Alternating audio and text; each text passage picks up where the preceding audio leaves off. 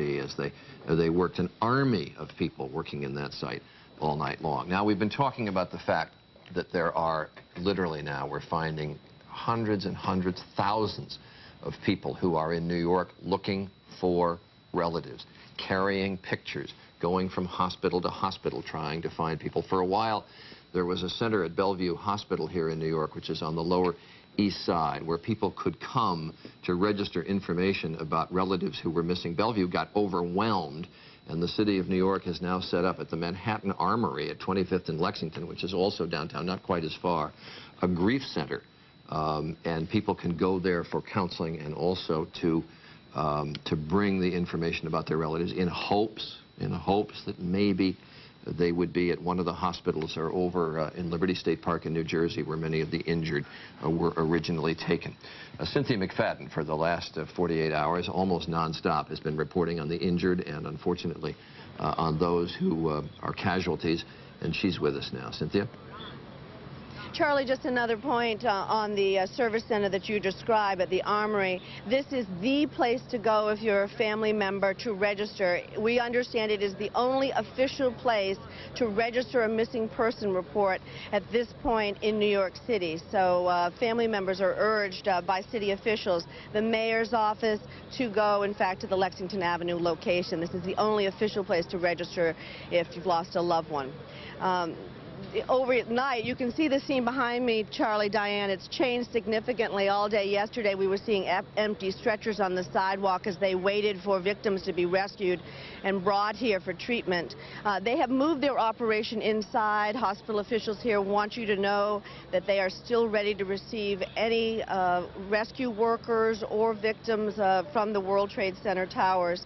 Overnight, 8 rescue workers were brought here, 6 of them firefighters. No other patients were brought to the hospital overnight. The injuries were primarily respiratory, as well as eye abrasions, which are the same kind of injuries we've been hearing about from the rescue workers all along. 4 area residents, that is this area in Greenwich Village, were brought here to the trauma center last night because of breathing difficulties. Late last night we were reporting that most of us here were wearing masks. That's because the quality of the air has degenerated. This morning it's better. The wind has shifted again. But that plume, occasionally, you can't see it right now. Earlier in the morning you could see the black plume rising again. As the firefighters have explained to us, black is bad in this case. Black smoke means new fires, means electrical fires most probably, and we were getting that acrid smell. Charlie, I can tell you a little bit more about numbers if that's appropriate at this time. It's always appropriate. You go ahead, Cynthia. A total of 620 people have been received between this St. Vincent's Hospital here in Manhattan and the outer borough St. Vincent's Hospitals. That's 620 total patients, and let me tell you the number of people who have been admitted. 96 people have been admitted. Of the total, approximately 83 are either fire or police workers. This hospital this morning has been contacted by emergency services and told that they will remain and become the chief trauma center.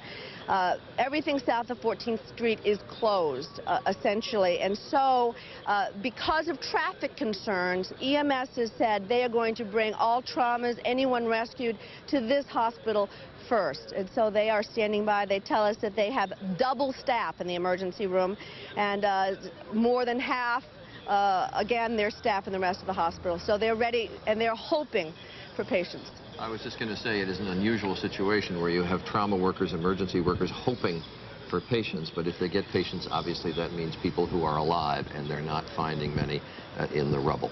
Now, Brian Ross and John Miller, who've been all over the story of the investigation and how it's proceeding on all the different fronts and ran through it for you a moment ago, pointed to the fact that so much of it is centered on the state of Florida, that there were terrorists in this country for more than a year getting pilot training, and 2 of the suspects that have been identified by federal authorities were trained at a Huffman flying school, which is in Venice, Florida. Antonio Mora has gone down there this morning and has one of the directors of that school with him. Antonio? Charlie, that is where I am here in Venice, Florida, and I am joined by Rudy Deckers, who's the owner and the chief executive officer of Huffman Aviation. And he yesterday remembered the people, these two men, Mohammed Atta and Marwan al-Shehi, he remembered them vaguely, but this morning you woke up, Rudy, and you saw a picture, I believe we have that picture, of Mohammed Atta, and now you have a much clearer memory of who this man was. Yeah, now I remember this guy. He was on the Naples Daily News picture, and now I remember him. I talked a few times to him, and that's the person I never liked, just by feeling. That's the only thing. Nothing feeling about what he was planning to, but some people will say, you don't like him. I didn't like him. That seems to be the general consensus of everyone that has spoken about him. There's another student here who knew him, did not like this man. You had described them as strange birds. Was there anything suspicious about them? Well, no, the only thing is that these people from these countries, like the Middle East, are always a little bit different. We leave them alone. They come here to train. We do more of these people from the Middle East. They were not socializing with anybody of us. Now, you did not train them yourself, but one of your instructors did spend quite a lot of time with them. Now, he is completely in shock and doesn't want to talk about this. Yeah, he flew 4 months with them, trained them, no socializing, but he's completely off the chart, as we are all. But he was 4 months together with them. He is completely off the chart. Now, how did they get to you? Did they apply to the school? Did they just show up? No, they just walked up into the front door. Apparently they were flying in another school. I've heard Tampa. I can't confirm that. One of them had a license already. They stated that they were not happy with the flight school. They were investigating flight schools, 2 in this field, and they came back a couple of days after and decided to fly with us. Now, there are no restrictions on foreigners coming and learning to fly airplanes in the United States? No, no. When usually the foreigners are coming from overseas because they're foreigners. Right. And then we do the whole procedure for them. We send them the right documentation so they can get their visas from the authorities. So you help them in advance? We help them in advance. We know about them in advance. These people just showed up here. In the meantime, still my student coordinator took copies of the passport and checked if they were legit in the country. And they did have the stamps that they were legit in the country. And you had those passports and gave those to the FBI yesterday? We had copies of the passports and gave that to the FBI. Has the FBI told you anything? No, other than that they're investigating the whole situation. Have you ever had any other students that stood out from the Middle East in particular? Well, as I said before, they're strange birds to us anyway. They have a different belief, a different behavior. We have more students from the Middle East, and we always are by themselves. But you have hundreds of students here every year, not that many from the Middle East? No, a couple of them every 2-3 months. And the training you give them is on single-engine, simple planes? Oh, very simple planes. Planes like you can see behind us, single-engine, light multi-engine planes, nothing to be capable of to fly a jet. As I learned yesterday, when the students left here, after they took the test and the government issued the pilot license, we learned yesterday that they went November to a flight school around Pompano Beach to do jet training. So apparently they had training after us. Now, this is the kind of plane that you fly. Do you think you're capable? You've got many, many years of experience. Would you be capable of moving a 757 or I fly occasionally in the back seat, in the back in these airlines, and I think by myself, oh, I wish I could fly for a minute this, but there's no way. There's no way. The systems are different. It's hydraulic. If you steer straight and you keep it at altitude, maybe you're able to do a little bit, but they had to descend. They had to change the speeds. There's no way, in my opinion. All right, Rudy. Rudy Deckers of Huffman Aviation, we thank you for joining us this morning. I know you were shocked. This whole community is shocked, as is the rest of the country, but in particular here to know that these terrorists lived in their midst. Charlie, Diane? Antonio, thanks so much. We should point out that the training in commercial aviation on those sophisticated jets took place in Vero Beach at another school. We want to go to Claire Shipman because there's a story this morning, brand new story this morning, which might indicate that the hijackers knew Secret Service codes about the president and the White House, and we want her to tell us about that. Claire. Well, that's right, Diane. It's the story that everybody's been talking about since late yesterday and overnight. And essentially what it is the White House made a surprising announcement yesterday. They told us that on Tuesday they had a credible threat both against the White House and Air Force One. Ari Fleischer, the president's spokesman, and then Attorney General John Ashcroft didn't give us any details, but did call it a credible threat. The New York Times was told by a senior White House official that there was actually a phoned-in threat on Tuesday against Air Force One. And apparently one of the reasons this official says they found it credible was they were using code words that normally people wouldn't know. The president's code name, Secret Service code name, which, as we talked about before, is Trailblazer, and we all know that. There might have been some other information to make them believe it was a more credible threat. Why is all of this important? Because there's been a little bit of talk in Washington about just why the president took so long to get back on Tuesday and how threatening the situation was for him. That's going to continue to be a focus today. The president's already in the Oval Office this morning, by the way, meeting with his security team. We're told it's likely he's going to be meeting with congressional leaders today to, again, talk about the most important issue of money, some $20 billion he's looking for to deal with the aftermath of this tragedy and some more intelligence services. Diane? All right, Claire, thanks to you. We are standing by because we are going to be talking to the Attorney General of the United States, John Ashcroft, and want to see, there he is. He is wired up and ready. And Mr. Attorney General, we thank you for joining us this morning. You have characterized the investigation as the most massive investigation in U.S. history. How this morning would you characterize the success so far? Well, we're pursuing a couple thousand credible leads, and I believe we're making progress on those leads. We have 4,000 FBI agents, themselves 3,000 individuals who are support individuals for the FBI agents, hundreds and hundreds, up to 1,000 lab and technicians and scientists. So this is a very substantial effort. It includes every one of the field offices of the FBI. So it is a massive effort, and it's one which we believe is resulting in credible leads that we are following. General Ashcroft, Charlie Gibson here. We've been talking about how many different arms there are to this investigation. Terrorists perhaps in Florida for up to 15 months getting pilot training down there. Terrorists coming across the border from Canada into Maine. Arrests, we understand, overnight in Germany and the investigation going there. What can you tell us about each of those individual aspects, and are there more?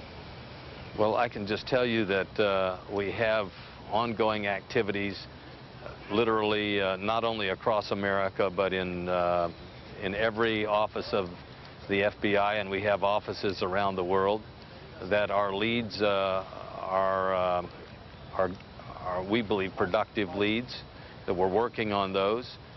We know clearly, at least are very confident, that the individuals involved were trained as pilots, that some of them were trained in the United States of America. They operated with technical proficiency to target and to land an aircraft of that size with the deadly accuracy of these acts of war. Was something that obviously resulted from a complex organization with significant ground support, and which was the result of very, very substantial training. And you talked about 4 cells of terrorists with up to different, I believe you said there were up to 50 people could have been involved. So was there some sort of coordinating structure, do you suspect, of these different cells of terrorists? Well, we know that there were 4 episodes, and we know that the individuals who committed the crimes perished in the criminal act of war. I don't want to frame this as merely a criminal act. This is an act of war against the United States. Sure. And we know that there had to be ground support and coordination.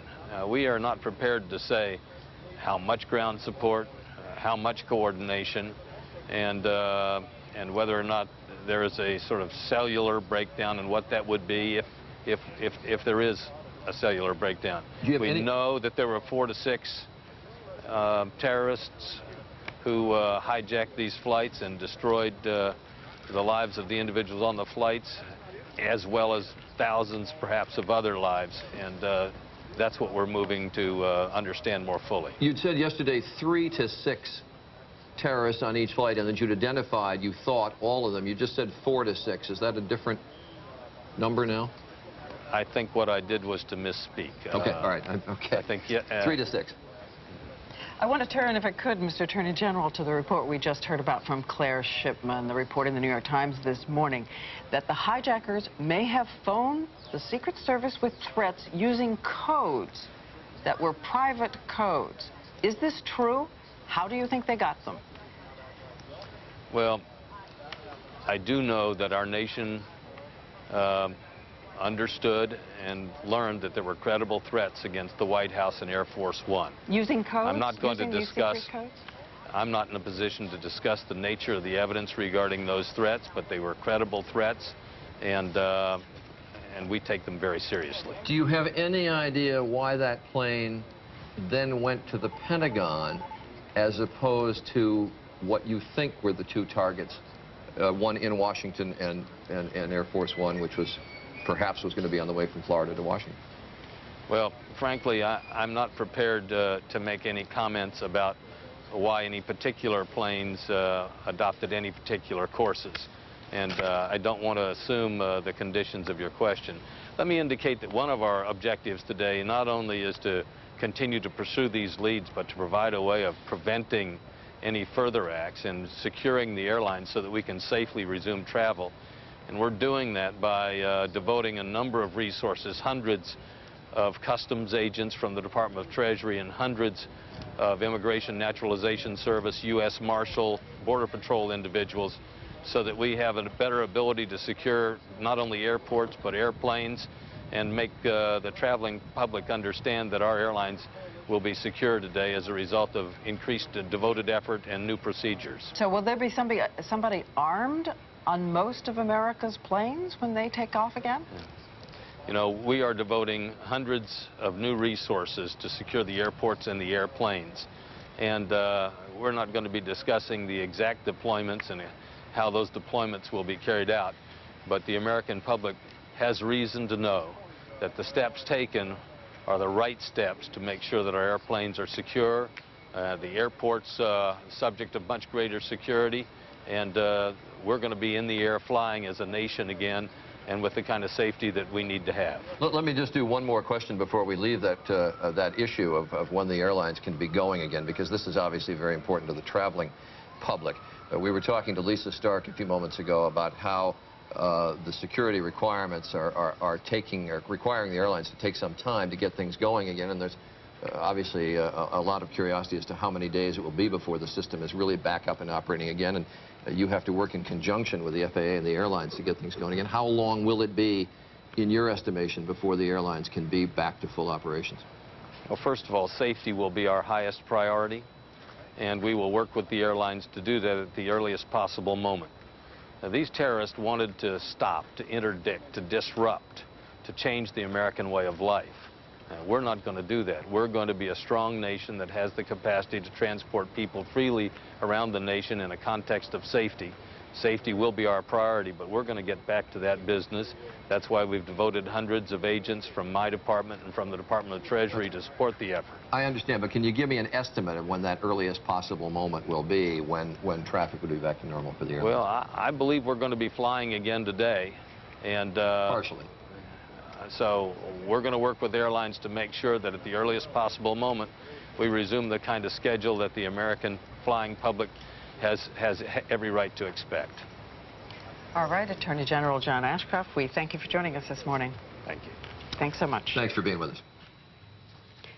So we're going to take a break, but we just want to start by showing you our friends who are constructing a Toys R Us building right across the street from us here at Good Morning America. And just after the attack occurred on the World Trade Center towers, they put up a couple of signs that said, "God bless America," and pray for the families and the victims. Now there's another sheet up there that says, "Freedom will be defended," and you can see the flags that they have deployed over that construction site. And we show it to you simply because it is typical of so many things here in New York and all across the country.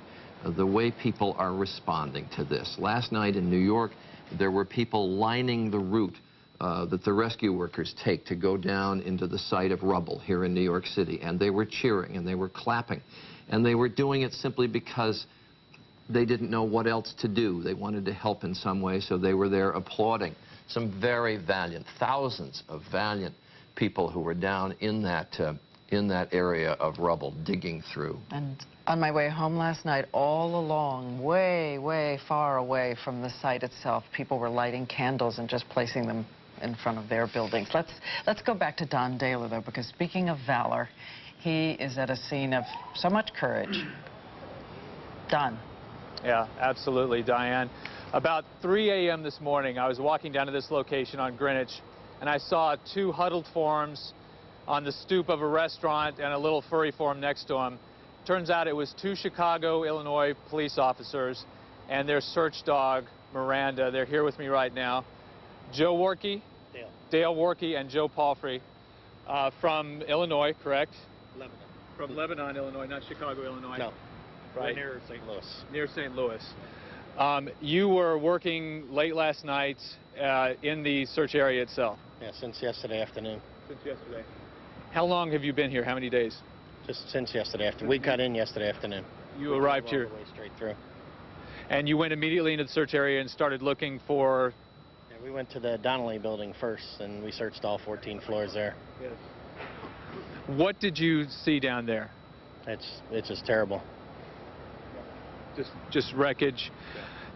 Is Miranda trained to find living survivors, or is she a cadaver dog?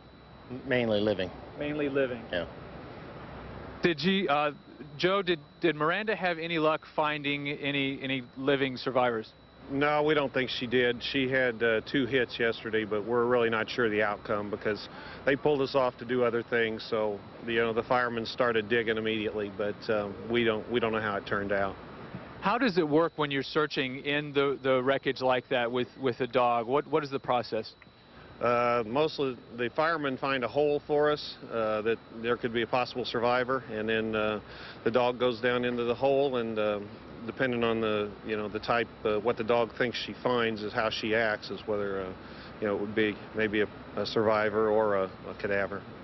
Now I have to tell you, when I saw the 3 of you last night, who looked more exhausted. It's got to be a lot of work for her to be climbing over that kind of wreckage. Oh, yeah. It's a real lot of work. She wore out early in the afternoon. We came back and had a little break and then went right back. Well, we appreciate what you're doing, and I hope you have better accommodations tonight. I thank you again. Thank you for being here. Thank you. Charlie and Diane, back to you. All right, thanks very much, Don Daler. I appreciate it. One other story just about the way people are responding. Aaron Hayes did a piece last night on World News Tonight. There was a wonderful young woman from, I believe she was from Iowa, who said, I don't know anybody in New York, but everybody in New York is my brother and sister right now. And I think everybody feels that way, and so it's a good, appropriate way to introduce the mayor of New York, Rudolph Giuliani, who is joining us again this morning. Mr. Mayor, this has been nonstop for you, and we really appreciate you joining us. Good morning. Thanks. There was a chilling statistic that Don Daler down on the site gave us yesterday morning as we signed off the air, that he'd heard that 6,000 body bags had been ordered. You confirmed that number later on in the day, and now the New York Times is saying 11,000 today. The reality is we probably have 30,000 available, and this is kind of gruesome to describe. The reason for that is when you recover in a situation like this, you're going to recover body parts, not just bodies. And you need a body bag, literally, for every body part that you recover. So you shouldn't draw a conclusion from the number of body bags to the number of people that we expect that we're going to recover, if we can expect anything in this situation. So the number is a very, very huge one. So it can sound, even more dramatic than in fact it is, if it can be any more dramatic than it actually is. I want to return again to the grim roll call of statistics and ask you to bring us up to date on the number of people you know to be taken to hospitals and those who have died. Well, right now, the number that we have identified, that the medical examiner has actually identified as a confirmed body, is 94, I believe. And then we have another 65 or so parts of bodies that have been recovered. So we have 94 people that are ready for identification. Of that number, I think about 28 or 30 have actually been identified. And so we'll be in the process of getting all of the rest identified today. So the number right now is 94 and those taken confirmed bodies. And those taken to hospitals? Oh, we were at, the very first day, we were at about 1,800. In terms of the number of people taken to hospitals, we're probably over 2,000 now. And Mr. Mayor, yesterday you were updating us on the numbers of missing firemen and policemen. 259 was the number yesterday. Yeah, the number now is about 300 firefighters and fire personnel missing. About 30 police officers, New York City missing, and about an equal number of Port Authority police officers missing. So it's roughly about 360 now. Correct. And we have 3,700 missing persons reports. those are people whose names we have either been reported to us as missing, or names that we can acquire, like the manifest list of the airline. I'm sorry, what was that number of reported missing? 3,700. 37. That we have a missing persons report for. Right. That could be a relative calling us up. It could be something that we've gotten from a business located in the World Trade Center. It can be the manifest and flight list. It's names that we actually have recorded of people that are missing. Again, that might not bear a relationship to the number of people we're actually searching for, but at least it's something that we can use. No, but the tragedy here, what's going on. And I'm sorry, I didn't mean to interrupt you. The tragedy here is that we may not eventually get a toll here from recovered bodies because the compression here is so great. So it may be that that's the way we identify finally the number, just people who are missing and not found.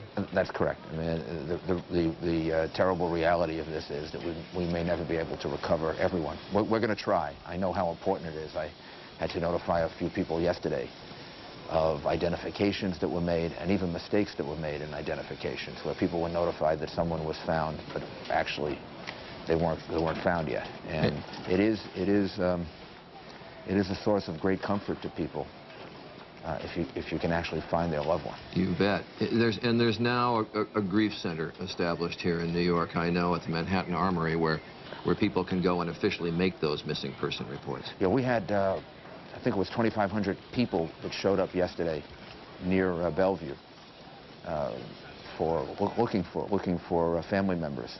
And one of the things that we have in New York City is the experience of Flight 800 and then Swiss Air. Mm-hmm. We have a lot of people who have worked on airplane disasters, and we're getting a tremendous amount of help from all over the country, including from FEMA. President Bush sent Joe Alba here yesterday, so we've got resources in place now with the help of the state of New York and Governor Pataki, with the help of the federal government.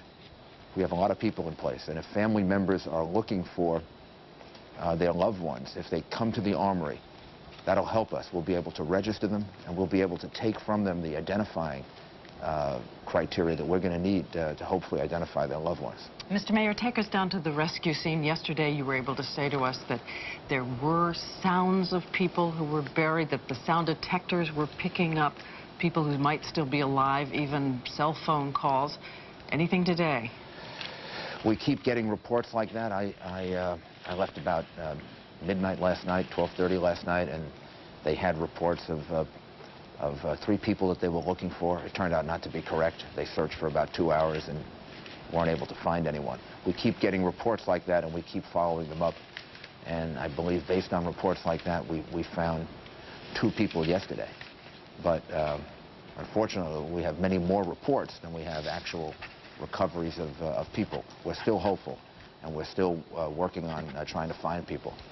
But we've had situations in which people were in voids because of the tremendous amount of debris and structure that fell.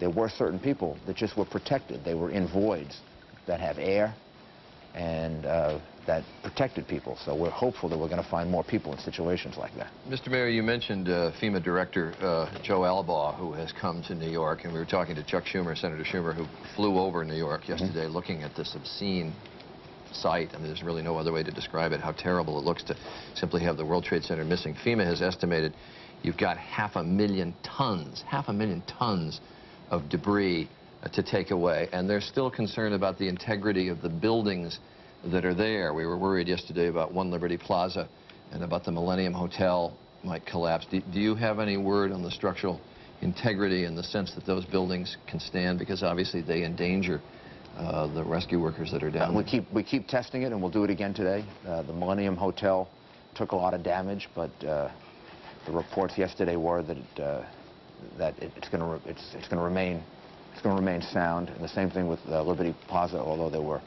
reports that it might partially collapse. But we keep testing it constantly. And you have to keep testing it constantly, because some of the earth-moving equipment and some of the removal of this tremendous, it probably isn't even accurate to describe it as debris. These are tremendous structures that are being removed.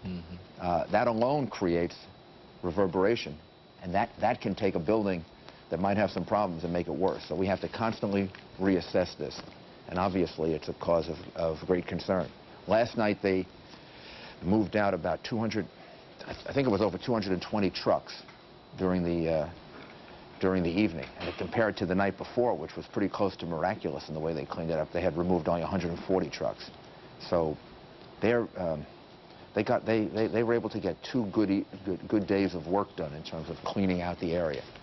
And we're going to close Manhattan 14th Street South again for another day so that we can have a complete day of removal. So hopefully we'll be able to get some control over the situation.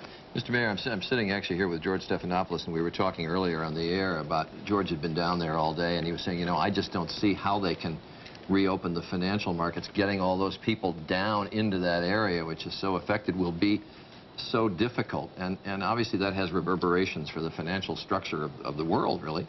Do you have any sense of when that can reopen? We're aiming for an opening tomorrow.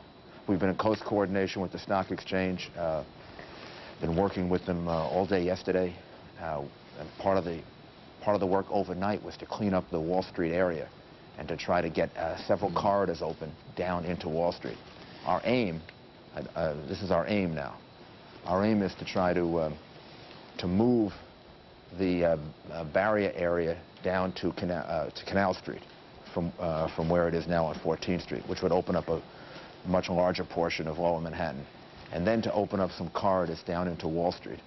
We've been able to get representatives of some of the other financial institutions into Wall Street late yesterday and throughout the evening because they had to relieve personnel involved in sensitive financial transactions where they're clearing checks and doing work like that. So we were successful in doing that overnight. So building on that success, we're hopeful that we can get some corridors open down to Wall Street today so they can have some kind of opening tomorrow. Just one more question for you. This entire country obviously has been so moved and saddened and affected in the last 48 hours. I can only imagine what life has been like for you.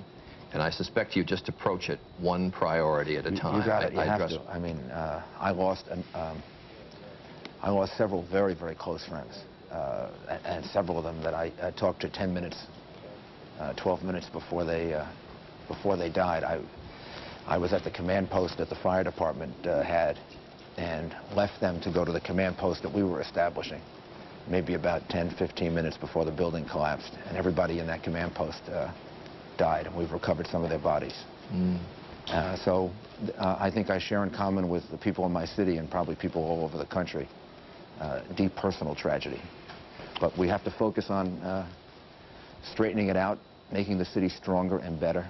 And the resolve of the people of this city is absolutely impossible to describe. Yesterday when I drove down to the site with Joe Alber and Senator Schumer and Senator Clinton and Charlie Rangel and our congressional delegation, as we were driving along West Street from the heliport, people were waving flags and applauding.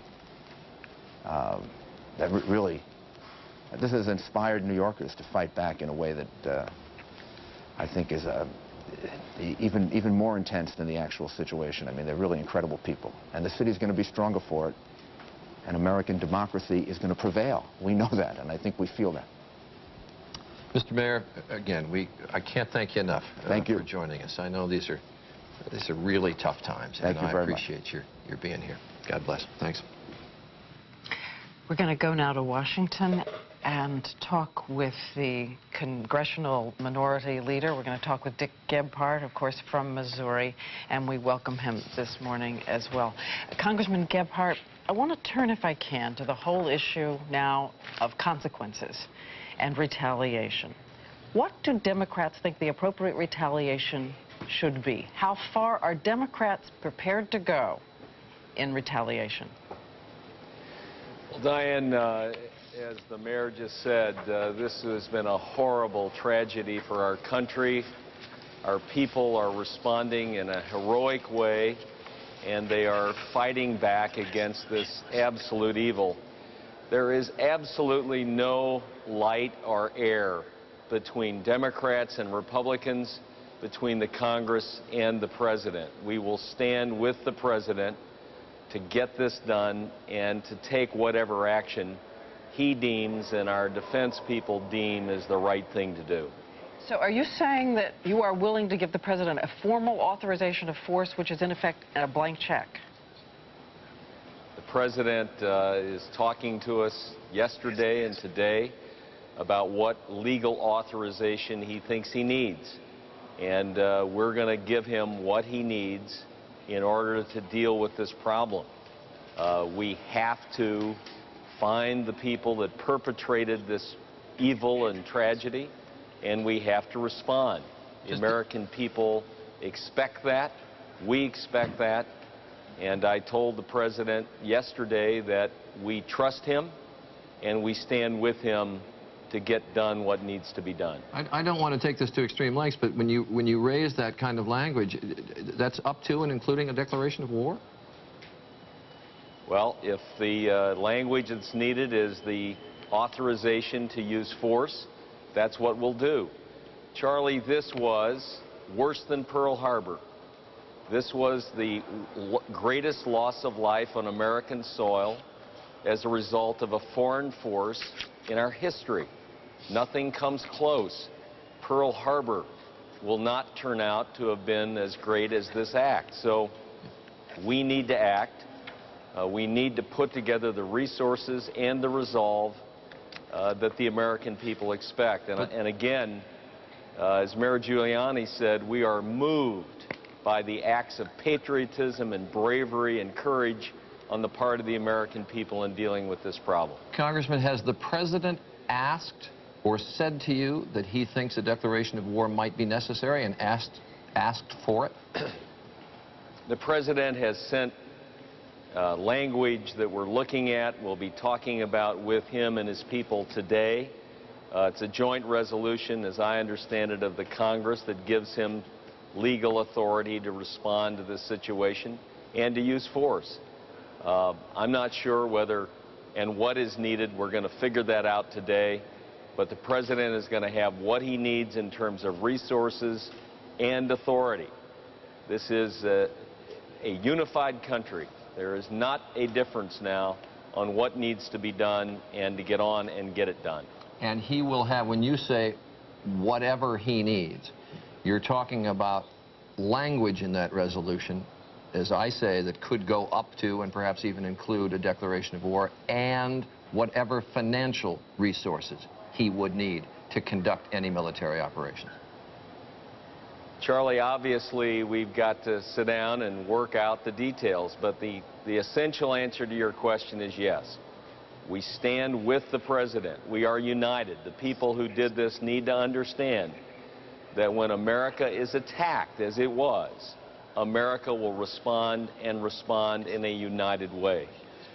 All right, let me also turn, Congressman, to putting aside now the military question for a moment. There's obviously an enormous domestic cost that is going to be here in rebuilding New York, the Pentagon, many areas affected, obviously. There's been talk that perhaps Congress would start with a $20 billion resolution for rebuilding. We asked Senator Schumer about that a moment ago, and he said, well, maybe that would be just the beginning. That we were obviously very worried about maintaining fiscal balance and arguing about the Social Security trust fund, but things have priority that come first, and maybe $20 billion is just a start. Is that a number being discussed on the Hill? It's a number we're looking at. We're again going to have meetings today with the joint leadership and with the administration and try to pin down what's actually needed right now for both domestic rehabilitation and to start this effort to respond to the perpetrators of this violence. I don't know what the number is right now, but again, I think there's a deep commitment to provide the resources that will be needed. I'm confident we can work out what that number is today. I think the Congress will try to act yet today to get that done in the House at least. And I think before the end of the week, a bill will be on the President's desk for a supplemental appropriation. And just one more question, Congressman. As somebody who knows the halls that you walk pretty well, everybody always asks about the mood of Congress. And it's been rather fractious in recent years. But you sense given what's gone on in the last 48 hours, a tremendous unity there. You passed the resolutions overnight in the Senate and the House unanimously. Can you give me just some adjectival description, I guess, of the mood of Congress? Is it angry? Is it resolved? How would you describe it? I think there's resolve. I think people are moved by the courage, the bravery, the patriotism that the American people are showing. And there's a resolve to strike back, to hit back at whoever did this, and to stop terrorism in its tracks. This was a blow not only against the United States, but against civilization, a blow against humanity. And we feel an obligation to stamp this out once and for all, and to say to all who would act in these ways that this will not stand now and forever. All right, Congressman Dick Gephardt, appreciate you being with us and being very frank. I appreciate it. Democrat of Missouri, the House Minority Leader. And we're going to turn now, Charlie, to the human cost once again. As we've said before, people, some of them walked into the city of New York yesterday carrying the pictures of their loved ones. They were parents, they were children, they were, in some cases, fiancés. And you met a woman named Jillian Bolt. And we're going to tell you now, Lara Spencer is, about the last 24 hours in her life.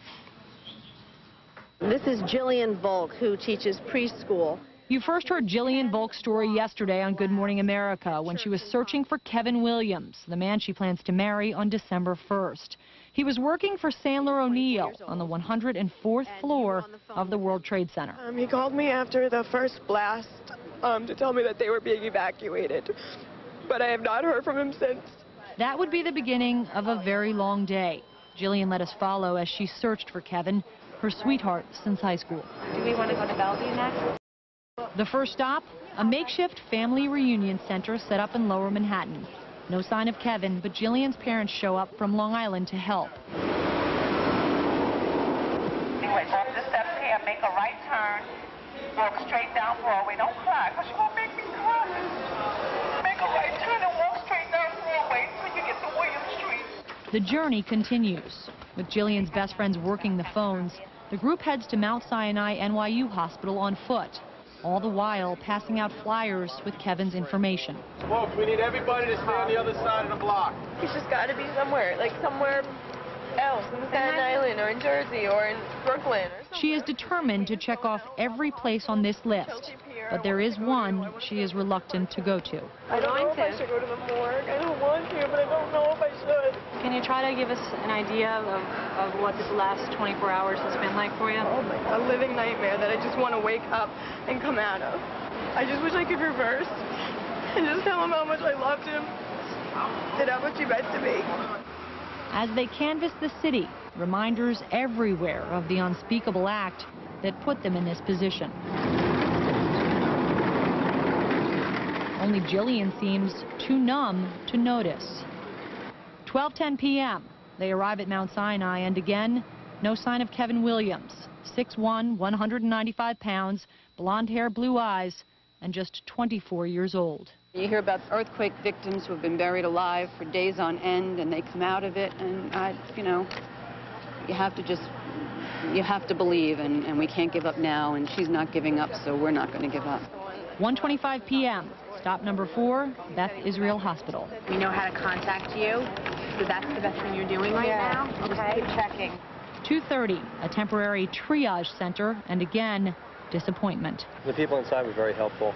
The people that were taking the information were helpful, and also there were priests inside and they prayed too. It was good. One last hope.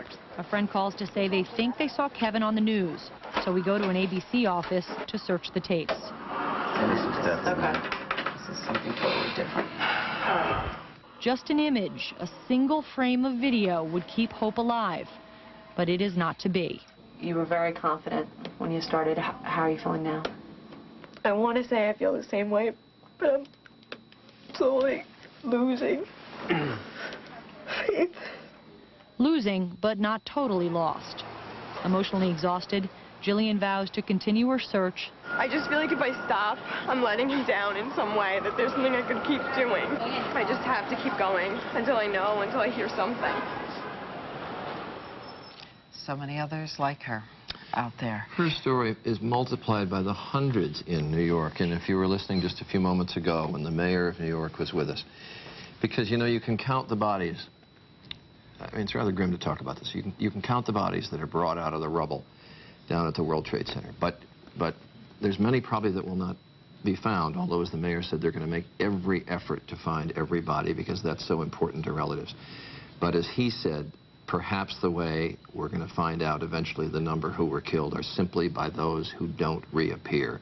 And so far, they have a registry of 3,700 people reported missing. I want to give you a couple of news bulletins that have come through. The United States has now officially ordered airspace reopened to commercial aviation at 11 a.m. Eastern Daylight Time, as our own Lisa Stark predicted they would. So 11 a.m. commercial airspace is officially reopened, but it's going to be spotty throughout the country, but as she also said it's going to take a long time to get this system back up going again, and as she said, it may be several days. So, you know, it's impossible for people who are stranded in one city or another to say, I'm going to be back today. Exactly. We also want to let you know that we're going to have the first interview with Mrs. Bush. Laura Bush's first interview since this happened in just a few minutes. But we want to turn to Brian Ross because Brian has more breaking news. Two new reports this morning, one out of Rome of a theft of the uniforms and personal effects of 2 American Airlines pilots. This was last April, but it is of great concern because the men who were on the plane, we know, bought tickets and got there. But the fact that those 2 uniforms are out there, and apparently there have been warnings issued throughout the American Airlines network to be on the lookout for men who might not be pilots but wearing pilot uniforms. Secondly, there are reports this morning from Boston that continue the trail of Mohammed Atta, the man we heard about at the Venice Flying School. He was on Flight 11, American Flight 11, in seat 8D, according to the Boston Globe, right across from the Hollywood producer David Angel and his wife. His colleague at the Venice Flight School, Marwan Al-Shiri, was on United Flight 175. So Atta was on the first plane that crashed into the World Trade Tower, and Mr. Al-Shiri was on the second plane. And these were both pilots. These were the 2 men who lived together in Venice, Florida, and then in Vero Beach, trained in Florida. One was on the first plane, the other was on the second plane that went into the Twin Towers. Is it irrelevant, or do you find it extraordinary, as do I, that they used their real names? I don't think they cared. And in fact, we've been told by federal authorities that Mohammed Atta was on the watch list, but he may have been in the country before his name went on the watch list. There is also a report that some of them may have left suicide notes for their families. Yes, they were suicide bombers. I've heard those reports. I've not seen the actual notes. Well, Brian pointing out that they had brought their families with them to this country 15 months ago when they came to this country, sent their families back, and may have communicated with them in some way. In just the last few weeks. Sent them back just in the last few days. Yes. All right, Brian Ross, thanks. Ongoing reports, of course, about their connection to Osama bin Laden, the terrorist who has been harbored in Afghanistan. We should tell you that the Afghanistan government is now saying, again this morning, he did not do it, he did not have the resources to do this, and they have made a plea to the United States to look at their impoverished country and not take action against them. But as we said, coming up, we have Mrs. Bush, and we want to get to that very shortly. This is an ABC News special report. All right, we join you again, Diane Sawyer, Charles Gibson here on this third day. It is now almost 48 hours since the planes hit the World Trade Center towers, and this awful series of events was set in motion that has so preoccupied not only our attention, the attention of the entire nation, and to a large extent, the attention of the entire world. And those are the shots of downtown New York, of the center of rubble where the World Trade Center towers once stood, where now literally 3,000 to 4,000 rescue workers are operating around the clock. That was an across the Hudson shot of the skyline of New York. There is still smoke rising. There are teams of these rescue workers in hard hats going in hour by hour, and the extraordinarily I don't even know what adjective to attach to it, but the wonderful sight of people lining the roadways as the rescue workers go back into work, simply cheering them, not knowing what else to do to help, and so they cheer those rescue workers. But we turn now, as we said, to Laura Bush, Mrs. Bush, and we're going to have a chance in her first interview to hear a bit about what her last 2 days have been, Mrs. Bush. We can only imagine, and again, we express great gratitude to you for joining us this morning. Thanks, Diane. If we could just start back and get some sense of what it was for you and for your husband to hear the news of what had happened.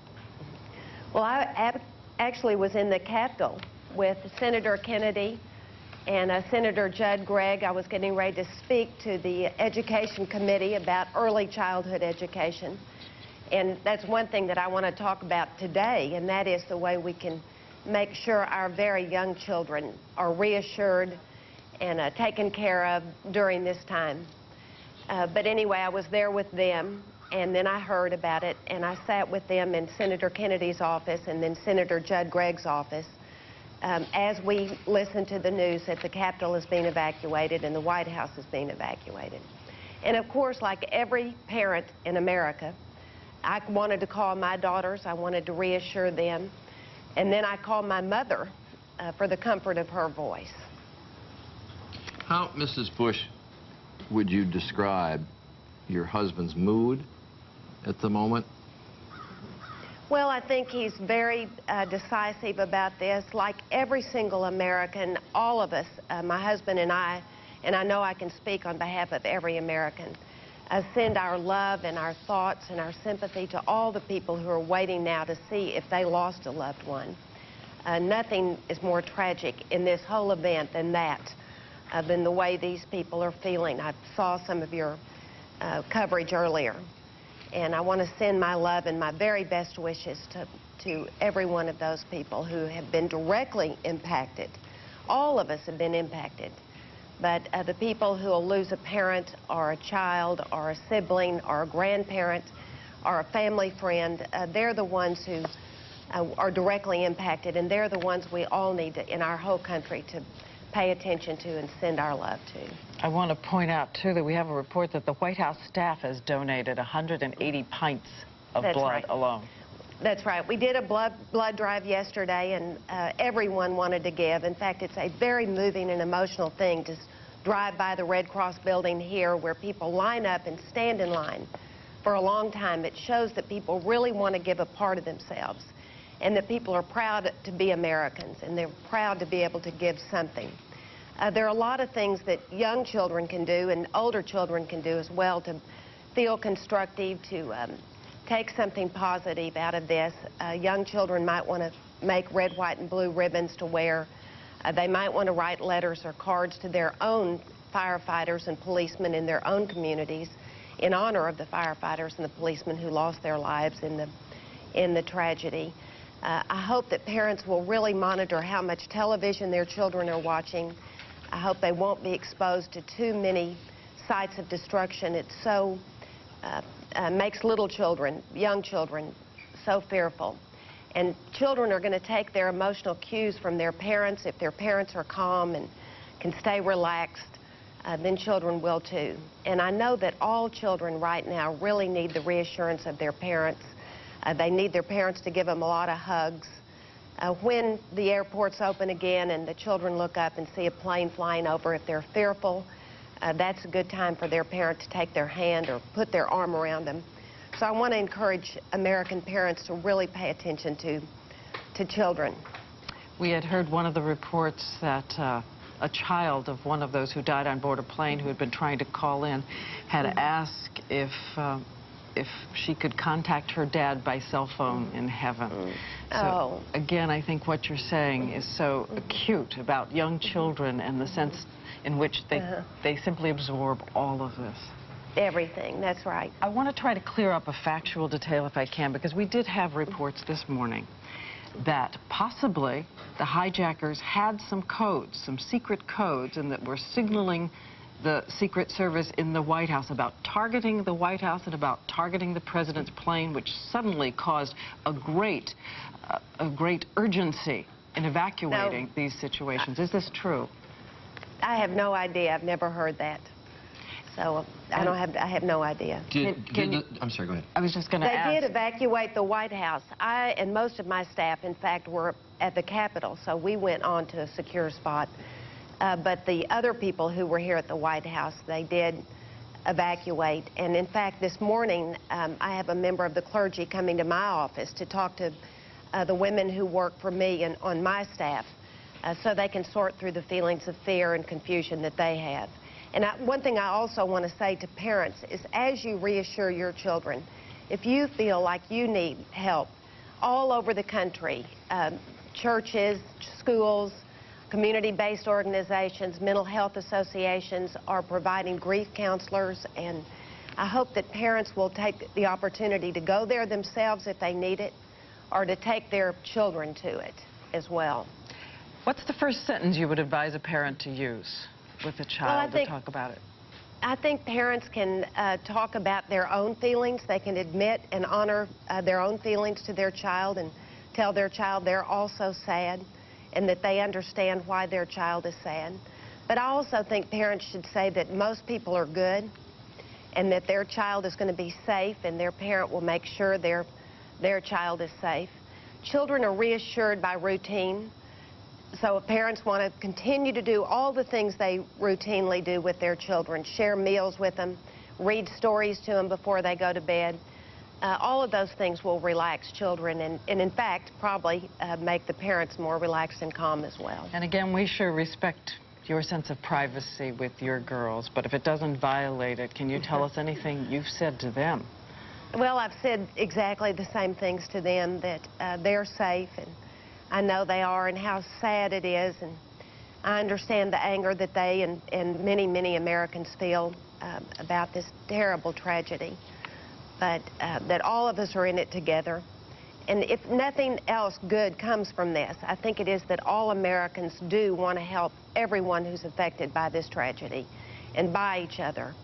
And students in school can help each other just by putting their arms around each other and grieving together and then looking to the future together. But your daughters are a little different because, as Ari Fleischer said yesterday, and as the Attorney General has confirmed, they now believe you and your husband and the home in which you live were one of the targets, and your husband's plane was another. Well, but we felt very comfortable where we were. We were in secure situations, and they knew that, and we reassured them of that. Mrs. Bush, let me, just one more time, let me take you back to Tuesday, because we have talked to people who were in the White House. There was word the White House would have to be evacuated, as you point out, the Capitol was, and it was proceeding at a gradual pace, and then all of a sudden we're told that a great sense of urgency took over, and people were said, get out of here right now. Run. Were you told by the Secret Service it is not safe to go back to the house and that? Not specifically that. They just took me to a secure location until we knew if this was over or how long this was going to last or what was going to happen. And they did say, I'm sorry, they did say run to you? They said run, not to me, no, to the people who were in the White House, which is one of the reasons I've asked somebody to come talk with my staff today, and I know that everyone who works in the White House has access to talk to someone about their feelings. A final question. Do you feel a lot more vulnerable now than you did 2 days ago? Not really. I really don't. I mean, you know, all of us feel shaken. Every American. Certainly, we know that. We've watched terrible things, and we see it over and over on television now, and now we're seeing the real aftermath of people who are looking for their loved ones. But I don't particularly feel unsafe myself. Well, Mrs. Bush, we appreciate it, and the words that you utter about talking to kids and taking care of kids and the hugs are very, very important. And it's not just something that filters into their minds over 12 or 24 hours. This is something that lasts a long time. But that's absolutely right. We're going to need to watch children for a long time and be there for them for a long time. Right. All right. All the best to you. Thank you. Thank you for being with us. You Thank take care. you so much, Mrs. Bush. We've got George Stephanopoulos with us now. You've got news? News on an unrelated front. Or we've heard this morning people are now traveling in different ways on buses and on trains. And we've got news now that an Amtrak passenger train collided with a freight train near Windover, Utah. And early reports are that there were at least 100 passengers on board and that one of the trains is on fire. And now emergency crews are going to the scene. That's the first report we have from Sergeant Lynn Wood in Tukwila, Utah. We're going to be getting more. this All morning. right, one of the West Coast Amtrak trains. All right, thanks very much. George Stephanopoulos. I was just going to say, in another sort of reaction to the event, and sometimes it's completely irrational, there was a report this morning that a man in a turban was simply taken off of a train because people were afraid. And, you know, we've seen reports of incidents like this overnight. There was Islamic groups, Muslim groups in Los Angeles and New York have started to get threatening phone calls. And one Muslim center in Irving, Texas, which is outside of Dallas, actually had some windows broken. You saw Mayor Giuliani yesterday speak out against this kind of reaction, but there have been some incidents across the country. Yeah, it's so important, but it's a kind of prejudice that sets in that has no real rationale. Yeah, it's just reflex. All right, George, thanks very much. Now, Mrs. Bush was talking about, and we were talking a lot yesterday about the fact that every child internalizes this and worries about their own safety, and how you deal and talk to kids is such an important part of what's going on right now. Our parent and contributor, Ann Plachette Murphy, always has terrific advice about how to do this, and she's with a group of kids over here in our studio. Annie? Yeah, these are wonderful children who have a lot of questions. Mrs. Bush touched on so many issues that, as parents, we have to take in and really think about some of the things that she said. I want to have the kids ask some questions, and we're going to have a conversation because I think that they've touched on so many feelings that not just children have, but a lot of parents are having. Sierra is here on my right. Sierra's 13. Tell me, honey, what you were thinking. I really don't feel safe right now, knowing that people are trying to, you know, hurt us, and I just want to know what's going to happen next. And you have a little brother, too, right? Mm-hmm. Tell us what happened with him. How's he handling it?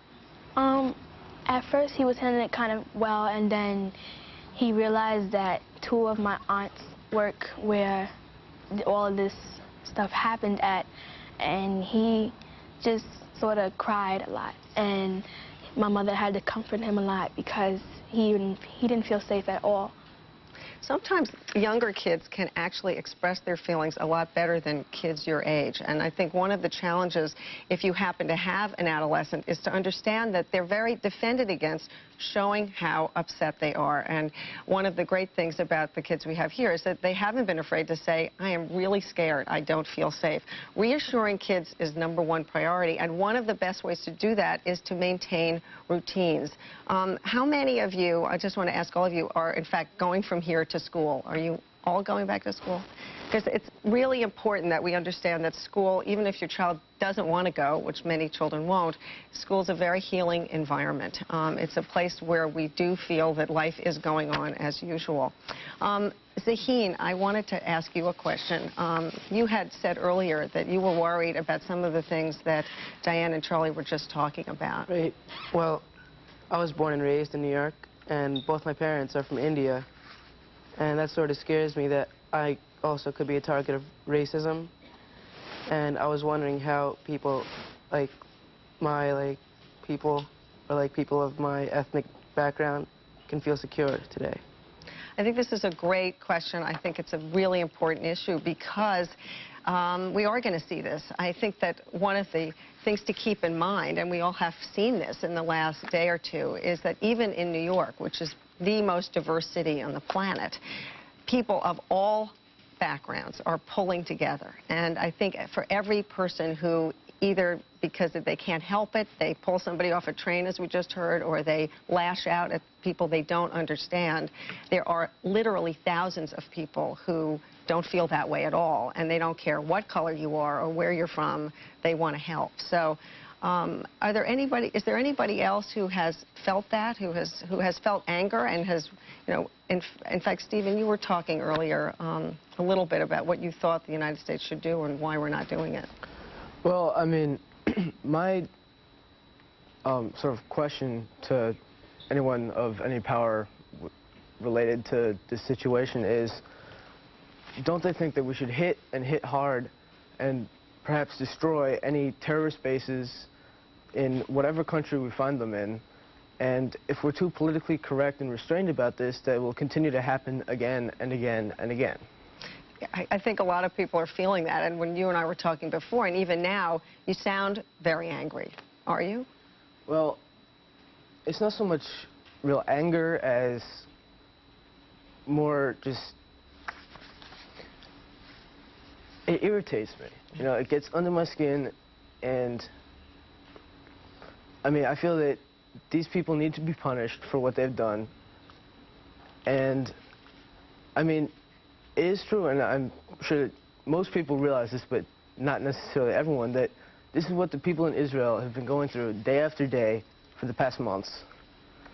And something needs to be done about it. I think that the reason I asked you if you felt angry is because we all do, and it's very hard sometimes to express that, and sometimes it comes out in really wacky ways. I don't know if any of you have friends who've found themselves laughing about certain things on television, or you yourself feel sort of like, has anyone had that experience of feeling kind of that you had an inappropriate response to this? You were saying that you did a little bit. I mean, or do you know someone who kind of... Yeah, I realized that when people first heard the news, it was just kind of like a nervous reaction to laugh and think it was a joke or something. But then when they realized that it was a different thing. Yeah, I think that, again, as parents, sometimes, especially with young children, and if you have younger siblings, they may say something that seems completely inappropriate. You know, a friend has a son who said, "Oh, it's a kamikaze pilot. That's really cool." Well, it wasn't cool, obviously, and she was upset by that. But this was his way of trying, I think, to get control over something that feels very out of control. Julia, you also were wondering something about helping. Yeah. I have a lot of people who are also very angry about what's happening, and myself and my friends are wondering what people our age can do to help and what they can do to help the situation. I think that we're all struggling with this, but the instinct to want to help is such a positive and healing feeling. And I think, again, as parents, sometimes even at home, when kids want to help, we have to give them an opportunity to do that, if not in the larger community. There are lots of things we can do. There are people who we can write letters to. There are clothing drives that are going to be held. I'm sure there are ways that you all have already chipped in. But thank you all for coming here and helping kids understand they're not alone. And Charlie, thank you. thanks. Thank you, Ann Plachette. Murphy. Just want to show you one picture. This is the New York skyline, and that is the smoke that still comes out of the World Trade Center site. There are still fires that are there. One other thing we want to mention, since we've been talking about the subject of children, well, just before we leave these pictures, actually, one more time, we should tell you the mayor of New York was here a little bit earlier and said that they now have a registry of missing persons that is 3,700 people in all, and that the total number of missing firefighters, police, Port Authority police is now 360. 300 firefighters missing, 60 police, Port Authority police missing, and as we said, a registry of 3,700 overall that are missing. The numbers are staggering. The personal stories so heart-wrenching. Now, but while we're on the subject of kids, because we've been talking, Mrs. Bush was talking about kids and how to deal with all this. Annie was talking, I think, eloquently to the kids, and the kids were speaking eloquently about their feelings.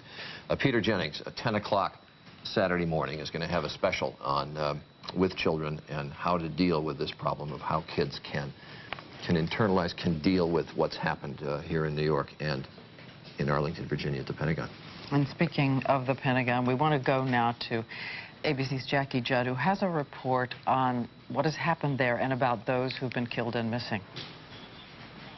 Minutes before the United plane went down in Pennsylvania, Fort Myers, Florida police officer Lauren Lyles' phone rang. It was his wife, Cece, an attendant on Flight 93. To hear my wife tell me she loved me through all the chaos that probably was going on that plane, to call me to tell me she loved me, well, is embedded in my heart. Cece Lyles also had 2 sons. The plane that slammed into the Pentagon carried heartbreak for families all around Washington. 3 children and their teachers, selected to take part in a National Geographic ecology conference, were on board. Hilda Taylor taught elementary school. She was the best 6th grade teacher ever. Also on board, a family of 4 beginning a journey to Australia, where Leslie Whittington, a Georgetown University professor, was going to teach. She sure as hell touched me. She was an energetic, powerful, dynamic, strong-willed, passionate, caring lady with a dynamite sense of humor and love of life. And God, she is a loss to humanity. A flight attendant on board, Michelle Heidenberger, died, her family said, a hero, putting her passengers and crew first. Michelle is or was a very sweet woman and has 2 children. At the Pentagon, an office now in ruins was where Rosemary Chapa worked as an intelligence analyst. Minutes before impact, she had called her daughter and left a message. She just said, "Hi, darling, give me a call." That was it. Rosemary Chapa has not been heard from since. The Archbishop of Washington said his family has not heard from Michael Lynch, a New York City firefighter. And he apparently went in early, one of those companies that went in early, and I guess he must have been in the building when it collapsed. Archbishop McCarrick says he was supposed to preside at his cousin's wedding later this year. Also in New York, the victim's number, John Oganowski, a father of 3, the pilot of Flight 11. It's hard to explain losing your big brother. There are, of course, many, many more victims. The airlines released the flight manifests with the names of the passengers, the pilots, the flight attendants on all 4 doomed airplanes. Jackie Judd, ABC News, Washington. And we want to go back to the Pentagon now. Earlier we were talking to a captain of the Fairfax Fire and Rescue Squad who said that they have identified 70 bodies there. The Pentagon has indicated that the number could get up to 200, but he said the situation is still so unstable in that collapsed area of the Pentagon that they're not actually able to get to those bodies that I've identified. But I want to introduce you to a man named Dan Filstucker, who works at the Pentagon. His wife is Jessica, and their baby is Tori. And Dan, we were just looking a moment ago at the extreme flames that were really consuming part of the Pentagon well, almost 48 hours ago, and I gather you were right nearby. Yes, I was actually right where the plane hit in the 3rd floor in the E ring, between the E and D ring of the Pentagon. And what happened? First of all, can you describe that moment, and then what happened afterwards? Well, I was fixing a leak in a colonel's office, and a buddy of mine left, and we were walking away, and I seen the World Trade Tower on the colonel's TV, and I had just said to myself, thank God I work at the Pentagon, nothing like that would happen.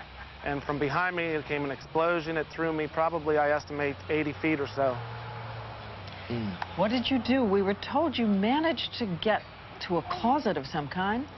Yes, there was some kind of closet. It threw me into this closet, and I don't know why the door was open, because it's never open. And I felt my way around, and I stood up, and I couldn't breathe because the smoke and fire was so immense in the heat. So what'd you do next? I tried to get out, but I couldn't because the heat in the hallway was extreme, and I hurried up, laid back down on the ground so that I could so that I could breathe, and I didn't panic. I went ahead and opened the door again, and the heat was just coming at me, so I shut the door, and at that moment the sprinkler kicked on, and I knew that it would knock down some of the heat. Sprinkler right in the closet? Right in the closet, yes. And probably, I don't know, 30 seconds or so after that, I heard cries for help. That's when I opened the door, and I started crawling, and I started screaming for help, and some man grabbed a hold of my leg. I grabbed a hold of his. Where he got to, I don't know. And then I started crawling as fast as I could, and some guy from the Army grabbed a hold of me and started dragging me, and I knew I was going to be all right because I could just see daylight coming ahead. It just kept getting lighter and lighter and lighter and lighter. Mrs. Filstucker, when did you first hear from your husband? It was probably about 2 hours after I heard about the plane at the Pentagon. What did you think when you heard about the plane? I was on the phone with our babysitter talking about the World Trade Center, and a coworker of mine just walked by and said the Pentagon was bombed. And then he realized that my husband works there, and from then on we just got on the phones and tried to call his company because they have all the Nextel phones, and to get a hold of his bosses that were down at the Pentagon also. It just took a lot of time to do it. Dan said he didn't panic in any of that, but I don't know how you on your end could maintain I was your cool. panicked. Yeah? Yeah, it was a lot of my coworkers that were there with me, and they really calmed me down and they helped me get through it. So that was really helpful. Dan, from the time that you were actually in the closet till the point that you got blown into that closet and then were able to crawl out with that Army gentleman helping you out, how long was that, do you think, in total time?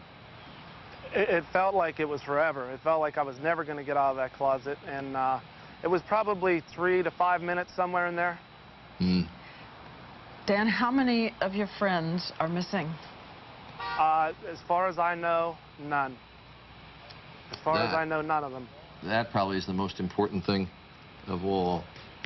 Well, very lucky you were. Yes, very, very lucky. I'm happy to be here. All right. And Jessica, Yes. how did you finally get the word?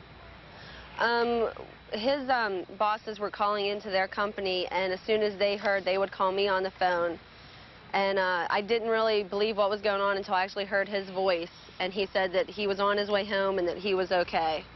And then I left my company and I went home and just waited for him to get home. All right. Jessica, thanks very much. Dan, thank you. And Tori, great patience. Thank you. All right. Best of both of you. And if you believe that there is a heaven and a God in it, a God who has a closet that is mysteriously open, with the door open, will sure make a believer out of you. We've got George Stephanopoulos here because you've got some additional news about what Congressman Gebhardt said about this congressional resolution. Declaration of war, resolution authorizing the use of force by President Bush. Yeah, I did some follow-up reporting and found out that the administration did, in fact, yesterday send up a very open-ended resolution you described as a blank check. They sent a resolution up that would authorize the use of force against any future aggression and in a very open-ended way against any country that might harbor these terrorists. And members of both parties, Republicans and Democrats, had a reaction where they said this might be too much. You know, whenever a resolution authorizing force comes up to Capitol Hill like this, everyone thinks Gulf of Tonkin, an open-end resolution that was passed at the beginning of the Vietnam War. So now they're stepping back, and Republican and Democratic staffers of the leadership are going to get together today and try and craft a resolution which certainly does, as Congressman Gebhardt indicated, authorize the use of force, but with some limits. And this will develop over the course of the day. But Congressman Gebhardt said a number of times the president's going to have everything he needs to conduct whatever kind of retaliatory measures might be necessary. So it seems to me underlying all that is it may not be, quote, blank check, and I don't know how you resolve that with the question of giving the president everything he needs. But there will be something. And what they're studying now are the resolutions that were passed when former President Bush assembled the coalition for the Persian Gulf War. They're studying that. It might be something more expansive than that, but that's the base they're looking at. And there are really 3 different areas they're looking at. This resolution authorizing force. Secondly, as you noted in your interview, funding resolutions for the Defense Department and for whatever people would need to conduct the operations. And then finally, this funding for disaster assistance. But it's interesting. I mean, it's that phrase "act of war" when you talk about it in the Congress. That's a very specific thing. And when I said, could this go up to and include act of war, he said yes. He did say yes. Now, will that mean a formal declaration of war, which only Congress can do? I doubt that, but it will authorize the president to use force. All right, George Stephanopoulos, thanks. I just want to give everybody a sense of something else that we have coming ahead. Another one of these stories of another call that came in. This is just a little bit of what we're going to show you an entire report on. It's Sean Hughes, and his wife was in the World Trade Center, and she called him. Sean, it's me. I just wanted to let you know I love you, and I'm stuck in this building in New York. A plane hit the building or a bomb went off. We don't know, but there's lots of smoke, and we just wanted you to know that I love you always. So we'll hear from Sean Hughes. We'll talk to him. Hear all of that tape again just ahead. But we want to bring you up to date now. Well, we're going to take a second just to reset. Do we have to do that? No. We don't. Okay. We don't. Sometimes they play those little animations and stuff and say, we're back on the air. We're back on the air. We haven't gone anywhere. Okay. We want to bring you up to date now on the freshest news we have. Here are some of the latest reports. As we said earlier, 11 a.m. Eastern Daylight Time. Officially, U.S. airspace is supposed to reopen, but we expect the commercial activity out there to be very spotty, very complicated, and pretty much chaos today. Also, as we have heard, the FBI may be on the trail of as many as 50 people and have identified as many as 15 to 24 of the suspects. And we'll tell you more about that as well. But we also want to go to Don Daler, who is down at the scene, to get the very latest at this hour, because we saw this intense smoke billowing up. We just want to make sure, Don, nothing new has happened. No new building is in peril.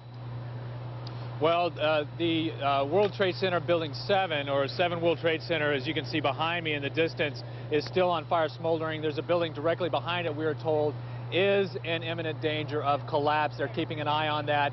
Most of the rescue work is actually east of there, a little bit east of there, so they're keeping workers away from directly beneath that building.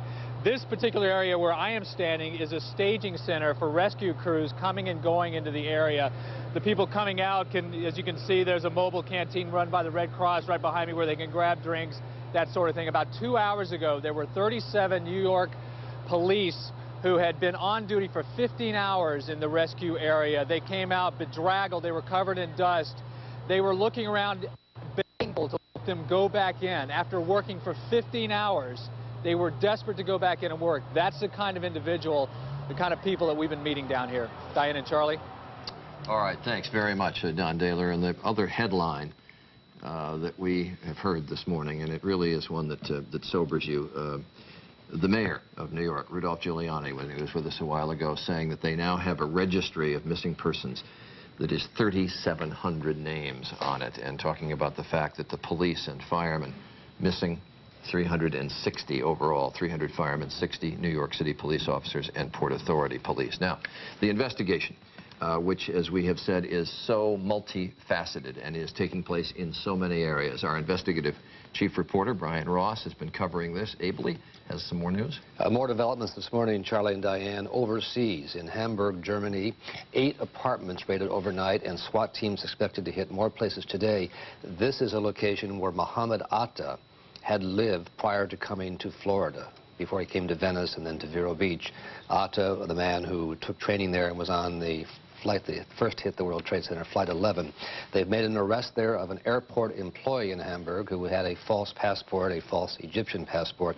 Meanwhile, in Montreal and Quebec, authorities there are also beginning to cooperate with FBI agents in trying to unravel the movements of the terrorist hijackers who are believed to have been stationed and located for some time in Montreal. And in case someone is just tuning in, tell everyone again the news you had about the American Airlines uniforms that were stolen. A report from Rome this morning of the theft of 2 pilot uniforms from 2 pilots last April at a Rome hotel. This has been known for some time among American employees. There have been warnings going out. As well, one of the cars seized at the Boston airport, they found a ramp pass, a restricted ramp pass in the car, with suggestions that the people in the car, as we had reported earlier, had been back and forth from the airport several times over the last 2 weeks, apparently casing it. One person suggested to me they probably did some dry runs trying to get their knives and material through security to see how that worked. But as you mentioned earlier, and it bears repeating because this investigation and what's going on sort of comes to you piecemeal, and it's hard to keep track of all of it. But Brian pointing out that these 5 pilots who were training down in Florida had been in this country for 15 months with their families, some of them getting training in commercial-sized aviation planes. And so you would suspect, this Mohammed Atta's name, I suspect, is one we're going to hear a lot. You suspect that this fellow was probably at the controls of American Airlines Flight 11 when it smashed into the first Trade Center tower. And his partner, who trained with him, was on United Flight 175, the second plane to hit the tower. With a possible scenario, these 2 buddies, one took the first plane, the other took the second plane.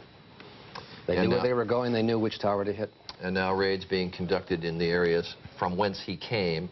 Overall, the Attorney General saying 50 people probably involved in this operation, and they think they've identified everyone who was actually on the plane, somewhere between 3 and 6 people per plane. And the great concern now is those they have not identified who they think may have been in the support group still out there, still at large, still being sought. All right, Brian Ross, thanks. And again, because we want to make sure you have the latest from all of the key locations in New York and in Washington, we're going to go to Cynthia McFadden now, who has been keeping watch at the hospital. Cynthia. searching for any new... Diana, I can report what I believe to be the most recent and the latest number. 2,300 people have now been seen in New York hospitals. That is just in New York. That's not including New Jersey hospitals, but 2,300 people have been seen, both those who survived the initial blast and were brought to hospitals like St. Vincent's behind me, and rescue workers who were seen overnight. 8 rescue workers seen at this hospital overnight. Joining me are 2 people who are very much hoping to be able to say that their father has been rescued. They are Karen Wiley and Michael Rossweiler, whose father, Roger Mark Rossweiler, was in the Trade Center building. Karen, let me start with you. Where was your dad in the building? He was in Tower 1 on the 100th floor. And how did you first hear what had happened? I was at work, and I saw one of my coworkers heard it on the radio. So we put the TV on, and I called my mom because my dad doesn't work in the city every day. Sometimes he works at home. And she said, no, he went into the city, but she thought maybe a plane had accidentally hit the top. And she said not to worry, she'd call him. And then I went back in, and I saw the second plane. And she called back, and she said, I can't get a hold of him. I'm going home. I'll call you later. And then I got a call to come home right away, and we haven't seen him since. Did he call anyone from the Trade Center? He actually never goes to the city on Tuesday. He had a business luncheon, and when he got to the office, he found out it was canceled. So he called one of his friends who had a voicemail from him at 8:40 saying his luncheon was canceled, would he like to meet for lunch? And that's the last anybody's heard from him so far. Now, Michael, you and your sister have been going to all the area hospitals hunting for your dad and wearing these signs. Are you still hopeful? I'm extremely hopeful, and all I can do right now is pray and hope. And I ask the viewers out there to please do anything in your power to just hope for my dad, because you never think something like this is going to happen until it actually happens to you. How's your mom doing? Oh, she's having a hard time. They've been together for a long, long time. Since she was 15, they were high school sweethearts, and they've been married for 32 years. So she's pretty upset, but she's trying to stay strong. So you're carrying the American flag this morning. Why did you want to bring it down here? To show our support, that we can stay strong as a nation and work together to get through this. We've met a lot of people who also have missing loved ones, and it helps to have support of them and just the hugs, and just everybody's been so kind to us with everything, offering food and hugs and just phone calls and just everything. Thank you both. Thank you both, and best wishes. You know, Charlie, I mean, 2 more of the people who are combing the city looking for loved ones. There are, of course, families all over the city who are looking, and I know that you've talked to many of them yourself, and 2 more people who are very much hoping for the very good news of finding their dad. You know, if we had 1 or 2 or 3 or 4 people like this, you know, that's tragic enough in itself. And then when you hear the mayor say that the registry of missing persons is now 3,700 people, and that's probably not all, and you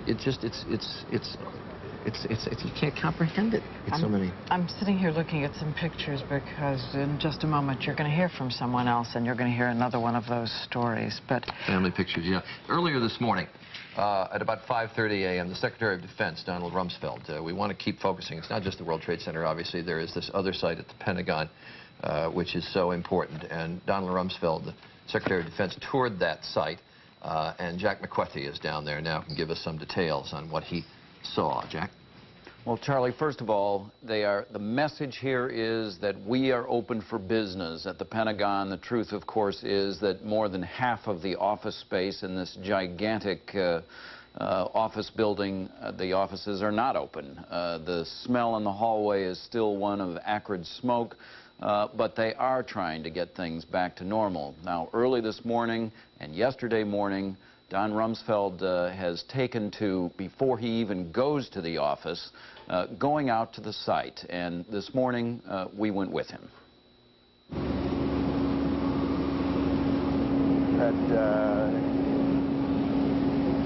That was a piece of the building that had been recently finished.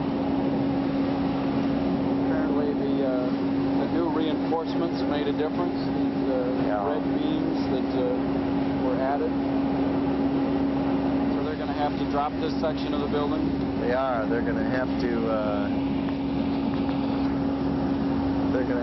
find a way. They've been propping up the two sides, and then they're going to have to try to take balls and break through so that it's sufficiently stable for people to go in and see that if they can recover whatever bodies are there, and then begin removing the debris. How far into here do you wander during the course of it? Oh, I've been in the lower section over there. I try to stay in places that it doesn't slow down any of the work. There's folks going in the side of the building over there, some Army people. When you come out here, what does this do to your sense of resolve?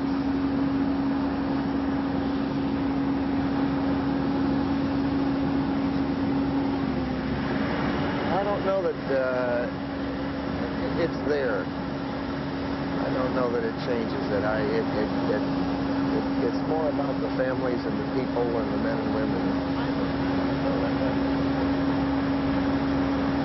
But you've got a problem in this world of ours with terrorism that is, it's not unique to the Pentagon or New York. It's across the globe. There are a number of people and organizations and countries that have consciously decided to use terrorism to impose their will on others and to deny others the freedom and the ability to go about their business and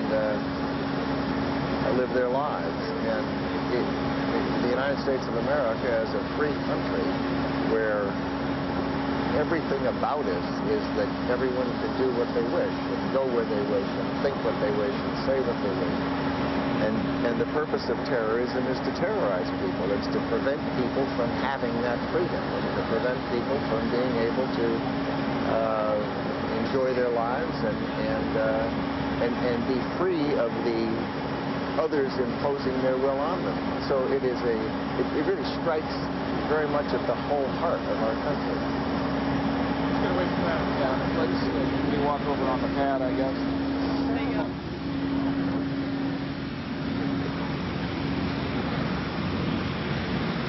So you're seeing a changing cast of characters here as the hours and the days go by. Oh, yeah. Yeah, when I first came out here, of course, there was no one here except about 6 or 8 people pulling some bodies out of the area. The people had been burned badly and injured. And there wasn't, of course, a vehicle here, except there was a fire truck over here that was on fire. It was the fire truck for this helipad that you see. And a few cars were burning, and the whole building was in flames. The aircraft came from right over here. From over here, hit a light. A couple of light poles. Yeah, and then came in about between the first and second floor over here.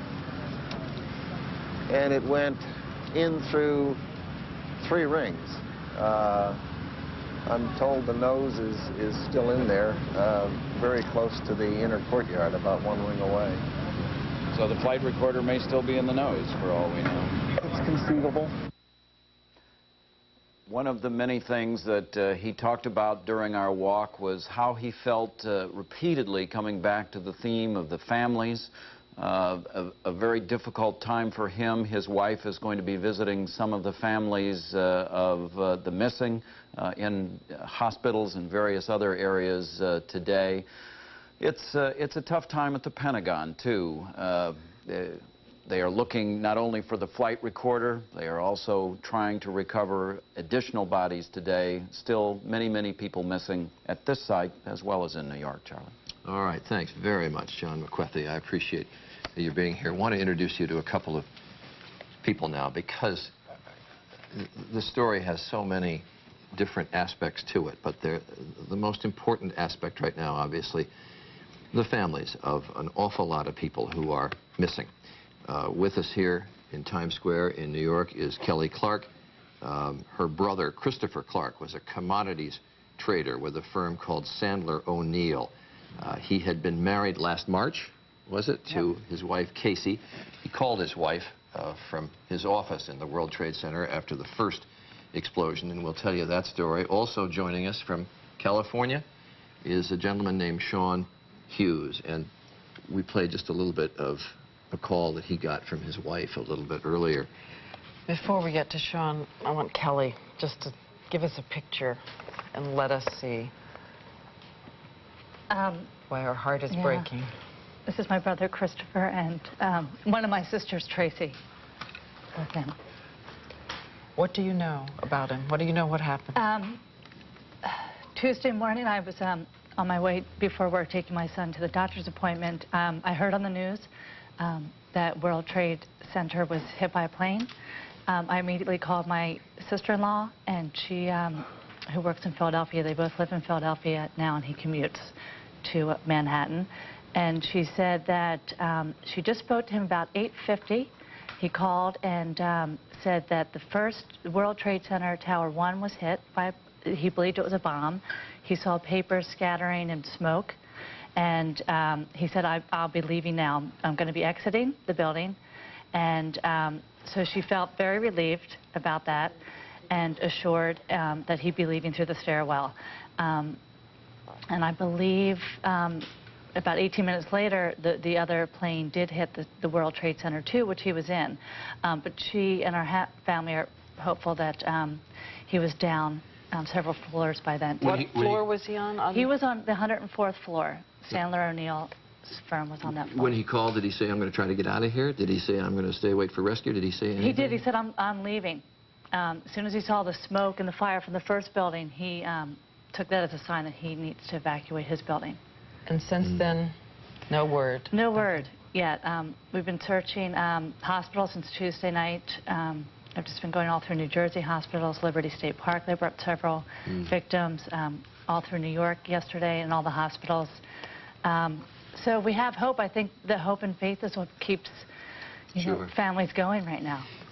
When you go around, do you find that there's an organization prepared to help you, or do you, I mean, obviously nobody wants to say, I'm sorry, lady, I'm not going to do anything for you, but are there systems in place to try to help you, or do you find that still things are disorganized? No, I'm actually very impressed. When I came into Manhattan yesterday, the St. Vincent's Hospital was excellent, very organized and very empathetic, had workers, dozens, hundreds of volunteers. Counselors on site, social workers are very important for the therapy piece and just holding hands for people when they're asked a lot of questions, and questions for identifying bodies too. They wanted dental records and significant markings, so you're thinking they may not find this person alive, and I just have to prepare for that. The Red Cross was excellent too, a lot of work there. The police have been phenomenal, and so how you doing? I'm impressed. How's your sister-in-law doing? She's a fighter. She's a little firecracker, and she's really doing great. She's very optimistic. You know, it's hard. You don't want to go on this, you know, fake faith, or I'm sorry, that's the wrong word, but false hope, exactly. False hope. Sure, but you want to also be realistic, just to prepare yourself. But I think that she really believes that he is still alive somewhere, and that's why I'm here today. We really believe that he could be one of the John Does in a hospital. There are a lot of burn victims that I know were brought to several hospitals that have been unidentified. That's sometimes unsubstantiated when I go to those hospitals, but I'm still hoping that maybe, or, you know, he could have amnesia. I know we're stretching, but until we are told something final, we think, and we have great support, family and friends, and a number of people have said, you know, until we know for sure. Right. And it's important. The mayor said even if the news is bad, you need to get that news to people so that they have a sense of it. The registry of missing people, very long, and you hope that each one of those people can get some resolution and find out for sure what's happened. We're going to be hoping right along with you. Thank you. Sure. Thank you very much. Thanks for being here. Thank you. And now we want to introduce you to Sean Hughes. You know more about that. That's right. Sean, as we said earlier, his wife, Claire, was it? At the World Trade Center, and he had a call. He's joining us from California right now. Sean, tell us the story. It's almost exactly 48 hours since I've heard from Melissa. She was on the North Tower, the one tower, and she was on the 101st floor. She left the message that you just played. I found out by getting a call from her father telling me that there was a horrible accident. And immediately I turned on the TV, and that's when I saw the North Tower billowing smoke, and I got a grasp for the situation. Immediately I checked our messages at home and my cell phone messages, and it's at home where I got the message that you played. I apologize to you. I had a note in front of me that was wrong, but your wife's name was Melissa, and It is Melissa. I should not miss that, and I apologize for that. That's okay. But we did play the recording of that call, and if people didn't hear it, we'll play it one more time because it's heartbreaking. It is. Sean, it's me. I just wanted to let you know I love you, and I'm stuck in this building in New York. A plane hit the building where Mom went off. We don't know, but there's lots of smoke, and we just wanted you to know that I love you always. People were lined up, I understand, for the phone, and so she had to turn it over to someone else. But and some people may say, why is he in California? Well, there's a practical reason that you're not here, just like Kelly's here at the moment, isn't there? Yes, we've made every effort to schedule flights. Unfortunately, they've all been canceled. We're looking any means necessary to get to the East Coast. We're even thinking of putting together a somewhat Pony Express of cars to go across the country. We've talked about private charters for airplanes. We've also talked with Amtrak, who at this point has offered a free ticket for myself. Sean, have you heard from any of her co-workers, anyone else who was in the building? We have put together a team of local family and friends, and a network that actually stretches worldwide. And I'd say at last count we have over 100 and 110 people constantly calling all hospitals, calling all partners at the conference that Melissa was attending, which was the Waters 2001 Financial Technology Conference. It was being held at the 106th floor of the North Tower. We are under the impression that she was meeting with Accenture, some partners there on the 101st floor when this happened.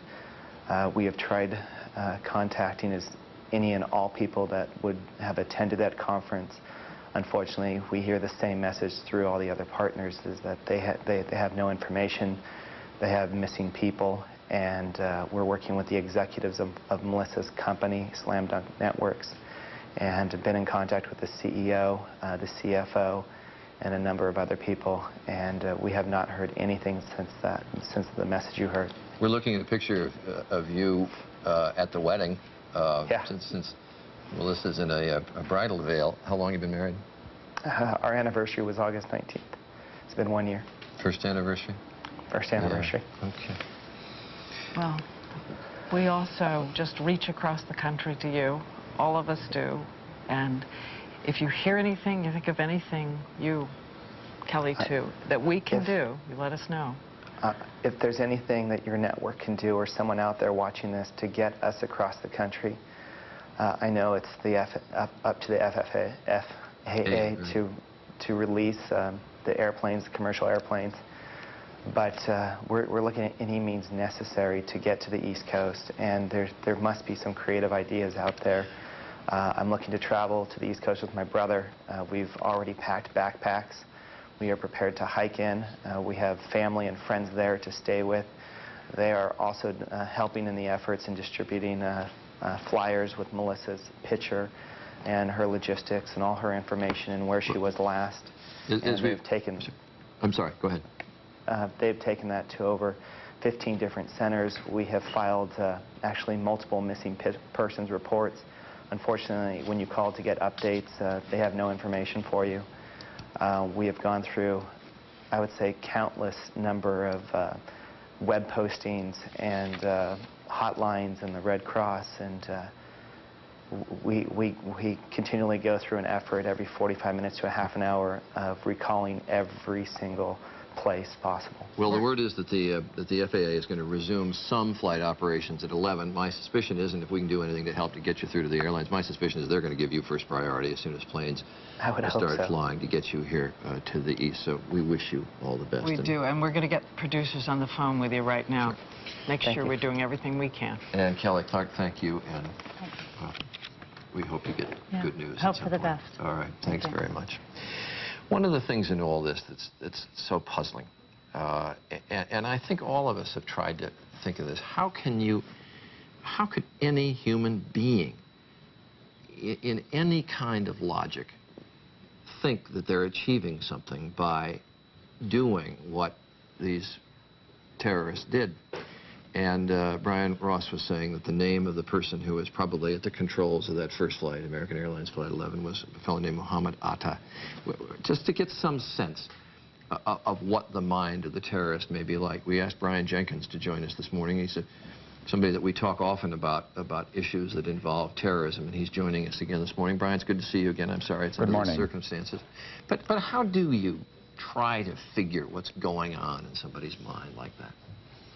Well, it is difficult. I mean, you have to keep in mind that we're dealing here with religious fanaticism, and in that set of beliefs, these attackers believe that they have the approval of God, that they are doing God's work, and that, in a sense, puts them beyond all considerations of morality as we would define it.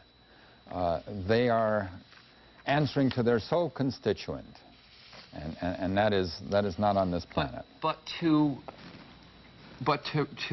follow that logic, to believe that, you have to believe that there is a God that condones mass murder. It certainly is a perversion of religious belief as we will see it. Unfortunately, in the history of a number of religions, there are examples of fanaticism where death and destruction were waged in God's name, whether that was Islam or a Christian God or other religious beliefs. I mean, history is full of atrocities carried out in the name of religious belief. You know, at these times, we always have these visceral reactions, and a lot of people say, this is fundamentalist Islam, and people tend to turn against the religion itself. How much of this, and what would you say to people who do that, is about a kind of I guess, ferocity inside Islam, really, and how much of it is just politics and about the ancient grievance about Israel, well, not so ancient, I guess from the 1940s on, against the United States? Well, first of all, there is no religion that has a monopoly on ferocity. As I say, we can go back in the history of a number of religions and find examples of this. It is a perversion of religion.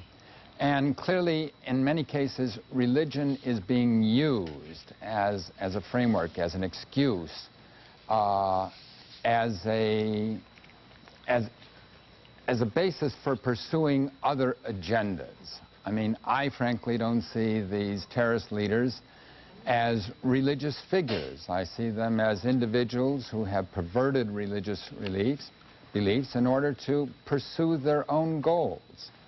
Whether we're talking about some individual in the Middle East, or whether we're talking about some mad guru in Tokyo who 6 years ago put nerve gas in the Tokyo subways, the issue here is the manipulation of religious beliefs.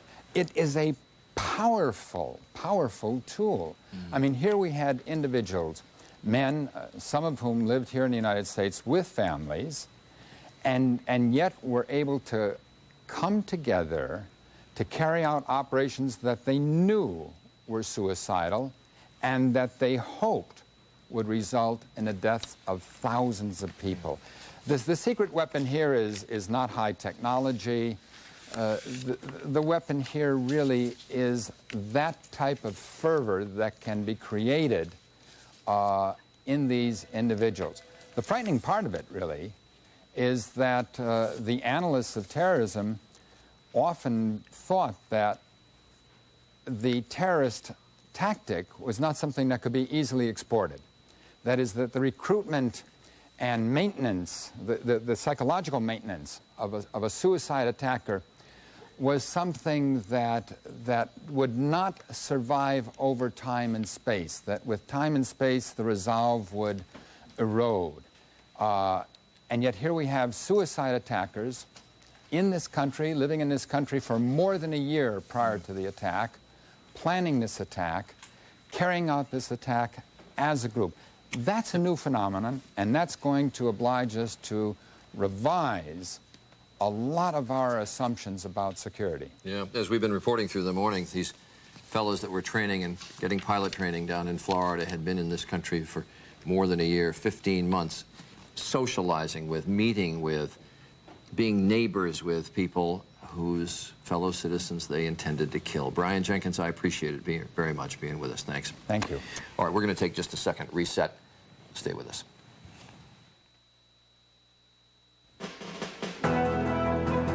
This is an ABC News special report. A little bit after 9 o'clock now here on the East Coast, and just after 6 on the West Coast. And if you joined us right at 9 o'clock, we were in the middle of an interview since we're broadcasting nonstop. And what you're looking at are really some signs just displayed and flags displayed by our neighbors who are putting up a toy store next door here in Times Square. This is a building that's been going up for a few months, and we've gotten to know some of the construction workers. They're wonderful fellows over there, and they have been displaying signs since the first World Trade Center was hit that says, "God bless America," and pray for the victims and the families. And we said earlier, 88,000 flags have been bought. 88,000 flags in the United States. Just a few stores, just the stores that have been surveyed, and that's the scene of the rubble. That's the New York skyline, and you still see an enormous amount of smoke that is wafting over the New York skyline because there are still fires that are down in the rubble. The construction, not construction, the search and rescue people have been working all night long. There's a few thousand of them in there, and it is very slow work. As the Federal Emergency Management Administration estimated, there is 500,000 tons of debris, rubble, and giant girders to be taken out of there and disposed of from the 2 World Trade Center towers and number 7 World Trade Center that have collapsed. We're going to bring in another shot now from Chicago as we take you a bit around the country, because the Chicago Mercantile Exchange is open for business. And everybody is wondering when the markets will get back to business. We heard the mayor of New York, Rudolph Giuliani, said he hoped, it was just a hope, that in some measure that the markets in New York could be open as early as tomorrow, although a lot of people think that's unlikely. If you've ever been on the floor of the New York or the Chicago Mercantile Exchange, it is madness down there on the floor, and it's sort of reassuring to see right now a little bit of that madness. Right. Things are so quiet, eerily quiet here in New York. And it's good to see a little bit of nutsiness. I mean, the way they scream and bid and get their hands up for the corn futures and the sow belly futures and whatever they are. I never understand what's going on there. Reassertion of vitality again. Yeah, it's good to see that. Good. We should tell everybody again who might be traveling that, as we've said before, 11 a.m. Eastern Standard Time, Eastern Daylight Time, is when the air traffic is supposed to resume, although heaven only knows how it's going to resume, because some airports are open, some not quite, some planes flying, some not. But we also want to go to Claire Shipman, who's at the White House and been keeping us up to date on the latest reports about the targets in Washington and the news overnight. Well, that's right, Diane. There are a number of things happening here in Washington. One of them is people are still looking at an announcement from the White House yesterday that the president's plane, Air Force One, and the White House were credible, quote, credible, that's the word the White House was using, targets on Tuesday. One of the reasons the president spent so much time traveling around the country, and specifically a report in the New York Times that there was a telephone threat on Air Force One that gave them reason to believe they should be worried about that. President has a full day today. As you can imagine, he's been meeting with his national security team since 7 a.m., talking about the airport reopenings, the investigation. Of course, he's going to be calling world leaders to continue to try to build an international coalition. He's also going to be meeting, we're told, with congressional leaders to keep talking about two very important things: support from them for whatever action he wants to take, and money. The president is asking for a lot of it to cope with more intelligence activities and, of course, this disaster. One other thing still being considered: when and if he might take a trip up to New York to view the damage there. The picture from Washington that we all remember yesterday was, of course, that of the commander-in-chief, President Bush, visiting the site of all of that damage at the Pentagon. He took a trip down there late yesterday, and he said he had very mixed emotions about being there. Coming here makes me sad on the one hand. It also makes me angry. And our country will, however, not be cowed by terrorists. And of course, many here in Washington extremely emotional, as they are around the whole country. Yesterday ended late in the evening with a candlelight vigil in front of the White House. Citizens of Washington called to come by local radio stations. A lot of singing and praying. Diane and Charlie? I'm sorry. Thanks very much, Claire. We should also mention, I hope you saw it, the Minority Leader of the House of Representatives, Richard Gephardt, Dick Gephardt, a Democrat of Missouri, was with us a little bit earlier in the morning, and we were talking about what the president has sent to Capitol Hill. George Stephanopoulos reported there is already a resolution up there that's come from the president, which essentially gives him open authorization. And as Dick Gephardt said, the president will have anything he wants or needs to retaliate to what has occurred, and has also talked about the fact that he'll have what he needs in terms of financial resources to carry out whatever military activities he needs. And as we now know from Brian Ross, this has been going on. The planning for this incident has been going on for far longer than anybody knew, and maybe we'll learn even further, way back into 2000. So what should be done, and how did everybody in the United States intelligence agencies miss it? Well, joining us now is the former Secretary of State, Madeleine Albright, and we thank you very much for being with us this morning. Good to be with you both. Let me just start right there. How did everybody miss this? Well, this is a very difficult situation, and there are always a lot of threats, and people try to weave their way through them and determine what is real. It's a very, very complicated aspect of the way that we live today, and we do know that terrorism is out there all the time. I know that when we were in office, we worked very hard to deal with the terrorist threats, and it is one of the most complex aspects of living in the world today. But I think, you know, somebody said yesterday to us, a former head of the CIA, said, you know, we've caught a lot of these incipient terrorist activities that might occur in this country, but anything less than 100% just doesn't work. But this obviously was such a large cell of people, some of them were in this country for more than a year, and I think it makes people question, indeed I've heard them question in the last 48 hours, the adequacy of what we have in terms of intelligence activities. Well, I think, Charlie, a very important point you make is you never hear about what doesn't happen. And there are lots of things that are aborted and worked at, and you don't hear about that. But this is a large country, we are an open society, and I think the hardest part here for all of us is to try to balance the security we need with the freedom that is the essence of this country. I know that after we'd had the bombings in the embassies in Nairobi and Dar es Salaam in Tanzania, I had to put in a lot of very strict restrictions for our embassies and for the State Department that were resented by some people, and it's that balance of trying to find out and how you try to keep operating in a free society and at the same time be able to do the kind of intelligence work that is necessary to catch these evil people. All right, let's turn to what should be done. And I'm going to see if your reputation for talking tough is still intact here. As we said, Afghanistan, the Taliban, the government of Afghanistan, has pled for mercy now, saying Osama bin Laden didn't do this, and we're a poor country. Don't come retaliate against us. Other people are saying this is clearly multiple state-supported terrorism. This is huge, with a lot of backing. If it's Syria, if it's Iraq, if it's Afghanistan, should the United States simply attack all of them? Well, I think that the worst thing is to act without facts, and we have to be deliberate and we have to be tough, and America has to stand tall and has to also deal with an international threat. But I think it's a mistake to act if you don't have every fact, and I think that the Taliban needs to be cooperative, needs to turn over Osama bin Laden if indeed this can be proven. I know we worked very hard to get the Taliban to do that. I think that it is essential that we make clear that this will not stand.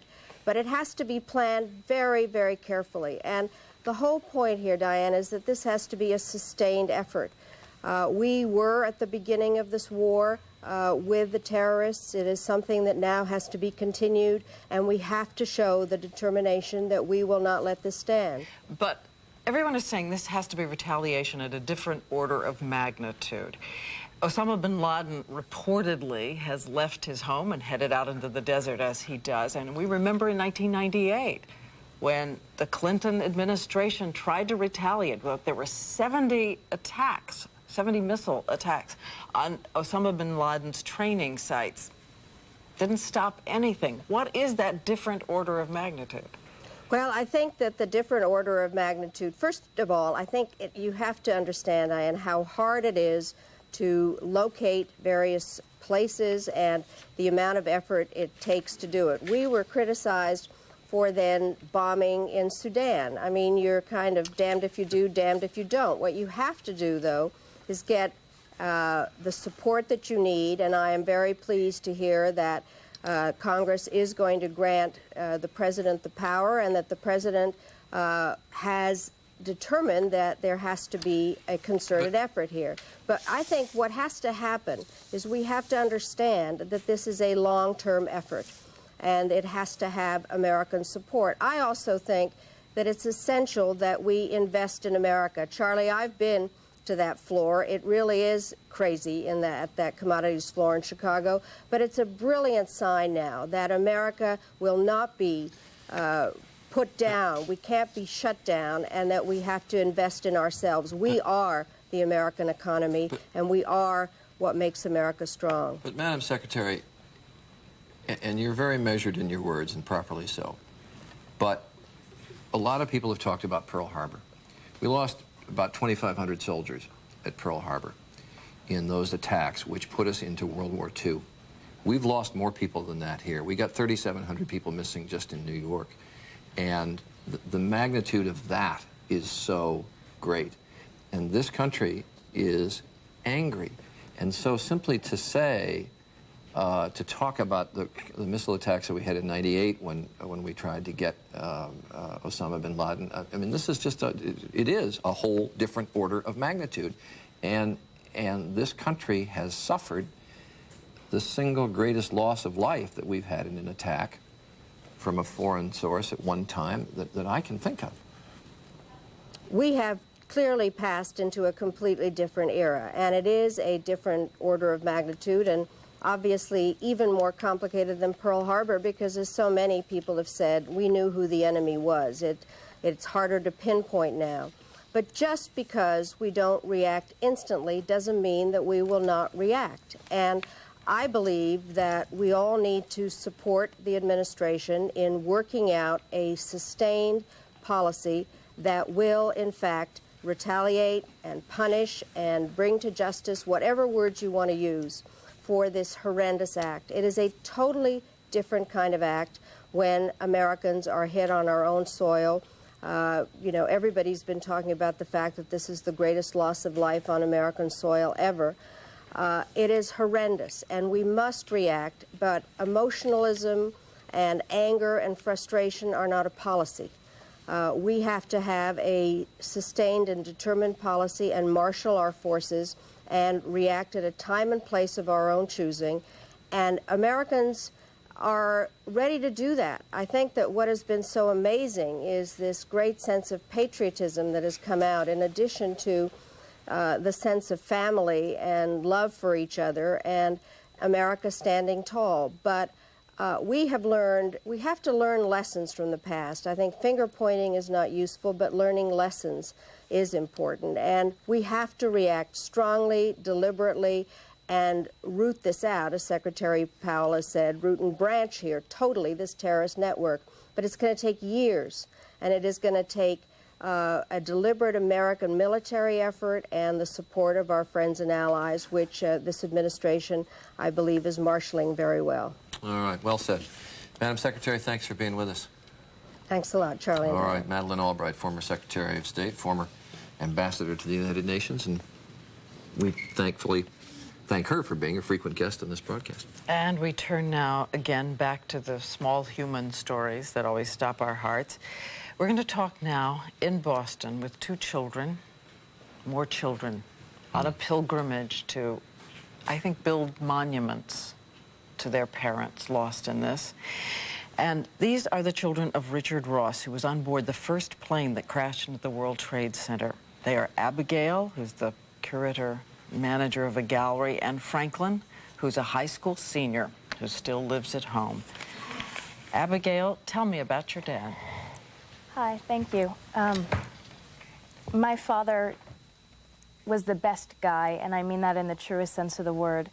He was the type of person who prioritized us, our family, my mother, my sister Allison, who is only not here because she's stuck in Europe and we're trying to get her home. He loved life, he loved what he did. He just had a spirit that was so full, and he was the type of person that when he talked to you, as good as he was at talking, because my dad was a great talker, he was the world's best listener. And when he spent a day with you, he knew everything about you. For you on that day, as I understand it, was two waves. First, you got the news in your car that one of your best friends, Stacy, was Yes. on the top floor of the World Trade Center.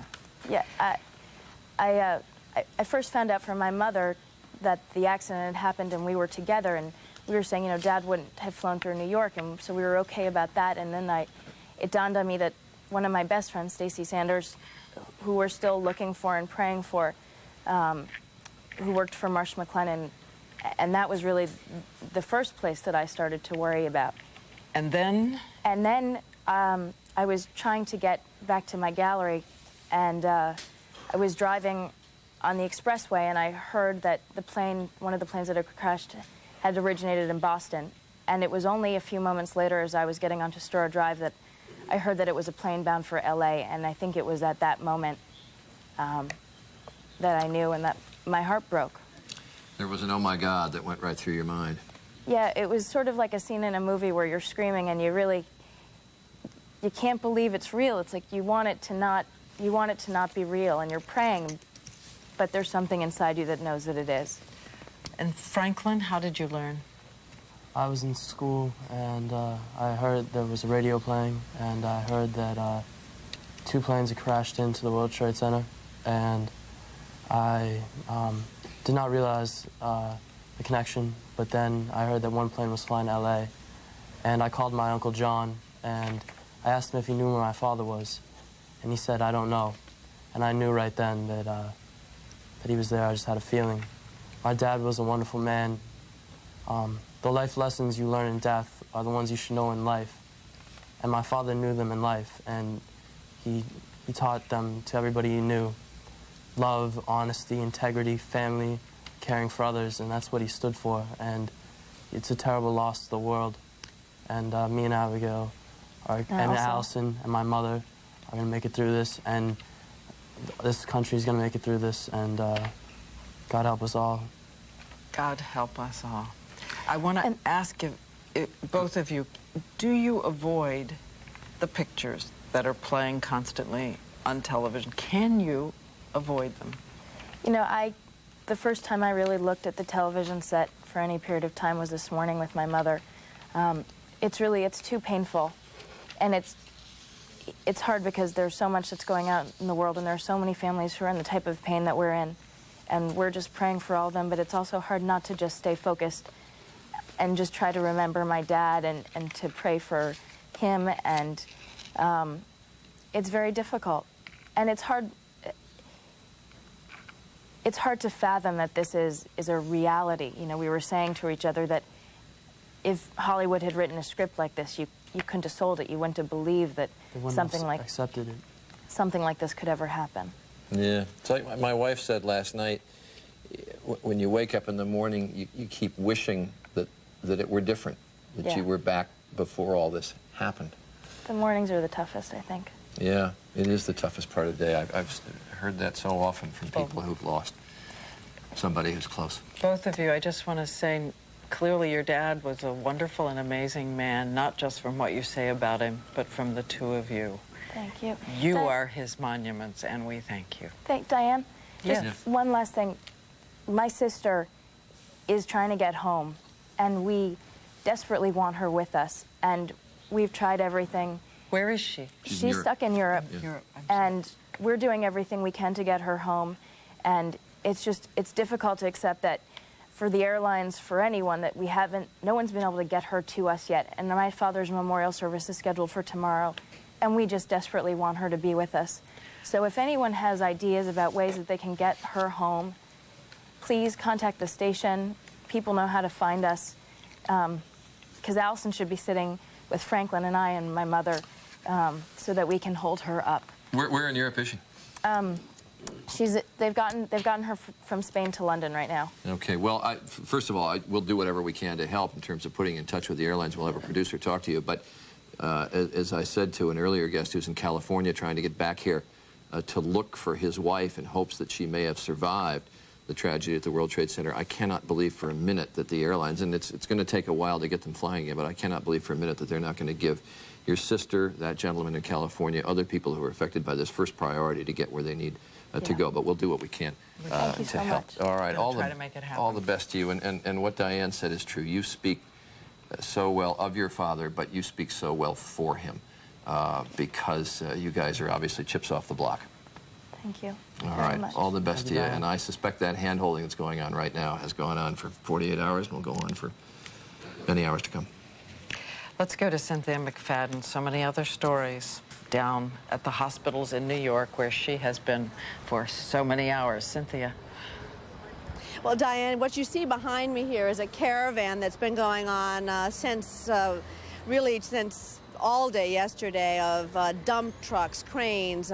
This is the main artery down to the World Trade Center where they are bringing more excavation equipment.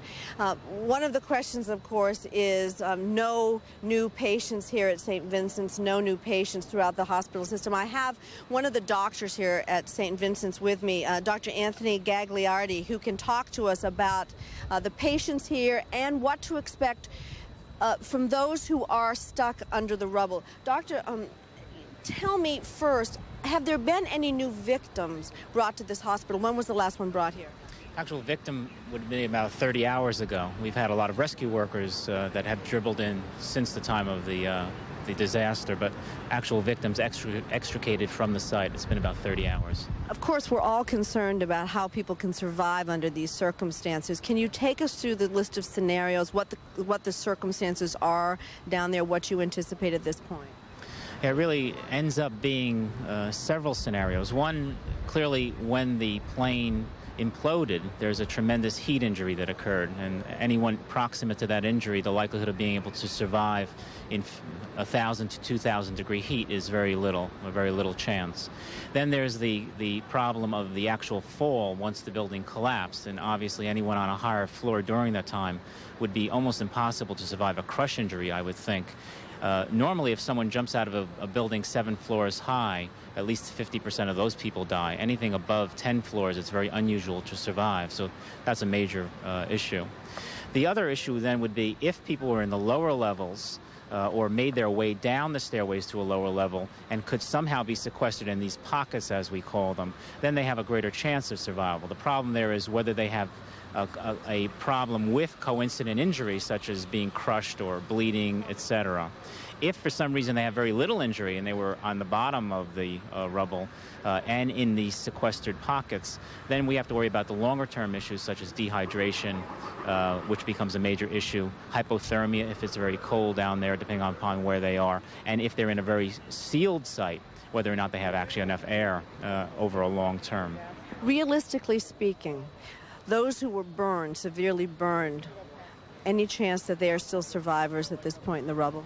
And burn, even under the best circumstances in a medical facility, if more than 50 to 70% of the body is burned in the third-degree fashion, the survival is very limited. Without any medical intervention with significant burns, the likelihood of survival is very, very low. If someone has actually only been moderately injured and they are indeed in an air pocket, how long do you think is a realistic time to believe that they can survive before rescued? I mean, assuming that the injury doesn't cause them to die, then they would have to survive, again, from a dehydration and an air standpoint. Clearly, people have been pulled out of these similar situations upwards of a week to 10 days later, but it's very unusual. It's very notable. Most of the time, the window that you want to see is somewhere in the 2 to 4 day window, and obviously with each hour, with each day, the likelihood of survival goes serially down. You are very concerned about the weather. There are reports for rain later tonight here in New York. Explain why. Well, the water is heavy, and if you add on a 10 by 10 surface an inch of rain, you probably increase the weight by about 160 pounds.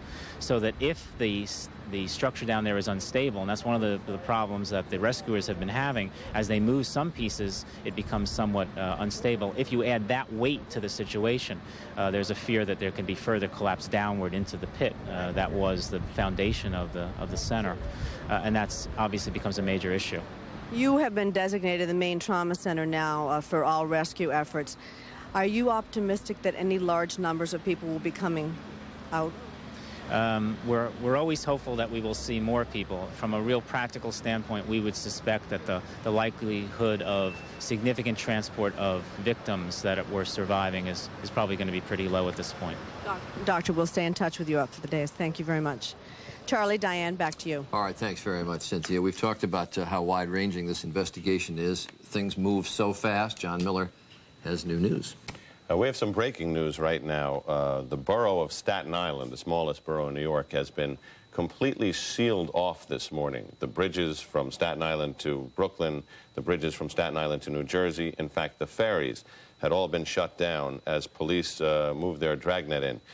Agents from the FBI's terrorist task force searching for suspects from the attack on the World Trade Center, suspects they believe who were not killed in the crash, who may be still alive as support people who helped out in this plot, located 3 cars in Staten Island today. One, a 98 Trans Am, another, a 2-tone Oldsmobile, a third, a van sporting license plates from the Carolinas, Florida, and New Jersey. Florida and New Jersey being 2 of the principal locations that have surfaced in this investigation where the alleged terrorists came from. They have called for SWAT teams from the New York City Emergency Service Unit, which lost so many of its people in the explosion at the Trade Center. They've also called for 2 teams of bloodhounds, which indicates that they want to take the scent from those cars, from that location, and take it into the, beyond the backyards, into the woods. We don't have that information, but it suggests that they believe that they narrowly missed capturing some of the people they were looking for. But we have been able to confirm with local and federal sources that the action on Staten Island that unfolded this morning actually is still unfolding right now. Staten Island, in effect, I mean, this is really, that's amazing, because it's one of the 5 boroughs of New York. And to shut down Staten Island, when you're talking about cutting off, that's cutting off the Verrazzano Bridge. It's cutting off the bridge, what is it, the Goethals Bridge over to... the Goethals Bridge, the Verrazzano Bridge, the Bayonne Bridge, the Staten Island Ferry, which is a legendary old ferry. Comes into the foot of Manhattan. Now we have a report from Shadow Traffic that some of the bridges are being reopened, but this started to unfold before 9 o'clock this morning, and for a time, the borough was in complete lockdown, isolation, while they moved police resources and the FBI's Joint Terrorist Task Force, which was originally on this trail, into the area. Now they're operating with the emergency squads and the bloodhounds. All right. If they're still on that island, all I can say is they better know how to swim, because they're not getting off. They are hot on the trail. All right, John Miller, thanks very much. We'll update you as soon as we know something. I think one of the questions everybody has had all along, speaking of the search for the suspects, is did the people who designed the World Trade Centers have any idea how vulnerable they were?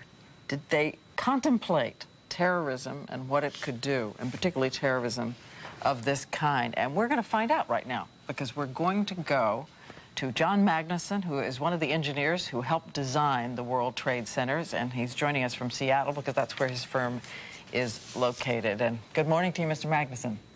Good morning. What about my question? Did you know how vulnerable the building was? Well, first of all, there's a couple of points. One, to put it in perspective, the engineering work was done about 35 years ago. So you're not old enough to have designed that building. I was in the 6th grade when the engineering work was done. But you were a very precocious 6th grader, obviously. Actually, it's interesting. It's interesting because the World Trade Center towers and what they represented was one of the reasons that I went into structural engineering, because of the amazing feat that was done there. First, before I even answer the question, I just want to express how the personal sorrow that I feel for this whole situation, because just like every American, I feel that sorrow, but even more, all structural engineers around the country, they dedicate their careers to designing buildings to prevent damage from all kinds of natural hazards. And when you see an unnatural hazard like this, you just have this horrible, sick feeling and helplessness about the whole situation. It's been interesting because I've had emails come to me from people all over the country, architects and engineers, leaving messages on their website, and they basically said that they haven't really heard the right question yet in the interviews. In fact, my partner Ron Klemenzik and I, we have fielded over 60 interviews about the World Trade Center, and the question hasn't been right yet. The question has always been, why did the buildings fall down? And in fact, the question should have been, why did they stand up? Well, let me get to that. I'm sorry, let me get to that, and I know you want to answer that. But what is so amazing to me, and maybe we get at this issue by doing it this way, what is amazing to me is how orderly was the collapse of the building. Now, when you look at the World Trade Center as it existed before we lost it, what strikes you always when you look at it is the incredible power of the vertical lines in that building, the magnificent vertical pieces of steel that went up. And what strikes me is how well they held, because the building really fell when it went and could not withstand the kind of heat that it did. It really fell right within the parameters of those vertical pieces of steel. Well, that's exactly right. And the interesting point is, and what a lot of these emails were saying, is that basically 99% of the buildings in our country would have fallen immediately if they had been hit by a 767. And this building was able to stand, both towers actually were able to stand for about an hour after a direct hit. And I mean, this was engineering work done long before I was an engineer, and I look at the work that was led by John Skilling and Les Robertson, and they really did a phenomenal job. And there's literally hundreds and thousands of people that are alive today because the structure held. It was able to take the immediate impact. I mean, if you look at the idea that if an airplane had had its wings blown off and it had flown for another hour, allowing half the people to escape, we wouldn't be asking, well, why did the plane crash? We'd be saying, how did it fly for an hour? But I'm sorry, go ahead. No, I just wanted to ask, if I could, Mr. Magnuson, because I know you were there for the redesign after the 1993 bombing, and I want to ask specifically about the fire itself, because we understand that it wasn't about the structure, it was about the fire's effect on the structure. Did you conceive of something that might be done, looking back, that could have been done, that could have prevented and insulated a fire from taking the rest of the building down? Right. All office buildings, all buildings anticipate the possibility of fire. The steel loses its strength. The structural steel in a building loses its strength when it reaches about 1,500 to 1,600 degrees Fahrenheit. And so in buildings, there are two primary means of defense against that. One is to put fireproofing insulation on the steel so that in the event of a fire, it keeps it from reaching that temperature for 3 or 4 hours. The second thing that is done is to put in sprinkler systems. Now, unfortunately, when you bring a plane into a building, in the side of the building, I am sure that the fireproofing was scraped off and destroyed, and there was bare steel exposed. And the second thing is that when the plane came in, it's very likely that the sprinklers were damaged. But even if they hadn't been damaged, they deliver water. And for a jet fuel fire, you need to have fire-suppressing foam. If you look at airport incidents and aviation accidents, they spray foam on the fire. They don't spray water on the fire. And these were fully loaded planes, and as John and Nance told us yesterday, that's about 14,000 gallons of jet fuel. So the amount of heat that generates, I wouldn't imagine it damaged the sprinkler system. I just imagine that it vaporized it. Right, and even if the sprinkler system had been working, that amount of fuel, it would have been throwing drops of water on a bonfire. Just one question before we let you go, Sure. and I appreciate you being with us, but we're about to talk to Dr. Tim Johnson about the quality of air in New York, and one of the things that I'm curious about is the amount of asbestos that was in that building. I do not know. We actually don't have any of the plans at our office. I mentioned there was 2 lead engineers on this, John Skilling and Les Robertson, and Les Robertson was in the New York office, and all of the plans and specifications are in the New York office. But I do want to say one more thing, and that is that in many of the questions that I have been asked in interviews are along the lines of, well, what does this mean for buildings in the future, and should we be hardening buildings? Should we be putting in foam systems so that if there's a jet fuel fire inside a building, that we can handle it? Well, the question is, as a society, how do we address this problem? And it's not hardening the buildings. It's not trying to design buildings so that they can take impacts from jets. That's not the problem, because even if we could harden the buildings, the problem becomes the fact that these airplanes are becoming flying weapons, and that's the realization. And even if you harden the buildings, then you just have to start thinking about what the other targets would be, sports facilities, any place that a large group of people are gathered. So if we're going to minimize this risk and solve this problem, it's not about the buildings and not about high-rises, but it's about security measures related to airplanes and keeping these weapons out of the wrong people's hands. I don't think it's possible. I'm not a structural engineer, John, but I don't think it's possible in the wildest imagination of any structural engineer who, as you point out, is dedicated to making these buildings absolutely as safe and as structurally sound as possible. I don't think there's any material in the world that you could build right now that could withstand the attack or the collision with a 767 loaded with 14,000 gallons of jet fuel. Right, you're right, but I'm not sure a lot of people understand that. And even if you take a 767 and say, we'll design for that, well, then what about a 747? Yeah. And what about a few years from now when the Airbus Super Jumbo comes out? What about that? So that path of thinking that we can reinforce our buildings is the wrong path. And in terms of the national dialogue that will inevitably take place in the months and years ahead, we need to think about keeping these hazards, these unnatural hazards, from the doorsteps of our buildings and the doorsteps of our other gathering places. John Magnuson, it's been good to talk to you, and I appreciate you being with us this morning. I thank you ever so much. Thank you. All right, you take care. I want to turn to Tim Johnson, because we wanted to talk about the quality of air in New York. We have seen the skyline shot of New York. I want to show it to you again, where you can see that there is still 48 hours, more than 48 hours after that original attack on the World Trade Center, this incredible plume of smoke that is coming out of, I guess you have to call it a man-made disaster area. And there are still fires burning in there, and I noticed yesterday that the winds predominantly have been from the north and the northwest, blowing the smoke that has been coming out of there to the south and away from the main part of Manhattan Island. But last night, the winds shifted. They were from the south, and you could, I experienced in only the mildest of ways what those rescue workers have been breathing in, really in volume.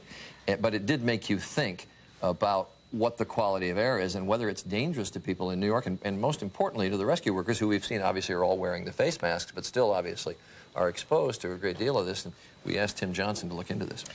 Well, let's separate out two issues. First of all, the general air quality in the surrounding area and as the smoke drifts. Last night, the EPA did 4 different air samples a mile away from the epicenter. And in those 4 samples done between 5 and 11 o'clock, they found either undetectable or insignificant levels of lead, of asbestos, and of volatile chemicals. They're saying, therefore, that the air quality is safe. Now, common sense tells you that if you have lung problems, if you're asthmatic, if you have emphysema, even that kind of air with the particular matter that's in there, by definition, what you can see with your eyes could cause you problems. So even though it's technically safe in terms of those levels, obviously we advise people, the very young, the very old, and anyone with lung problems, to avoid that kind of air, if at all possible. To stay inside, to use air conditioning. If you're driving nearby in the smoke, keep the windows of your car closed and use the recirculate, the inside air for your air conditioning.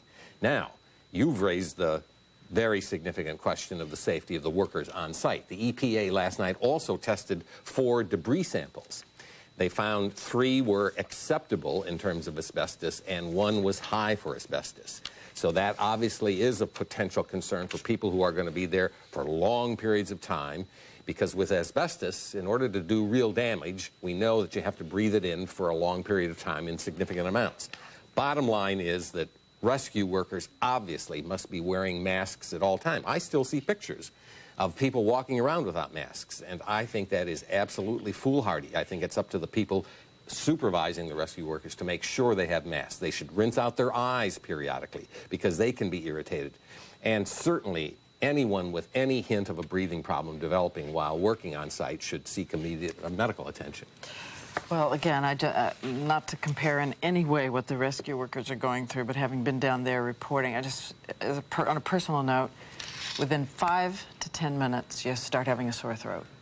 Just from breathing it. No question about it. I didn't have a mask on, but just from inhaling for those first few minutes, your throat starts. There are really 2 kinds of particles. The large particles that develop at the time of the original collapse and with any new kinds of collapses. I mean, bits of cement and other debris that are visible and can really cause immediate problems. And then just from the smoke and dust itself, the small particles, that can immediately cause irritation. I want to interject something, Tim, and knowing you, I know you'll be particularly pleased about this. Earlier today, when we heard Sean Hughes talk about his desperate attempt to get back from California to look for his wife, Melissa, and we heard the Ross family hope, pray that their sister could come home from Europe in time for the memorial service for their dad, well, we want to tell you that a viewer has called in and offered a private plane, and also the Vice President of Government Affairs for JetBlue Airlines has now confirmed 3 seats for Sean, his brother Shannon, and also someone who's going to fly in and help them from us. So, again, I don't know if it's the best of times or the worst of times, but maybe the noblest of times sometimes, too. Well, you forget, we do this, you forget people are watching sometimes, and, and that they respond so generously is very nice, and it only makes you wish, because the stories of those 2 people are multiplied by dozens and dozens of families who are trying to get people here to New York, and you wish you could help them all. We're going to talk to somebody else who was very much involved and lost a family member in just a moment, but we want to go to Don Daler, who is down on the scene, just to give us some sense of what it's like right now in downtown New York around the site at the World Trade Center. Yeah, Charlie, we still have been seeing different work crews, different relief workers coming and going in this staging area.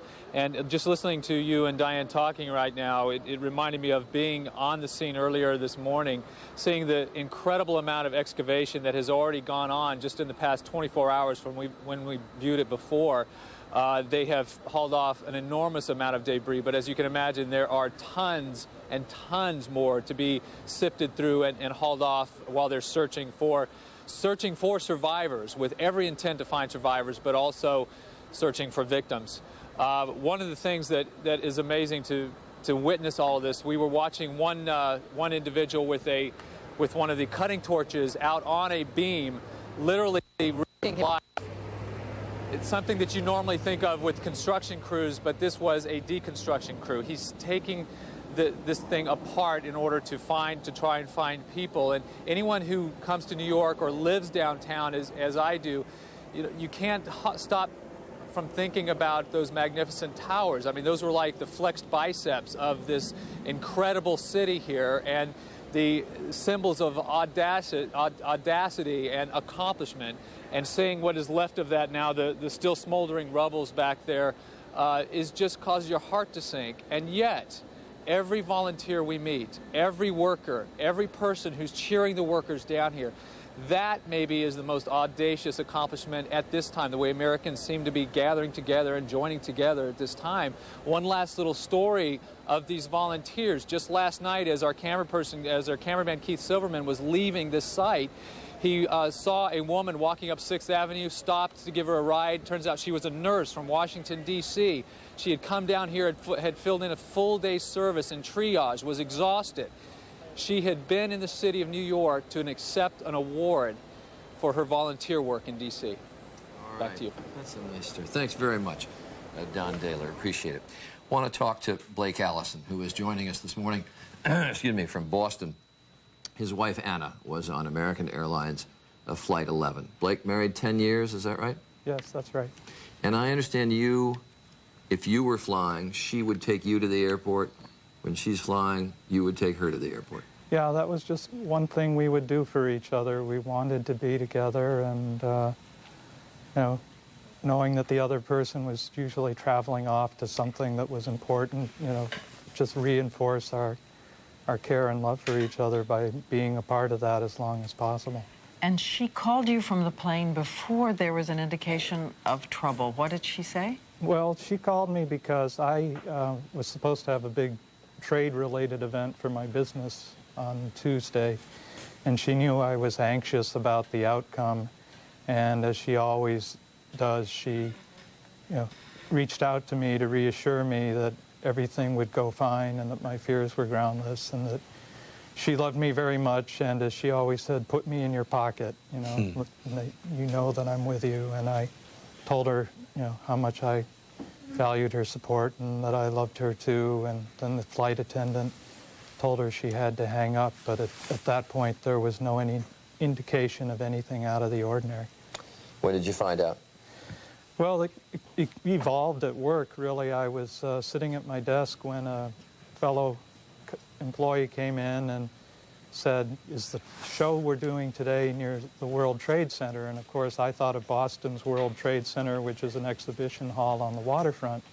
And I said, well, yes it is, why do you ask? And he said, well, a plane has just crashed into it and it's on fire and they may evacuate the area.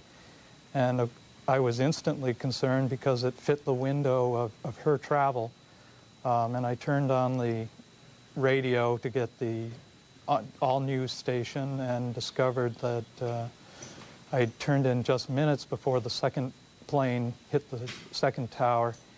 And of course I realized at that point that we were talking about New York City, so I felt a sense of relief knowing that she wasn't involved. But as I sat at my desk, I listened to conversations going by in the hall, and I heard somebody say something about hijacking, and I began to feel uneasy. And I went downstairs for some reason and came around the corner just in time to hear another colleague say that they were now saying that the flight was hijacked from Boston heading to Los Angeles, a jumbo jet. And I knew instantly that that was the worst for me, that was her plane. I know you want everyone to remember her, and most of all to know that she had the most wonderful laugh in the world. Yeah, it was infectious. She got going, it just consumed her body and her being. She would sit there and shake all over, convulsed with laughter, and you couldn't help but hear that and just feel a lift of spirit being around somebody who so clearly was at one with the joy of that moment. Well, it has lifted your spirits in the past, and I hope it sustains your spirits. Blake Allison, thank you for being with us. and telling us about Anna. You're very welcome. You take care. Thanks. All right, all the best to you. You know, the 3 hijacked planes that hit the World Trade Center, hit the Pentagon, all so tragically successful from the terrorist point of view. The 4th plane, the plane that went down in western Pennsylvania, United Flight 93. There's always been in everybody's mind what was going on in that plane, and there are now some indications that perhaps what happened was that the passengers overcame the hijackers and somehow got that plane to crash before it got to whatever its intended target may have been. And much of this information comes from Dina Burnett, whose husband Tom was on the plane and called her and really outlined what some of the passengers intended to do. And we had a chance to talk to Dina Burnett yesterday and just listen to her story. My husband called 4 times, and the first phone call, he told me that he was on the airplane. They were in the air. There were hijackers on board, and they had knifed a guy, and they were saying that they had a bomb, and to please call the authorities. And then he hung up. I told him about the World Trade Center, and he asked me information pertaining to that, asked if there were commercial airlines, and I said I didn't know. He said, well, they're talking about flying this airplane into the ground, and he hung up. He told me they were getting ready to do something, and I pleaded with him to please sit down and not draw attention to himself. And he said, no, if they're going to run this into the ground, we're going to have to do something. We're going to do something. And he hung up, and he never called back. You could tell that he was ready to go. He was ready to do something, that he was not giving up. And it truly was not characteristic of Tom to do anything less than to try to solve the problem. I draw comfort from the fact that I know he didn't go down by giving up. He certainly went down fighting. They understand that their dad is dead and that he's not coming home. They asked if he was in heaven, and I said yes. And that they asked if he could talk to them on his cell phone. Boy, is that poignant. Think of the lives they for may the have kids. saved. Think of. We're never going to know what actually happened, I suppose, on that flight, United Flight 93, that went down in Pennsylvania. But I suspect you just have to believe that the passengers took some sort of action. And there are indications also that they knew what was going on. That plane went down after the World Trade Centers had been hit. And there's indications that that information was conveyed to them, what was going on. So if they weren't told specifically by the hijackers, they must have sensed that this plane was being hijacked for a reason. And you've just got to believe the way people react. If they knew that they were likely to die anyway, that they were going to make sure that nobody else died along with them. Anyway, we're reaching the end of our time on the air while Tim Johnson's cell phone goes off, sitting next to us. But we're going to go off at 10 o'clock. Peter Jennings, as he has done such a magnificent job over the last couple of days, will rejoin you and keep you up to date as we go through the day. But we want to sum up exactly where we are this morning. And the number one thing, I think, to talk about, the recovery efforts that are going on at the World Trade Center. They have not found anyone else alive in the last few hours. And the mayor saying that they now have a registry, because we may not find all the bodies, but they have a registry of missing persons that now is 3,700 names on that registry. And that probably isn't all, but 3,700 so far, and that number obviously is staggering. The number of firemen lost now numbers around 300 New York firemen, and the number of New York police and Transit Authority police lost 60.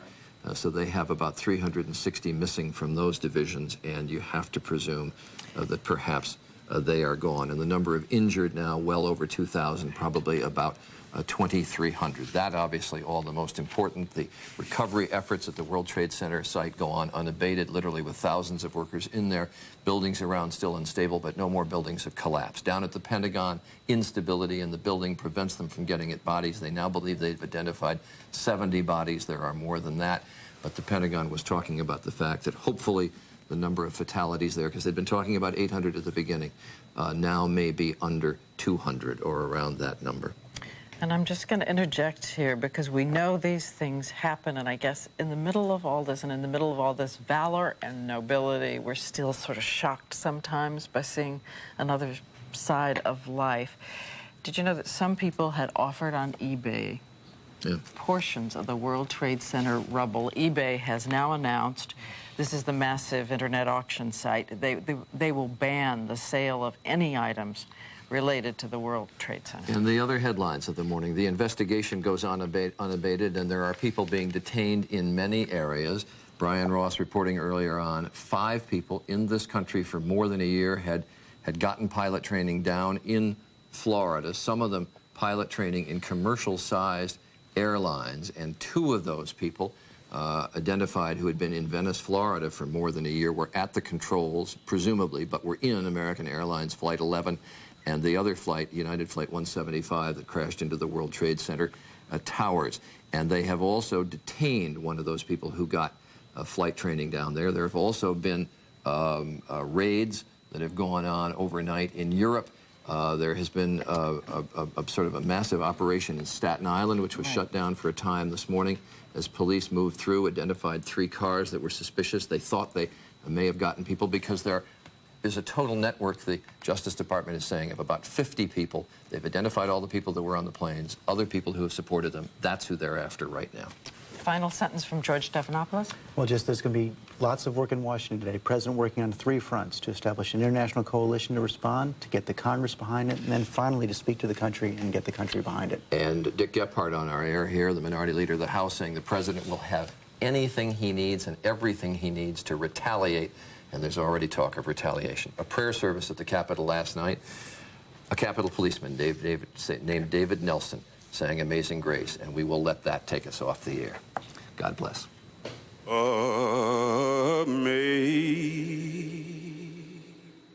Amazing grace, how sweet the sound that saved a wretch like me.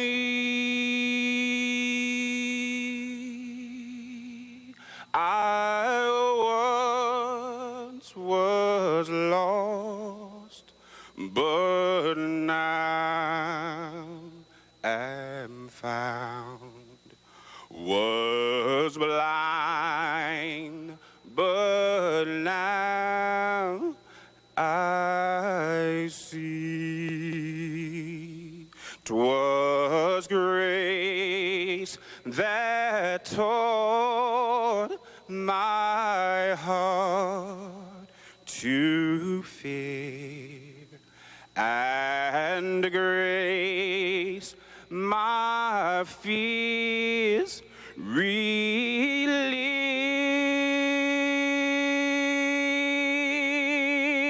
How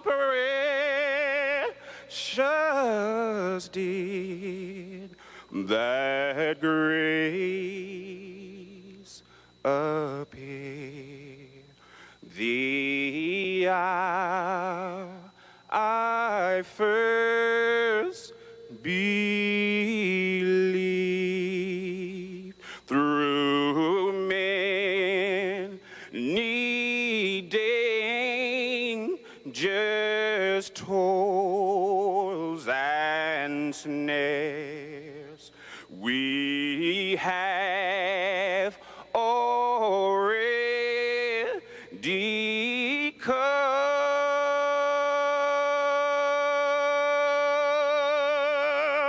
and the grace that brought us safe thus far, and grace,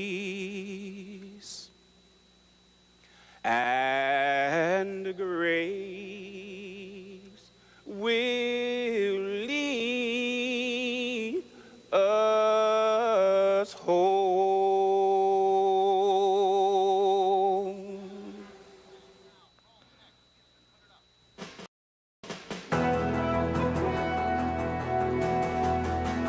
This is ABC News continuing coverage.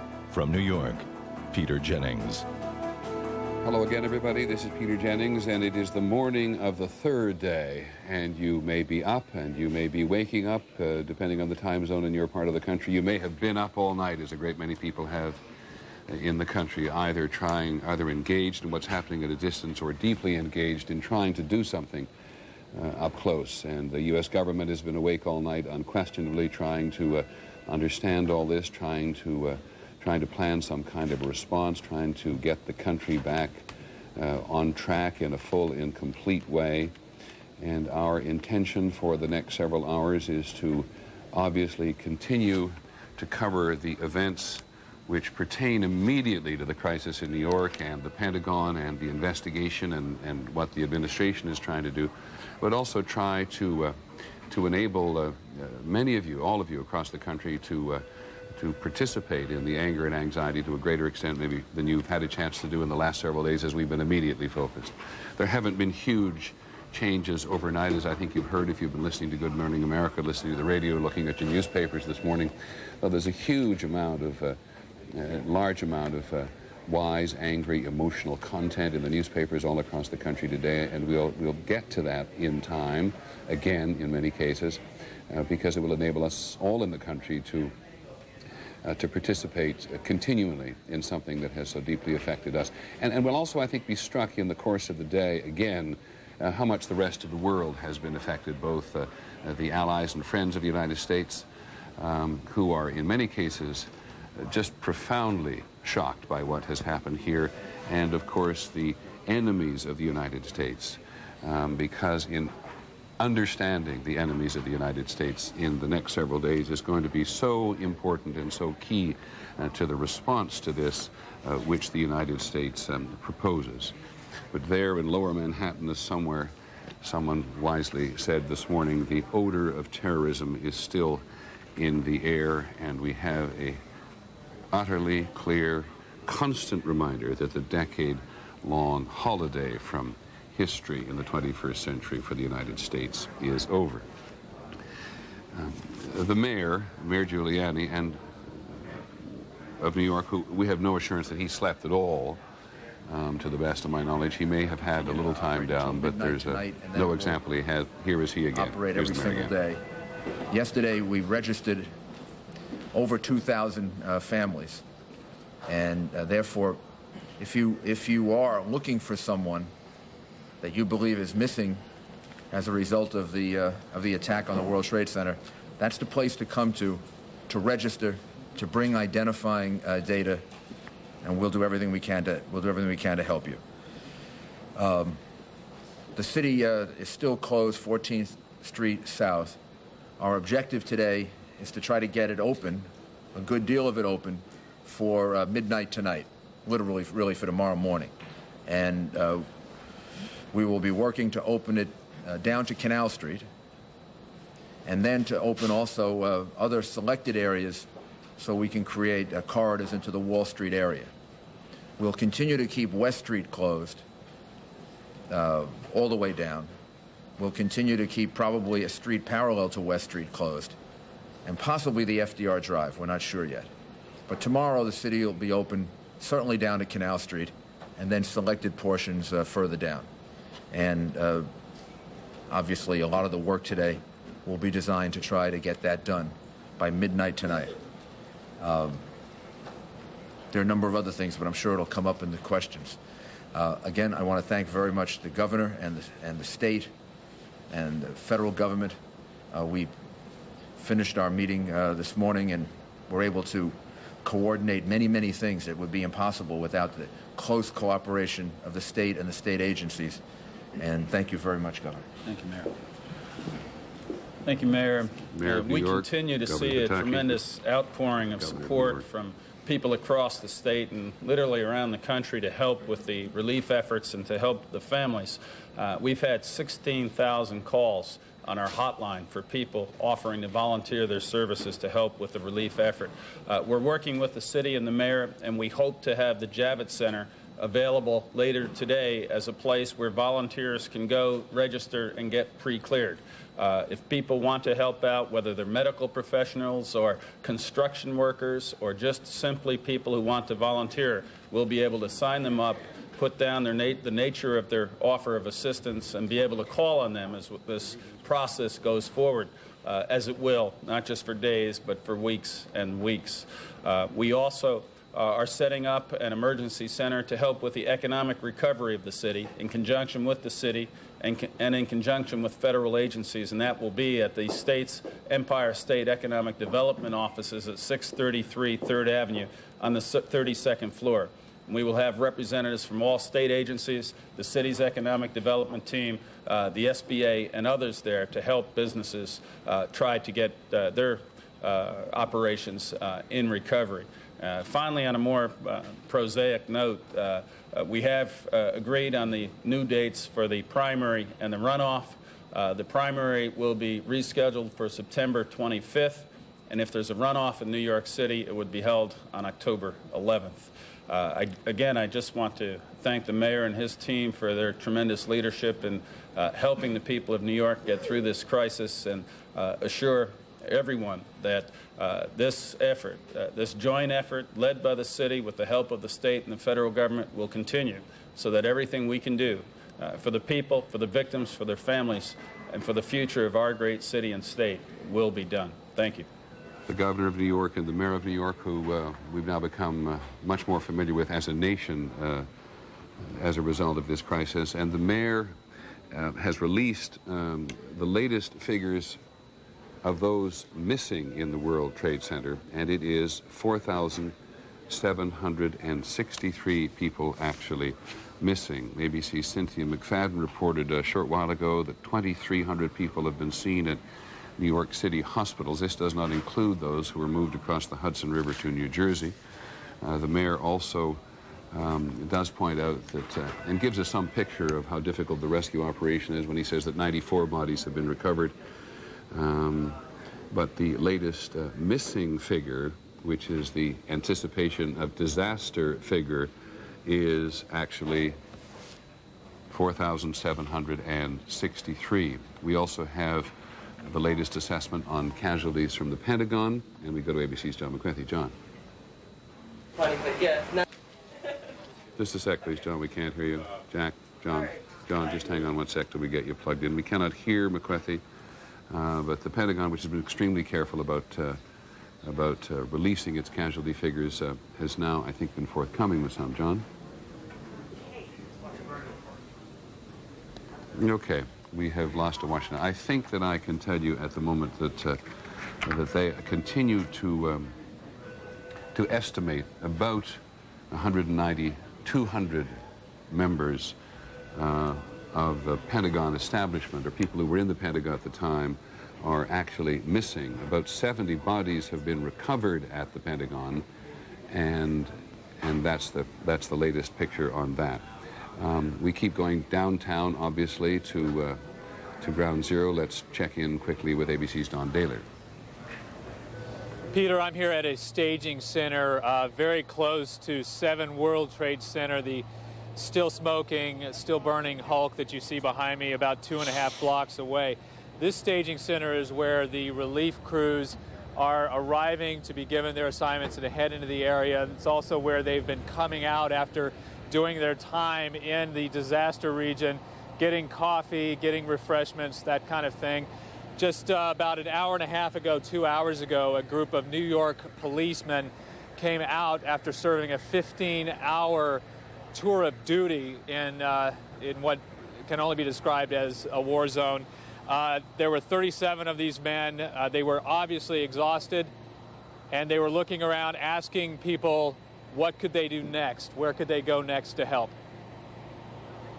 Thanks very much, Don Daler, who will continue, who's been, like all of the reporters and all the relief workers, just been there constantly in interviews saying time and time again, well, we're going to come out of this. The country is going to be strong. George Will, the columnist this morning, who like a lot of really wise and intelligent people in the country, has thought hard about how the United States should respond, points out that an old Chinese theorist said, kill 1 and frighten 10,000, but in the modern era of technology compounded by the access to disaster that we in the media provide. You kill one and you may be intending to frighten 10 million. But as frightened as people are, and with very good reason in some places, certainly in lower parts of New York City, no wonder people were terrified. But everywhere we go in the country, almost every report we do get this feeling, this evocation from people saying, you know, we're going to get through this. And we're going to go to Washington several times today to see the government trying to get the business. You hear the mayor trying to get the city back together again. And no question that the whole intent of terrorism is to terrorize, to kill a few and terrorize many more. But the spirit in the country we've been trying to appreciate over the last couple of days, aside from being angry, aside from being very much in the mood for revenge, and that's one of the things we'll talk about at some length today, in many ways being traumatized by the whole notion of this happening here. There is this constant repetition by people that we are going to get through this and the country is going to be okay. Now, can I go to Linda Douglas on Capitol Hill? Linda, on Capitol Hill today, the Congress has been very determined to get on the record a public resolution of its intent, its support for the president, its commitment to providing more money. Where are we on that now? Well, in terms of the commitment to provide more money, there does now appear to be pretty much agreement on the first request that's going to come from the White House, which is for $20 billion in immediate emergency aid for this fiscal year, which ends at the end of September. So this is just for the next few weeks. And this is money that would be used to help New York. It would help protect against other terrorist acts. It would help fight against those people who perpetrated this act in the first place. This is what some are calling simply a down payment on the vast amounts of money that everyone from both parties agree are going to be necessary. The other development up here, Peter, is that, as Terry Moran reported last night, President Bush was meeting at the White House with leaders, it turns out Republican leaders, trying to craft some language that would give him War Powers Act, the authority to wage some kind of war, however it is defined, under these circumstances. That draft language has now arrived over here on Capitol Hill, and Democrats are saying it simply goes much too far. Many Republicans are agreeing, comparing it to what President Johnson secured during the Vietnam War, the Gulf of Tonkin resolution, which gave him unlimited powers, essentially carte blanche, to fight any way, anywhere, with any amount of money, anytime he wanted. So this language is now being reworked by Republicans and Democrats because one Democratic senator told me, we do not want any public disagreements with the president. This is not a big dispute. We disagree with the way he's approached this. We'll work it out, and it'll get done, he said, today. Okay, thanks very much, Linda. One of the things we'll talk about at length today with our own correspondents and with a lot of people all over the country, citizens and also politicians and analysts as well, is this whole question of a War Powers Act and what does it mean to commit to fighting a war, and most importantly, I think many people feel frustrated by this at the moment, against whom does one conduct a war at the moment? We use the phrase in very general terms. There's no doubt, I think, in anybody's mind that this was an act of war against the United States a couple of days ago, but what does it mean in the short term for the United States in terms of leaning forward, and very importantly, what does it mean in the long run? I want to go to Dallas, to Texas now, to ABC's Mike Von Tramp. Mike.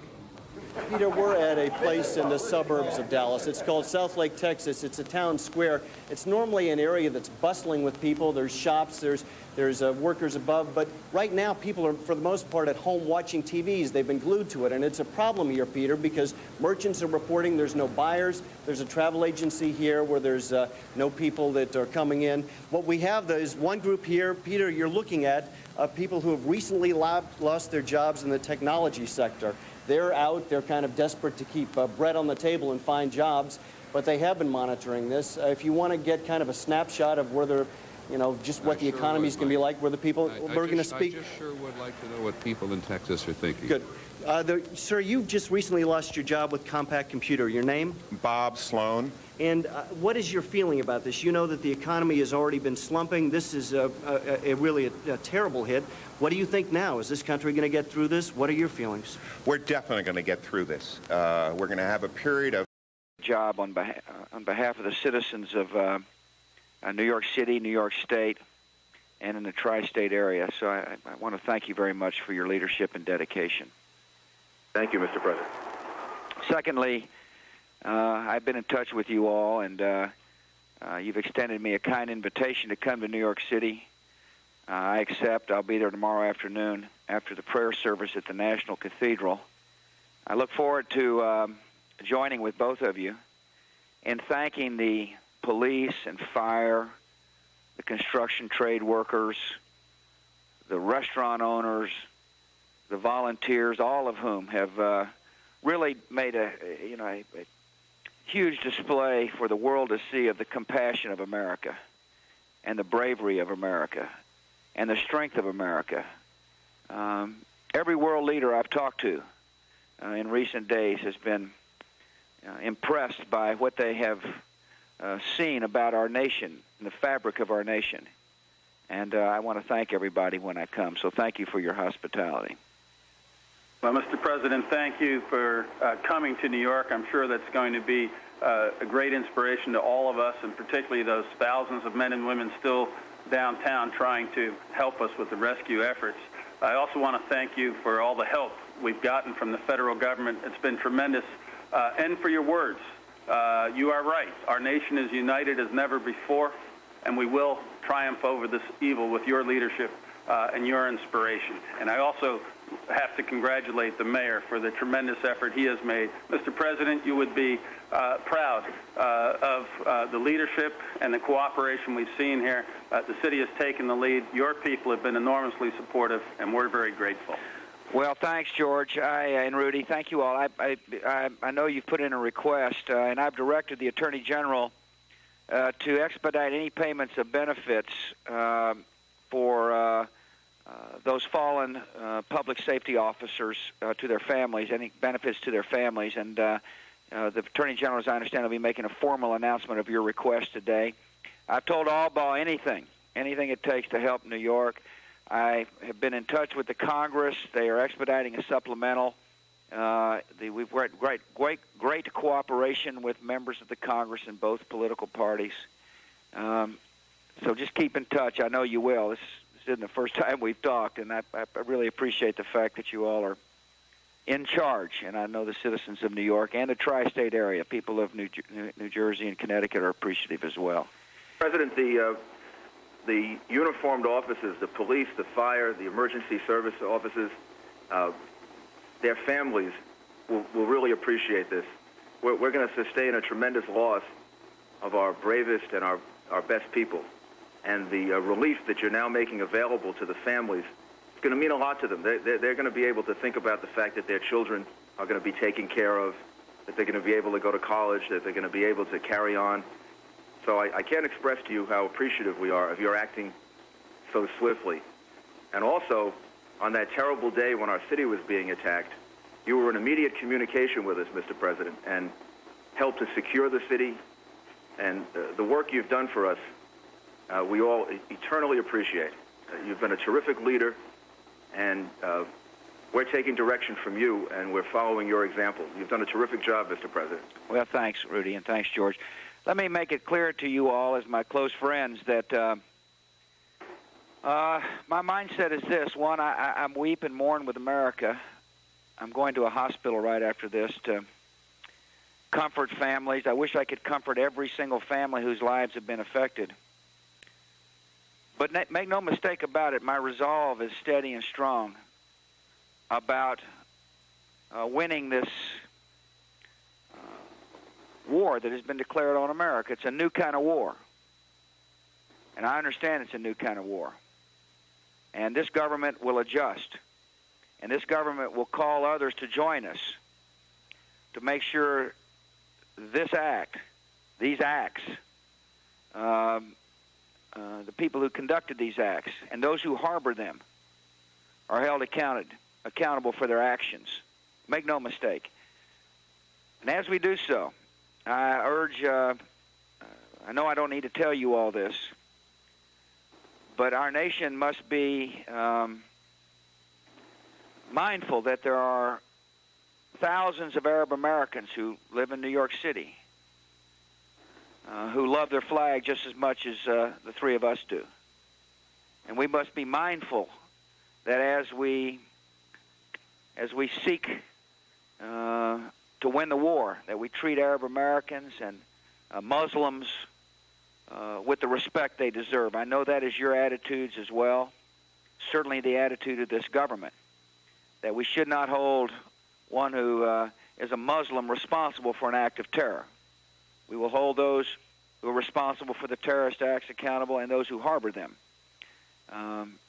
You'll see, and I look forward to visiting with you in person tomorrow about the resolve of this government. And so I thank you very much for your leadership on the ground. I wish I was visiting under better circumstances, but it will be a chance for all three of us to thank and hug and cry with the citizens of your good area.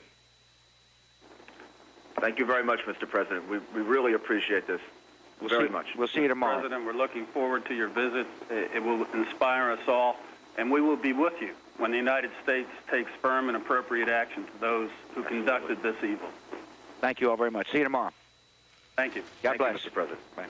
Mr. President, is it safe to fly? Specifically, would you want a close member of your family to get on a commercial air flight today?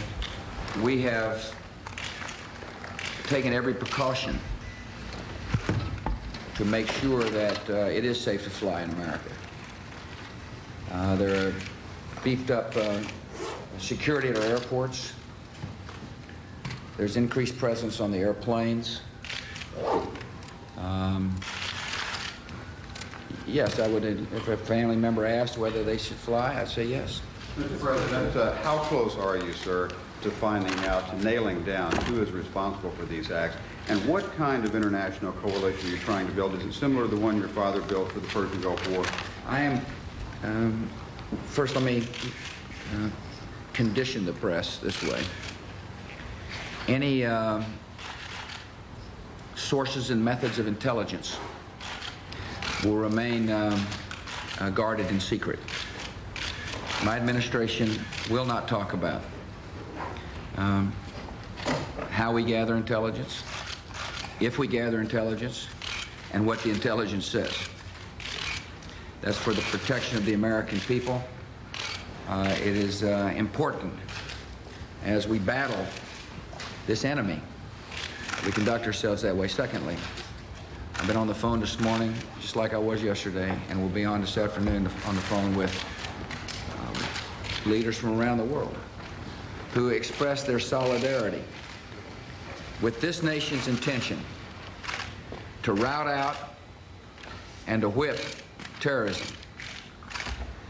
They understand, fully understand, that that an act of war was declared on the United States of America. They understand as well that that act could have easily been declared on them. These people can't stand freedom. They hate our values.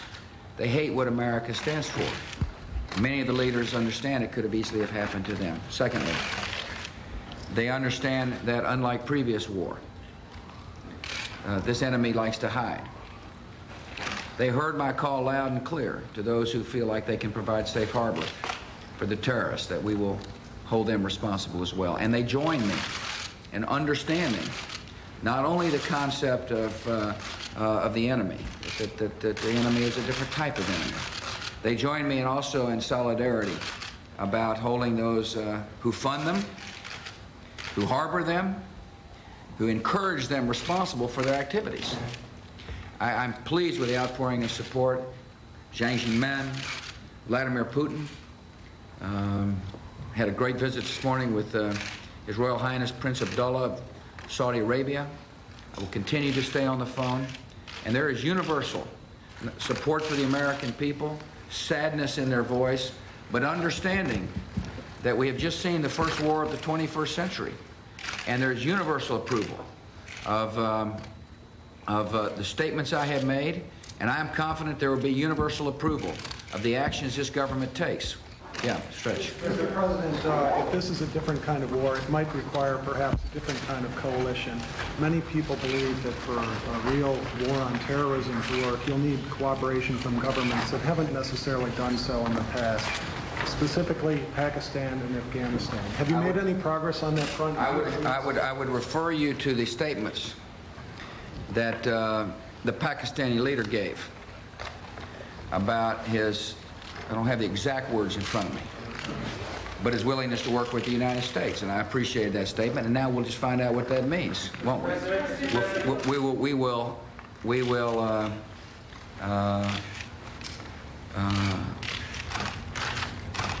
We will give the Pakistani government a chance to cooperate and to participate as we hunt down those people who committed this unbelievable, despicable act on America. Mr. President, how confident are you that Osama bin Laden is behind these attacks? Do you know what his whereabouts are? And secondly, what kind of support are you looking for from Congress in terms of your willingness to act? We are, we will not discuss intelligence matters, how we gather intelligence, and what we know. Secondly, I am about anybody. When our government acts, you'll be informed. Secondly, we had a great meeting yesterday here in the Cabinet room with leadership of the House and the Senate. I was touched by their response, their encouragement, and their willingness to work together. And I would be very pleased to see a strong resolution come out of Congress supporting the administration and what we intend to do, and we're working closely with Congress. Secondly, progress is being made on a supplemental. I thought that was very swift action, and I'm most appreciative again of Senator Daschle and Representative Gephardt, as well as my Republican colleagues, for really showing solidarity again and uniting the nation. Now's the time for the country to be united. And, you know, through the tears of sadness, I see an opportunity. You know, make no mistake about it, this nation is sad. But we're also tough and resolute. And now's an opportunity to do generations a favor by coming together and whipping terrorism, hunting it down, finding it, and holding them accountable.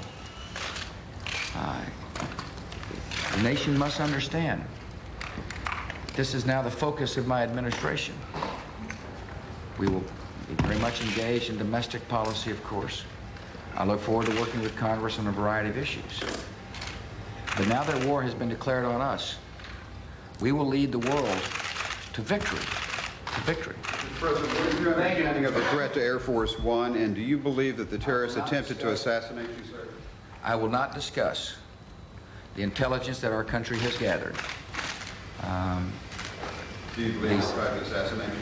I believe I took the, I know I took the appropriate actions as the Commander-in-Chief to be in a position to be able to make the decisions necessary for our government to handle the crisis. You didn't hear the end of the phone call with the mayor and George Pataki, both of whom thanked me for the fact that we were immediately on the phone with them from Air Force One, and our government responded quickly. How did you feel knowing you're under personal threat? Could you give us a sense as to what kind of prayers you are thinking and where your heart is for yourself as you work on that? I think about myself right now. I think about the families, the children.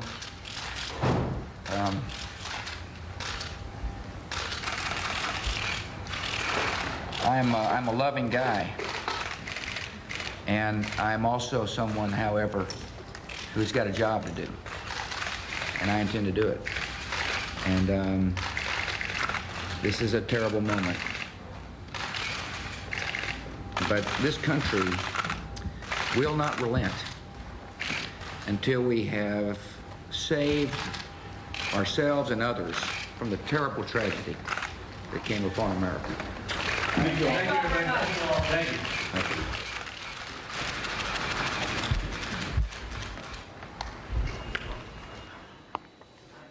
Well, The president talking first to the governor of New York and the mayor, George Pataki and Rudolph Giuliani, and then going on at quite some surprising and detailed length about his view of the world at this particular moment, what he believes is the relationship he is establishing with other equally disposed to fight terrorism leaders in the world. And when asked at the end there, what are the prayers for himself, saying very quickly the prayers are not for him but for other people. I'm a loving guy, he said, but I've got to do my job. And he leaned into the camera there, at least leaned into the camera that we had there. And I think you saw clearly precisely what we saw. Terry, what strikes me about this is that we have, as reporters, seen many instances in the past where politicians set up photo opportunities of themselves talking to other people because it's, it's a good thing to do. That's one of the most relaxed ones I've ever seen. President talking to two men who are friends of his about a subject in which they are all so intimately involved. Well, that's a great observation, Peter, and obviously a time like this, the nation learns about the man who's president. Ultimately, they will judge him by his course of conduct in the affairs of state, but what they learned today was in part that. This is a man, as people noticed during the campaign, whatever his level of experience or his policies, this is a man who's very comfortable in his own skin. He was talking to two fellow Republicans and longtime associates, but he was deeply relaxed. He's also an emotional man. This is a man who I remember when I first started covering him, and he was introducing his cabinet in that series of press conferences. At each point that one of the members of his cabinet had a particularly affecting story to tell about an immigrant background or thanking a spouse or a parent who had helped, the president always blinked back tears. That is what is the nation learning about him? They're learning that in this moment he's an emotional man and yet also obviously very determined. I thought that was a very big moment. I do too, and I got an immediate answer to the question I asked you, which was, when is he coming to New York? And the answer is tomorrow afternoon after the National Prayer Service in Washington. And my guess is, though, that we're accustomed to seeing the president travel with so much security that it absolutely stuns people. Presidents come to New York City and they tie this city up to the absolute irritation of New Yorkers, no matter which particular party it is. Well, this city's already tied up, and my sense is that the president of the city and the state will organize this. He will not have to come with this huge entourage in order to see what he wants to see and say what he wants to say.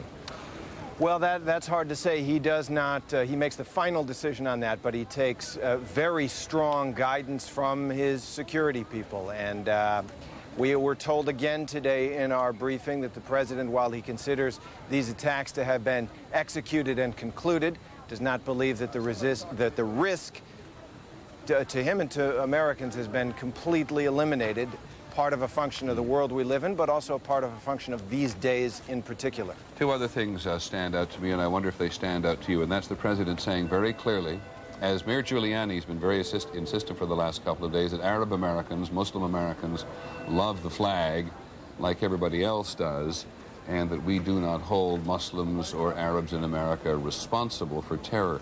This is surely, I think, a response to the pressure on many Arab and Muslim communities in the country and the sensitivity they currently feel. No question about it, Peter. That message was communicated to us all day yesterday by administration officials this morning at the briefing. This is something on the president's mind, and perhaps because of the precedent. People have called what happened the other day the new Pearl Harbor. Subsequent to Pearl Harbor, obviously, this country interned in concentration camps its Japanese-American population, and one of the things I think the president and the administration want to get out in front of is any kind of prejudice that might lead to drastic actions privately or publicly. And it was the kind of thing that people expect from presidential leadership at this moment, moral leadership as well as taking the tough decisions. And the other thing that jumps out at me, but it was indeed prompted by a question, and that is Pakistan.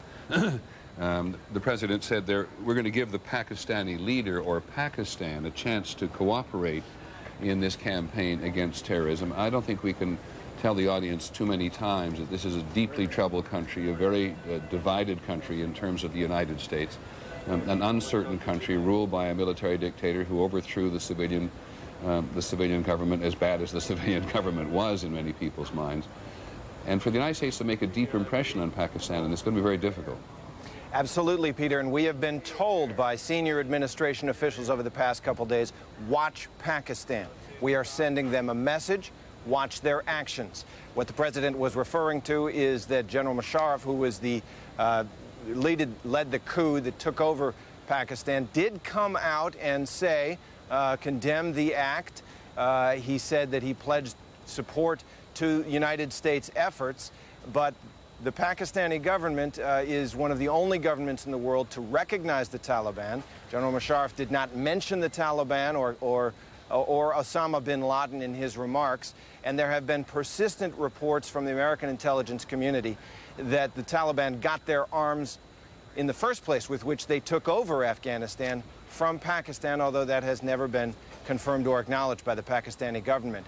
And so Pakistan right now, as the president said, is being judged by the United States at a very critical juncture. Okay, thanks very much, Tamaran. We'll come back to you throughout the day, but the news there is, of course, and there's, of course, by the way, one other thing which you all, I'm sure, noticed at home.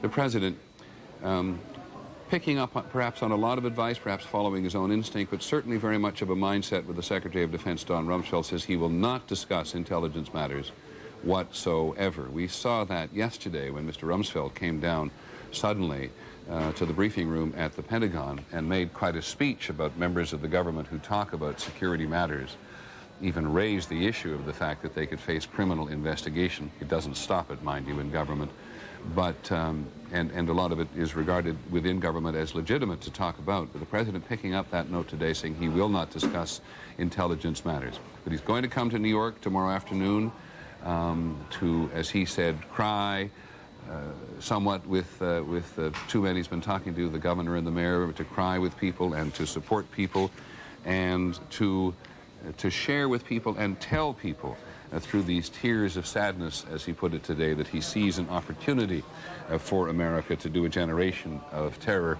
a generation of favor, and carry the war against terrorism to the terrorists in a more vigorous way.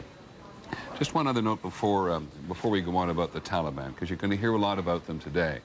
The Taliban very quickly after this incident occurred said publicly through those organs of journalism primarily in Pakistan to which they have access that they were in no way responsible. And they also said, which was quite fascinating, that Osama bin Laden was also not responsible. And one of the spokesmen for the Taliban said the ban which we the Taliban, had imposed on Osama bin Laden is in place. He doesn't have access to a fax or to a phone or any other means of communication, which says, among other things, the Taliban is clearly completely aware at this moment of Osama bin Laden. So when we talk a lot about the fact that Afghanistan has given Osama bin Laden a measure of sanctuary, we certainly get some confirmation of that in their own statements yesterday. And while the finger points at Osama bin Laden, if the United States is ever able to point the finger accurately and directly at him as responsible or complicit in these activities of the last couple of days in New York City, then it will be patently obvious that the Taliban, well, I should suggest it may well be patently obvious that the Taliban knew something about it, as they seem to know so much about him yesterday. I realize that's pretty speculative. At any rate, I want to talk to a couple of people about defending the nation at the moment. We have a couple of people with us. One is Mary Schiavo, I think I pronounced that correctly, who's the former Inspector General of the U.S. Department of Transportation, who has joined us in the past. Nice to see you again, and you're in Columbus, Ohio. And the other is Stephen Flynn, who is a senior fellow in charge of national security studies at the Council on Foreign Relations here in New York. Thank you for joining us. Yes, good morning. The first question to you, Ms. Schiavo. You've been listening to the Secretary of Transportation today, and you see that he wants to put in place even more stringent security regulations for the nation's airline. How good a job can government really do defending people who travel on aircraft? Well, actually, they can do a good job, but they haven't had the will to do it, and they haven't been required to do it, even in the wake of Pan Am 103. And most of the measures are literally old measures that haven't been put in place. So yes, we can. There are a number of steps you could take right now, which would be able to give us a stronger answer than we heard from the president. It was interesting that he paused, and then he answered the question about whether it's safe to fly by saying, if one of my family members asked me if it was safe to fly, I would say yes. There are what we can do to make it completely safe. Those measures are not being taken yet. And what are those measures, as far as you're concerned, that have not been announced today by the Transportation Secretary? Well, first of all, we have to fully do what's already on the books. One of the things that I would have wanted to hear from the Secretary of Transportation is that every single person in the airports in the United States of America with commercial traffic have been rescreened to make sure they have had the obligatory background checks, and that every person in the sterile areas has had those background checks. That has been a big sore spot in the past. We know that many people have not had the required checks. That would be the first thing I wanted to hear from him. Second of all, if we want to take the security measures possible to completely physically secure the airport, it is possible, but that is going to mean, and other nations have done it, that is going to mean inspecting all of the baggage, all of the parcels, keeping, for example, mail and other non-passenger items off of planes, and fully inspecting every parcel and every passenger. That will take time. It will take personnel. We could use additional law enforcement and military personnel to do it. Those would be the two ways we could absolutely secure every airport and every plane, but it will take time and money. Well, you say you know of another nation has done it. It seems like a monumental task, harder to do in a democracy than anywhere else. Well, that's right, but I can remember in the early 70s I had to go to Paris in the wake of the Orly airport bombings. Not only was every flight into Paris scrubbed like this, but every passenger was actually even strip searched and patted down. I had to go into Korea during the tensions in Korea. Same thing there, every one of us, every item inspected. It took a ton of personnel and a ton of time, but they were securing. You make your own point. They did it at a time of crisis. They don't do that in France at the moment. They don't do that in Korea at the moment. They do maybe a bit more in Korea, but not much. That's right, but we're in a time of crisis, and to talk about taking steak knives off of airplanes when we need to assure the American public that we have scrubbed the system, this is the time to do it. Scrub that system now and then start over with all the measures in place. I want to hear a scrubbing is occurring. Okay, let me bring in Mr. Flynn here from the Council on Foreign Relations. Mr. Flynn, first of all, I'm sure you'd like to comment on what you've heard, and secondly, would you just, well, comment first of all on what you've heard. Well, I guess let me respond to a couple of things. As I listen to the president, the thing that I'm most struck about is, of course, this recognition that this is a new kind of war. And then that the very first question that we got from the press was, would you feel, Mr. President, safe in advising your family members to get on an airplane? What we have really, of course, is this reality that war now is coming home. You know, we built our whole national security apparatus after the Second World War for an away game, to basically be able to detect and intercept and deal with threats far away from our shores, so we could do a pursuit of happiness essentially here at home, to go about our business with great freedoms in facilitated movements and so forth. What we're struggling with right now is the fact that, of course, that the bad guys aren't playing by that rule. They want to bring the war home, which they certainly have done on Tuesday, and that, in addition, what makes this so audacious is the fact that they essentially blended into the civilian landscape. That's part and parcel of our day-to-day life. Renting cars, buying tickets in a domestic flight, getting on a plane, and turning that into a weapon of incredible terror. Mr. Flynn, forgive me for interrupting you. I think to some extent you're saying what most of us already feel and understand. I wonder if I could get from you some specific notion, and perhaps in response to Mary Schiavo, what you think can be done to make the country safer at the moment, and in the first instance, air travel. Sure. What specifically we need to be able to do is what we really have to be struggling with is how do we identify legitimate travelers and cargo as legitimate? Because this is, again, that the terrorists were able to essentially look legitimate. They were able to blend into this real escape well. Now, there are, in fact, new ways to do that beyond just simply open every single bag, stop every single car, stop every single passenger, for example, and strip them down. Well, there are things that are being now done in Heathrow Airport as an experiment of using iris scan as a way to check into the airport. iris is something that cannot be tampered with. You want to explain what iris scan is? Okay, the retina of our eye. Right. The iris basically has a fingerprint that only one person has. I mean, you just can't duplicate it, you can't forge it, you can't do anything. So in order to check on the plane, the notion here is you're pre-cleared, you're checked, you verify who your business are, what you do.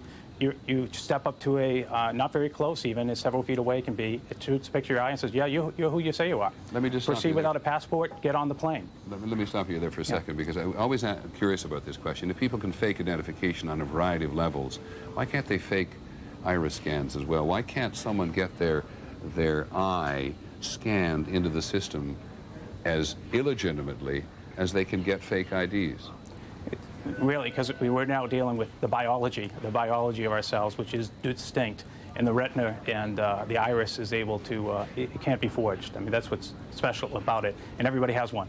And so it's a special technology. What's clear, Peter, though, is that we're not going to put in place fail-safe systems ultimately here. This is a part of a layered approach. I mean, we've talked a lot, and clearly the country is focused very heavily on who are these bad guys and how, to some extent, we have retribution. There is obviously an intelligence breakdown that obviously put this thing through. But we also need another layer, and the layer is how do we detect and intercept when these folks get through, regardless of our attempts on the ground, into our transportation system, across our borders, and so forth. How do we enhance the odds that we are, in fact, going to detect them and intercept them? Let me ask you both, you first, Mr. Flynn, and then Ms. Schiavo, because you're supposed to be, you are specialists in this. Are there any specific measures that you know of that could have been realistically in place in this country which could have prevented what happened on Tuesday? Mr. Flynn? None that we can have real confidence with, I'm sorry to say. Ms. Schiavo? Yes, there are. First of all, that these were known associates. On an international flight, there should have been at least some checking to see if they were on the list and to pre-screen the passengers. How do we know they were known associates? Well, apparently from the news reports yesterday, at least one of these individuals was known, one of the pilots was known as an associate. That was one of the news reports yesterday. And an associate of whom? Reportedly Osama bin Laden. Yeah, but how would anybody at an airport know that? Well, that's the point. We had screening processes. There are lists to check if activities are flagged on an international flight. We do have additional screening processes and questioning. Those aren't in place on domestic flights. And additionally, had we had other measures, for example, we know they had passes to scout out the airport from the inside, ramp passes. Right. That is a tremendous flaw in security, and that needs to be coupled. What we now have is real-time passes. That needs to be coupled. And there are additional scannings besides retinal scans, which, as you mentioned, they can be faked because what happens is you would fit into society. If someone had a retinal scan as a frequent flyer on American Airlines, they probably could have been on that plane. So that is not fail-safe either. And finally, one thing the NTSB has called for literally since the Egypt air tragedy is onboard video in the cockpit that would have given air traffic control more of an idea what was going on much, much sooner. And that was called for after the tragedy of Egypt Air, the suicide pilot bringing it down. Let me stop you there for a second on that one, because there's been tremendous resistance from many of the pilots about putting onboard video, about putting cameras in the cockpits. Tell me in any way, shape, or form how a camera in the cockpit yesterday could have prevented any of that. Well, it would have given a clue as to what's going on. The air traffic controller said we knew something was going on, but we didn't know what. We had indication of a hijacking, and we got reports from cell phones, which was very, very fortunate to tell us what was going on. I think the mere fact that a camera in the cockpit, which could not be shut off, like the transponder, would have certainly, one, added a level of surveillance, would have at least let people know what was going on, and after the first one started, it would have been much clearer what was going on. I think it would have added a level of deterrence. Thanks very much, Ms. Schiavo, for answering that. Mr. Flynn, my reaction to that is, and I apologize for being so blunt about it, I think that would have just enabled us to watch people die. Well, I think that's probably the case, again, because it's only one part of the layer. I mean, I can't disagree with anything that Mary has said. I mean, all those measures are things that should be on the table, we should be looking at here. But here's the core challenge, people. There are 489 million people who crossed U.S. borders last year. There were 120 million automobiles. There were close to 11.5 million trucks. I mean, we could go on and on with these numbers. How do you filter bad from good, giving those volumes? And we are the powerful, successful society we are because we're an open society that deals with the world And so our challenge really is to think, in this time of tragedy, we have to be willing to think creatively about how we do a better job at identifying legitimate things as legitimate. Thank you very much. Thanks, Mr. Flynn, very much, and thanks, Ms. Schiavo, very much for joining us. We look forward to talking to you again about this subject. You in the control room can take me visually anywhere you like. Lead me there. The President has left the White House after that conversation with Mayor Giuliani and Governor Pataki, in which, as our two guests, Stephen Flynn and Mayor Schiavo, have pointed out, the very first question he was asked about whether or not it was safe to fly. Let's just keep an eye on the door, if we may, please. That way I'll know what's going on. Whether or not it was safe to fly, and he said yes. If he was asked by a member of his family, was it safe to fly, he would say yes. And they both point out that there is indeed more that, that countries can do in terms of security. It's not the President there. Okay, all right. Okay, thank you very much. So we missed things. The President has actually gone inside the hospital, which he said he was going to do, go to the Washington Hospital Center today and talk to people who have been hurt and talk to people who have done so much in terms of volunteering their time and their services to help others. Just to finish that thought, both those guests give us a very good insight into the fact that more can be done, but the consequences for any society of doing more are a restriction to some measure on people's freedom. And it may be easier, quite frankly, to do it in South Korea than it is in France, easier to do in France than it is in the United States. Those countries are subtly all democratic countries, but with different levels of tolerance for people's freedoms. Steve Osunsami is at Hartsfield Airport in Atlanta, where he's been for the last couple of days. Steve, as you've been listening, have a look at you? Thanks very much. Yes, Steve Osunsami, who's there at Atlanta. Have you been hearing this recent conversation, and how do you think that might ring in such an important airport as Atlanta? Well, today, people aren't too concerned about the security measures. They actually welcome them and say that it's sort of the price that we have to pay to ensure our safety. Most of the people we talked with say that they're ready and willing to tolerate the additional inconveniences, no curbside check-in, the check of IDs, the fact that they can't actually linger throughout the airport. The other thing that's important to note, though, is that, you know, we're sort of at the beginning of all this, and it'll be interesting to see 6 months from now if people still say the same things. Exactly. Now, give us the general status, if you would, Stephen, what's going on down there today. Is there any sign that the airport, has anybody landed at Atlanta yet or taken off from Atlanta? We've seen 2 planes land, and the first flight to take off is scheduled to leave at 12:15. It's a Delta codeshare flight to South Africa. There were about 100 or so people who got the lucky phone call this morning that they were able to leave their hotels and actually come towards the airport. The airport manager described it this way. He said that the airline system is a great engine. It is finally starting up, but it will take a while to get that engine up to full speed. There are a limited number of flights that are going in and out of the airport over the next few days, and they're encouraging passengers who don't have a ticket to not come here. If they do, they won't have much place to stand. I'm just also curious, just plain personal curiosity, where did the first 2 flights come from? We can hear the sound of engines in the background of you. Where did the first 2 flights arrive from?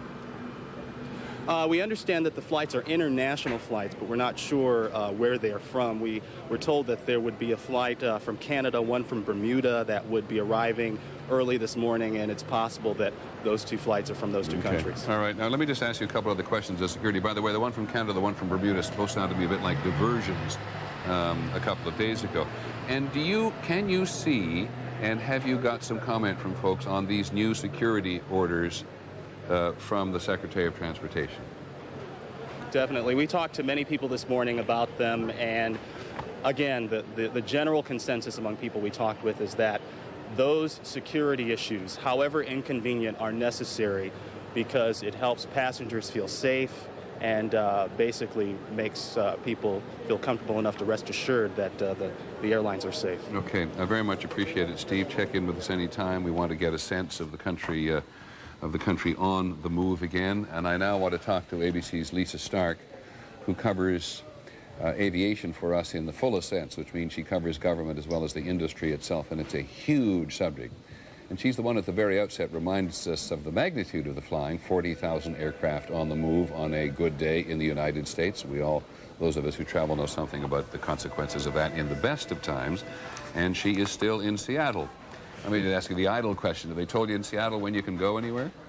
Well, we know SeaTac Airport is reopening, so that's a good sign. When we'll actually be able to get anywhere, I'm not really sure. Well, the only difficulty about letting you go anywhere, and I know you like to see your kids, is that we'd have you out of pocket for several hours, and I'm not sure we want that.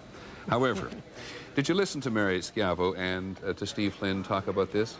I did. Some of it, just as a traveler, struck me as a little bit unrealistic. How did it strike you? Peter, and I think Mr. Flynn sort of made this point, we are talking about such massive numbers. The aviation system moves about 2 million passengers a day in the United States. Can you imagine trying to do extensive screening on 2 million people a day? It's just a mammoth task. And so I think, while I think some of these measures have been called for and perhaps do need to be put into place, I think there's the realistic assessment that you would, in a sense, defeat your whole purpose. You grind the system to a halt, and the airlines and even the government will say that there does need to be somewhat of a balance. We need to be able to move somewhat unfettered, even while we do put security systems in place. And yet Mary Schiavo, as the former Inspector General for the U.S. Department of Transportation, is one very serious person, very committed to this, and she believes the system, in her words, needs to be scrubbed. But she probably is not the only one that believes that. I do understand that while all the discussions were underway about what security measures to undertake, one of the things that was raised, apparently, was whether they would cancel out every single pass, security pass, that is now held by employees who have access to secure areas and, in a sense, recertify every single one of them. That, I understand, was not ultimately decided on, but that's certainly something that a number of people would say might be called for under these circumstances. Okay, now can you give us some sense of how the nation looks from an aviation point of view at this moment today? Well, the system is open for business, as we say, but Norm Mineta, the Secretary of Transportation, indicated today that you just don't start things up instantly, as we have said. Things will begin very slowly. A number of airlines, including Continental and Southwest, for example, have already indicated they will not resume flights today. And the other airlines that are starting up very, very slowly. And some of them may not even begin until very late this afternoon or into the evening. So again, it's going to be a very, very slow process. Is it conceivable, do you think, that the country will be back to normal by, say, the weekend? Here we are at Thursday. Absolutely not. I would find it very hard to believe that we'll have any normalcy in air travel even by this weekend. I think it will be into next week before we can see any sort of a resumption in a large number of flights. And where do airlines go? It's a little difficult to understand at the moment who's going to take up this burden of security. Excuse me, whether it's going to be the federal government or whether it's going to be the airlines. The airlines... Go ahead. Sorry, please. go ahead. Please, no, I would say the airlines have proposed, as you know, that the system be, in a sense, federalized, that all security at airports now be undertaken by the federal government. Many passengers may not know that the folks at the screening machines, all of those folks, that is airline security. They are the ones responsible for making sure those folks are trained and are doing their job. Norm Mineta said today that this is under consideration. They're looking at it. I think it would be a massive task for the federal government, and very expensive, as you can imagine, for them to take this over. And I want to add on that score, I did have a long conversation today with the former head of security for the FAA, Irish Flynn. He only retired very recently. One of the issues I brought up was this idea of federalizing security. He's against it. His point is, no matter who runs it, you have to train the people very well. And he makes the point not to denigrate anyone, but he made the point to me that when he would go up to Capitol Hill to testify on security issues, he would do a little testing of his own. He would sneak a fake bomb into the Capitol to see if he could do it, to see if those federal security officers would catch that explosive device. They did not always do so. So his point being that the idea is that you have to increase the training, you have to perhaps increase the wages, you have to do all you can. It's not necessarily who runs it, but the standards that you set. All right, just one other question. The Secretary of Transportation said this morning they want federal officials in airports as a visible reminder. Can Americans look forward to their airports now looking like European airports where soldiers walk around with guns basically at the ready all the time? It is astonishing. I remember being in the Rome airport and seeing that, and coming from U.S. airports, it always sets you back a little bit. I think in the short term, yes. We understand that hundreds of officers from the Department of Justice and also the Treasury will be deployed to at least 17 airports nationwide. So at key airports, you will see armed officers patrolling. And I believe the Secretary of Transportation also said today that they have asked the military whether they might use Delta forces to go on airplanes, actually to ride airplanes to augment the Sky Marshal program. I think the question's still open about whether that's going to happen, but apparently the request has been made of the military. Okay, Lisa, thanks very much. We'll let you get back to work on... Peter, can I add one other thought? Sure. Just from talking to Irish Flynn this morning, I asked him while he was at the FAA whether they had ever considered a scenario like what happened on Tuesday. And he said to me, first he said the FAA, in a sense, doesn't consider these scenarios. We consider them when the intelligence community comes to us and we talk about threats.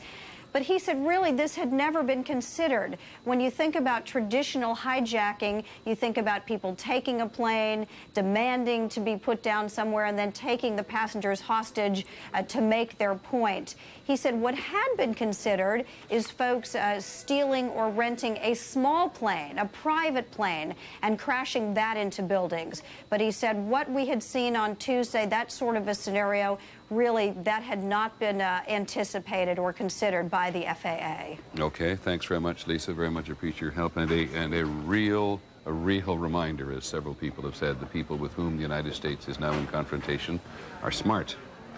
Now, we're joined by one of the survivors of the World Trade Center, and as we talk about the future, as we talk about security, we want to keep our focus on the struggle to find survivors at the World Trade Centers. Marlene, can you hear me? Yes, I can hear you. You're in a hospital bed at Bellevue, are you? Yes, that's true. Somebody told you to hold your head up so you can talk to me. Are you uncomfortable? No, I'm okay. I'm feeling a lot better. Yeah, okay, because if you want to put your head back, please do. No, it's okay. Okay, so tell me how you're feeling. How did you get there? What happened to you? I worked for the Trade Center, one of the carpenters, and I was going to go do a job. And I got on the elevator, and the freight elevator, and I heard the first explosion, and the elevator blew up, the doors blew up, and it dropped, and I was lucky that the elevator got caught in between two floors. Which floors? The B levels, the basement levels, right, where all the all the mechanics are. Right. And with the screaming and yelling, other co-workers pulled the elevator guy out, and myself. I was laying there for about 40 minutes, and my boss couldn't wait for the EMS. He went crazy. He says, get her out of here, get her out of here.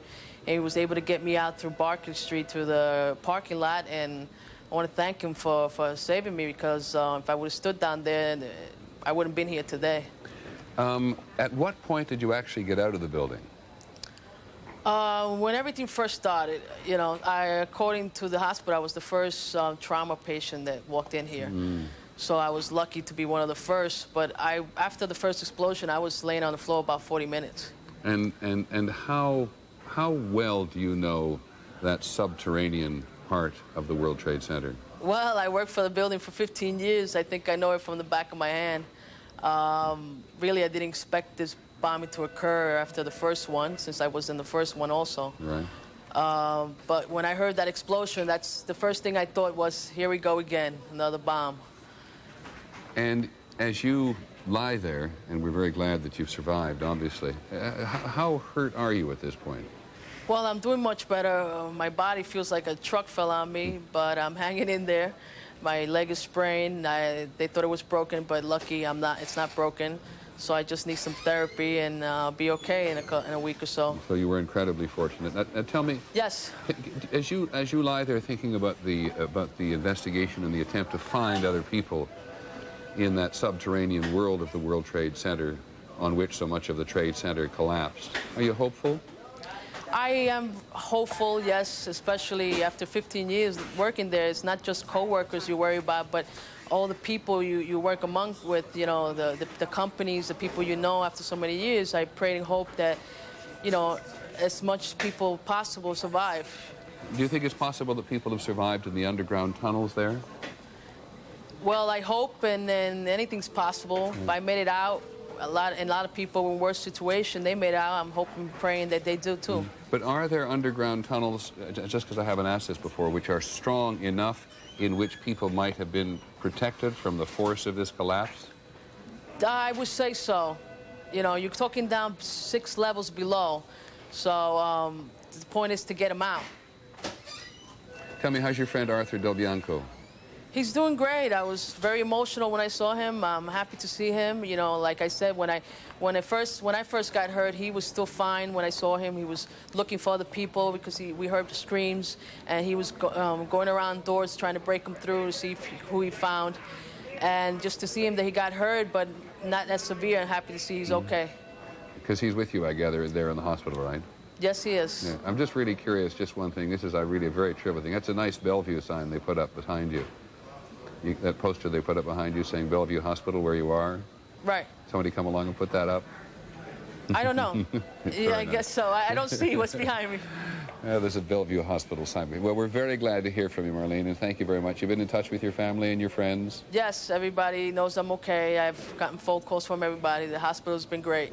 Okay. Thank you very much indeed. Thank you. It's Marlene Cruz, who survived the 1993 explosion, survived this, working in the basement. And it just happens. Bellevue is one of the great hospitals in the United States in so many respects. And when you go somewhere to do an interview, somebody always thinks they'd like to have something saying exactly who it is behind the people who are being interviewed. Absolutely appropriate. Let me just move on to a couple of small pieces of news. There's a little bit of confusion about the football schedule. The National Football League said today that it's not going to play all 15 games this weekend following these attacks in New York and Washington. And the league president, Joe Brown, did not say whether the games were canceled or postponed. But the games have, at the very least, the NFL, all 15 NFL games this weekend have actually been put off. It's actually been said that the NFL very much regrets not having canceled games after, and some of you will remember this, after the Kennedy assassination. And so all 15 NFL football games, East-West, have been canceled for this weekend, but we cannot tell you whether or not they have actually been postponed. And you know today that the president has said that he's going to come and visit this that we're looking at tomorrow. He's going to visit New York City tomorrow. There's going to be a national prayer service in Washington tomorrow. We saw there was a very moving vigil on Capitol Hill last night, not to mention any number of private in and out of church vigils that were held in Washington, certainly in New York, sometimes under very difficult circumstances, given the polluted environment here, and all over the country. And I think, not ever attempting to speak on behalf of New Yorkers, the people in New York very much feel the sympathy and support and the attention the people in the rest of the country are giving them. But on this third day, well, just about to get into the afternoon in the east, beginning just before 9 o'clock in the west, getting into this third day of this crisis for the country, there are, in New York City, 4,763 people missing. We know that in the fire department and in the police department, we're talking about several hundred. More firefighters than police, 300 firefighters missing, according to the mayor of New York. And I think it's very hard for all of us to grasp just what it means to an institution as proud and as bonded as that one. 300 firefighters are missing and unaccounted for. 30 New York cops who are officers are missing, or should I say 30 New York policemen are missing, and so are 30 police officers from the Port Authority. The New York, New Jersey Port Authority has offices in the World Trade Center. And at the Pentagon today, ABC's John McWethy has given us the official figures from the Pentagon today. They say that the current estimate is approximately 190 people dead and missing, 74 from the Army, 42 from the Navy, and none, at least at this moment, apparently from the Air Force nor from the Marines, and 70 bodies have been discovered. As we said at the outset, one of the things we want to try to do today, as well as staying on top of the issues of the day, which is the search and the investigation and the government attempt to, well, everybody's attempt really to get the country running as normally as possible, is to talk about the variety of challenges which are clearly very present for the country. And paramount beyond the investigation is what to do about terrorism and how to fight this war that everybody in the political arena and a vast number of individual Americans out of it believe now should be fought more vigorously against terrorism, both here and overseas. And so I am joined again by three people we have relied on very much for this conversation, and I'm not quite sure which order they'll pop up on the screen, but our own Universal Military Analyst Tony Cordesman is with us in our Washington Bureau, and so is our very regular contributor on matters of intelligence and national overseas security, Vince Canestraro. I'm not sure that, yes, Vince is there as well. And we're joined again by retired General Wayne Downing, who is the former Commander-in-Chief of the Special Operations Unit, who's been responsible for making recommendations about making U.S. citizens safer, and by Bob Blitzer, the former domestic terrorism chief at the FBI, who has worked every major case since 1989, including the World Trade Center bombing in 1993. Let me start backwards. Mr. Blitzer, this conversation, I think we all know, could begin now and just go all afternoon and all night as well, and probably does in your community. But you start us off, if you would, in terms of the investigation. Tell us what's most important for us to focus on. Well, what's most important is exactly what is being focused on right now, and that is the intense investigation of everything surrounding the aircraft and everything surrounding the individuals that have been identified to date. And of course, that's just a massive undertaking, and I'm certain that every field office in the FBI, I'm certain that many state and local law enforcement agencies and the intelligence community are working 24/7 on this and putting everything they have into running down the thousands of leads that I'm certain have been developed over the last few days. Do the agencies get overwhelmed by the thousands of leads, some of which are legit, some of which are cranks? Well, I'll tell you, Peter, there's a lot of solid leads, at least in the news coverage I've seen, and you're going to follow the hot leads. Certainly you're going to ultimately follow all of the leads, but let's face it, at this point they've got telephone records, they've got some residences. I don't know what's been recovered from those residences, but this has to be the focus. I think in addition to that, I'm certain that there's a lot of interest in securing the black boxes from the aircraft to see what that will tell us also. Is it your experience, we're maybe some of us not surprised, but have certainly taken note of the fact. By the way, I want to just, if I may advise all of you, that we're coming up at the top of the hour, which will be noon in the East, and we're going to pause to reset the program, but then there's going to be a minute of silence in many parts of the country, so this conversation will obviously be interrupted. But Mr. Blitzer, is there, are you surprised to see that the people who indulged in this terrorism apparently left as many clues as they did? I'm really not surprised. If you think back to just about all of the major cases that we worked over the years, including the Trade Center case, we were very quickly able to make a determination as to where some of the individuals were, and of course from the initial determination, the thing just mushroomed out. And I think it's the same thing here. Just pause for me for a second, would you please, Mr. Blitzer and my others? Sure. And it's been exchanged by a lot of people, and it's turned up again today, and I shall explain why. It's a commentary by the late Gordon Sinclair, a Canadian television commentator, of remarks that he had made. I said they've been on the internet for months, which were actually picked up and printed in the Congressional Record. And here are just a couple of excerpts. This Canadian thinks it's time to speak up for the Americans as the most generous and possibly the least appreciated people on all the earth. Germany, Japan, and to a lesser extent Britain and Italy were lifted out of the debris of war by the Americans, who poured in billions of dollars and forgave others billions in debts. And he goes on to talk about the Marshall Plan and the Truman policy that pumped billions of dollars into other countries. And he says, and this is written a long time ago, forgotten the date, but it's quite a long time ago. I'd like to see just one of those countries that is gloating over the erosion of the United States dollar build its own airplane. Does any other country in the world have a plane equal to the Boeing Jumbo Jet, the Lockheed TriStar, or the Douglas DC-10? And if so, why don't they fly them? You can tell this was written a long time ago because, in fact, the French have the Airbus now, and it's pretty competitive.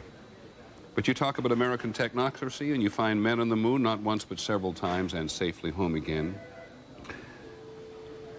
I can name you, Gordon Sinclair says, 5,000 times when the Americans raced to the help of other people in trouble. Can you name even one time when someone else raced to the Americans in trouble? I don't think there was outside help even during the San Francisco earthquake. Our neighbors, he's speaking as a Canadian, have faced it alone. And I'm one Canadian, Mr. Sinclair speaking, who's damn tired of hearing them get kicked around. It is a very lovely sentiment which we have seen reflected here in our news division, not only from Canadians, but from people in many other parts of the world today. And as we listen to the President, and I apologize for going on so much here, but we're actually waiting for the Attorney General to talk, and I don't want to start talking about economics now and then have to interrupt for the Secretary, for the Attorney General just as soon as we get going. But as we listened to the President this morning talk in the office in his conversation with the Governor of New York and the Mayor, he said, as he had said several times before, that he's been on the telephone to an awful lot of people. One person I think he has not yet talked to, who's important to talk to, is the military general who currently runs Pakistan, General Musharraf. The U.S. ambassador, the new U.S. ambassador, has talked to General Musharraf, and the head of the Pakistani intelligence services. There's going to be a lot of talk about them in the next several days because they are a very troublesome element in this war against terrorism. I was in Washington the other day and called in and read something of the Riot Act by officials in Washington about the Taliban and about the terrorism, which does get a considerable measure of protection in that country. But President Bush had talked to so many people, and he said that in terms of international cooperation, Jiang Zemin of China agreed with them. President Putin of Russia, he said, agreed with them. The point the President was trying to make, and said so quite directly, was they have seen what has happened in the United States and now believe that it can happen to them.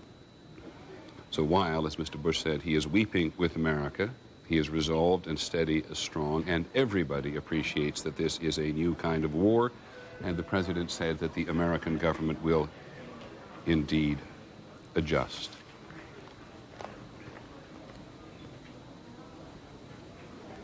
President Bush Sr., President Bush number one, 41-year President Bush, President number 41, also spoke today in Boston earlier today. He had a speaking engagement, and he calls on his own history to help put things in perspective. He says at one point, I've seen some of the commentary comparing this attack with Pearl Harbor. I'm probably the only guy in this room old enough to remember when I was there when the first reports of Pearl Harbor came in, and in some respects, the president said there are similarities. Pearl Harbor awakened the country from the notion that we could somehow avoid the call to duty and defend freedom in Europe and Asia in World War II, and this, the president said, is a call to duty for the United States as well. Check in quickly with Pierre Thomas in Washington. Pierre. Well, Peter, we're expecting the Attorney General and FBI Director Bob Mueller any moment. Again, they are going to express that the investigation is unfolding very quickly. And as we said the other day, it began with the flight manifest, where they looked at and found names. They have identified the 4 people that they think piloted these attacks. Also, from there, they went to associates, and they're expanding out. Now, one of the critical questions as they move forward is the issue of civil liberties, that some of these people are being detained. They're not being charged with any specific crime, but they're being held and questioned. So that's an interesting civil liberties question, Peter. It will be Andrew Hill, Betsy Stark. Thanks very much, Pierre Thomas. I was just trying to say to the control room here that we've a variety of people here who need to be heard from at the moment, because the business of America is not business today, but it's certainly the business of America in many respects. And I think people all over the country, in fact, I know people all over the country are quite eager to know just what sort of state we are in. And so I want to introduce you to a panel that we have put together. And I'll introduce them in reverse order as I currently have them on a card, by introducing first Andrew Hill, who is the New York bureau chief of the Financial Times, one of the world's really good newspapers, which covers business both nationally and internationally, along with everything else.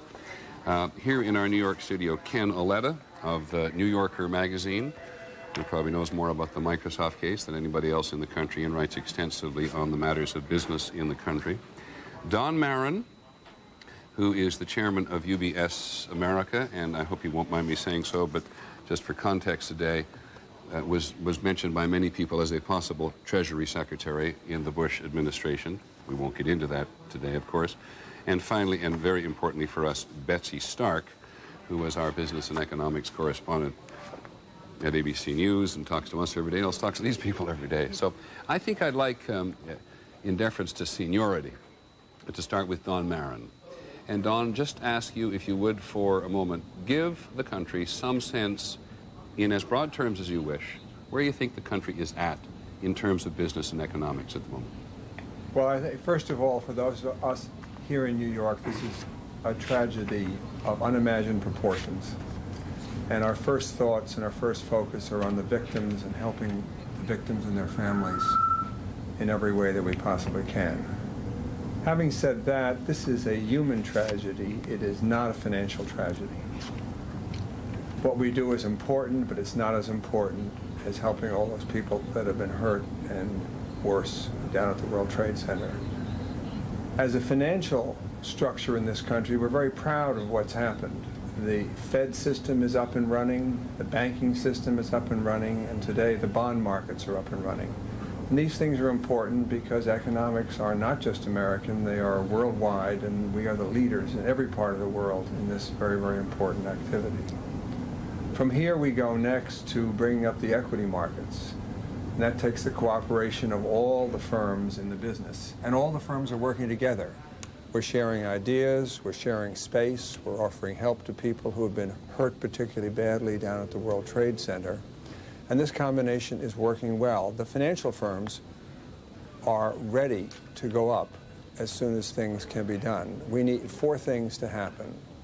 We need communications downtown, and that's very important. Verizon is the key communicator there. We need power. Con Edison still has all kinds of problems. We need the ability to settle transactions. It sounds very technical, but the reality is you can't do trades unless you can work out how to settle them. And 4th, we need liquidity. And the Fed is definitely preparing that and is available and is there right now.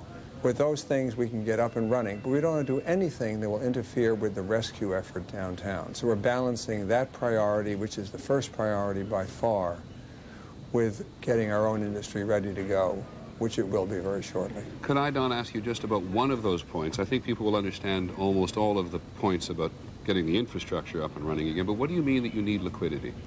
Well, when you're in a situation like this, people are afraid. There's a flight to quality, a flight into the bond markets, and there is now important activity in the bond markets, and we anticipate when the equity markets open, there will be a large number of orders, buys and sells from all over the world, and we have to be sure that we have the capital to deal with the demands that are created by those orders and deal with the whole ability to settle those orders, to make sure when you sell your shares, our industry can make sure that's handled in the way it's always been handled. But you've actually put your finger on another problem, because if people are afraid and they want to get out of equities into bonds, I understand that the government must be there in a support situation, but you are saying that people are afraid or nervous as a result of what has happened, and that is going to have an effect on the international financial market.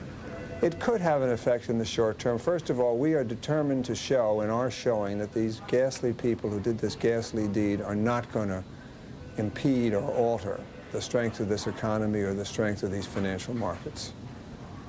We all know, however, in the first stage of something, uncertainty creates its own issues. My experience in these things is that those issues get resolved very quickly in the markets. We just have to be ready for all contingencies, because that's one of the hallmarks of the American system and of these markets, that we work well no matter what the climate. Are you saying quite emphatically, though, that this attack on the United States is not going to weaken the U.S. economy? I'm saying it's absolutely for sure not going to weaken the financial markets and our whole financial structure. It obviously has some very specific economic impacts, which in my view will be very, very short term. This country will come out even stronger out of this crisis. Okay, well, you've set the stage very well for us, and I apologize, but we must interrupt now to listen to the Attorney General, which of course we wish to do. September the 11th, 2001 was a day of unspeakable violence and outrage, but also a day of heroism and sacrifice. As endangered men and women struggled to make their way out of burning, collapsing buildings, firemen and policemen, emergency rescue personnel struggled to make their way in to those structures. Many, and we don't know how many yet, never made it out of the buildings. Even as we continue to hold out hope that more of these brave Americans will be found alive, it is my duty as Attorney General to begin to process the provision of relief to the families of public safety officers who sacrificed so that others might survive the attacks of September the 11th. The Public Safety Officers Benefits Act of 1976 provides for approximately $150,000 in benefits to the families of law enforcement officers, firemen, emergency response squad members, ambulance crew members who are killed in the line of duty. This morning, the President of the United States, President George W. Bush, directed me immediately to implement procedures to streamline application processes and approval processes of claims for benefits under this act. Pursuant to the President's directive, the Department of Justice this morning has taken the following actions to expedite the delivery of benefits to public safety officers' families. First, the existing regulations under the Public Safety Officers Benefits Act requires that officers' families and employing agencies fill out individual forms certifying that the officer was killed in the line of duty and that no disqualifying circumstances were present, and that the officer was in fact related to the family members seeking the benefits.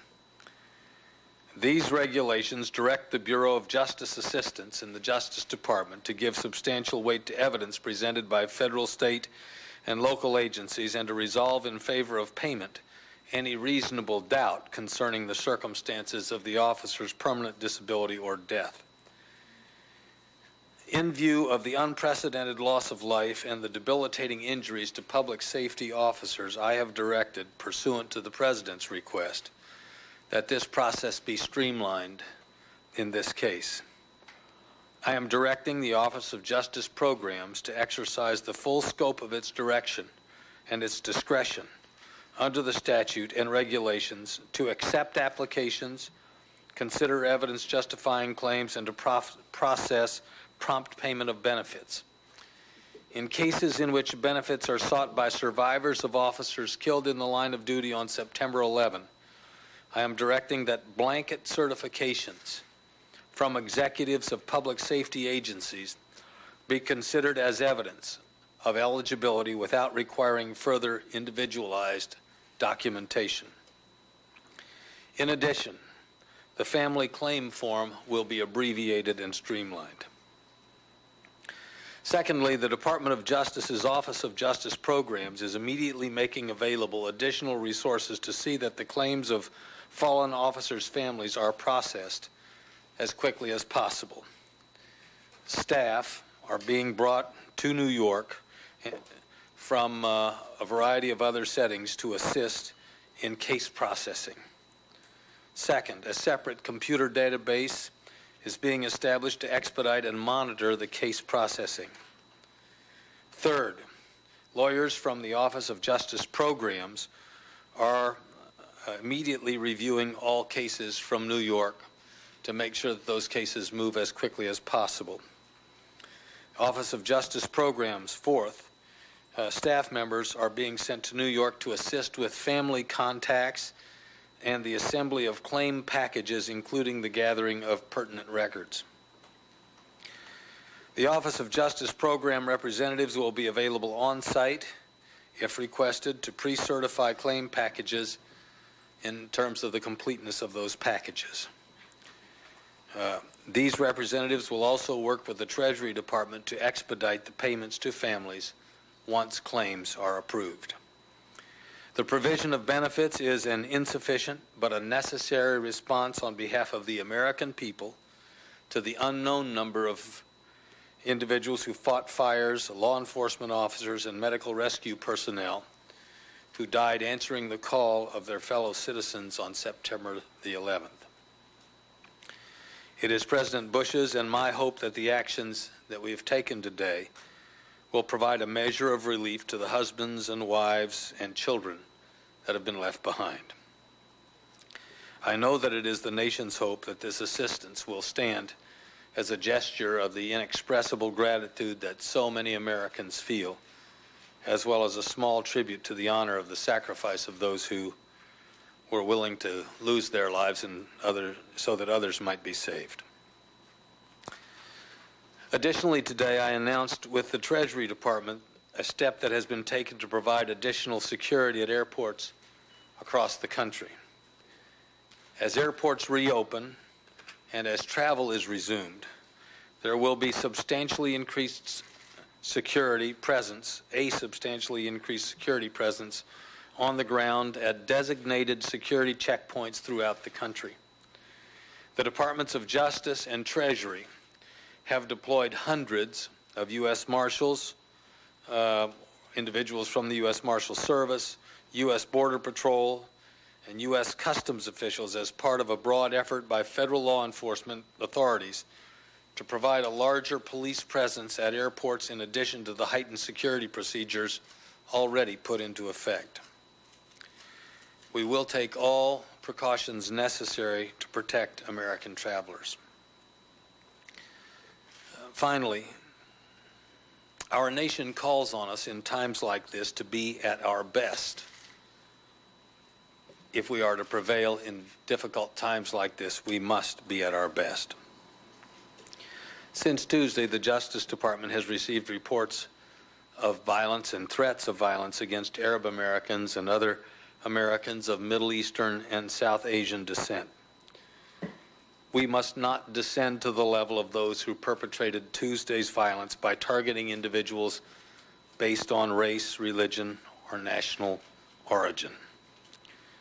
Such reports of violence and threats are in direct opposition to the very principles and laws for which the United States of America stands, and such reports of violence and threats of violence will not be tolerated. I now have a few updates with regard to the ongoing investigation. Legal attachés of the FBI around the world are receiving enormous cooperation from law enforcement authorities in the host countries that are cooperating with us to assist us in following up on leads.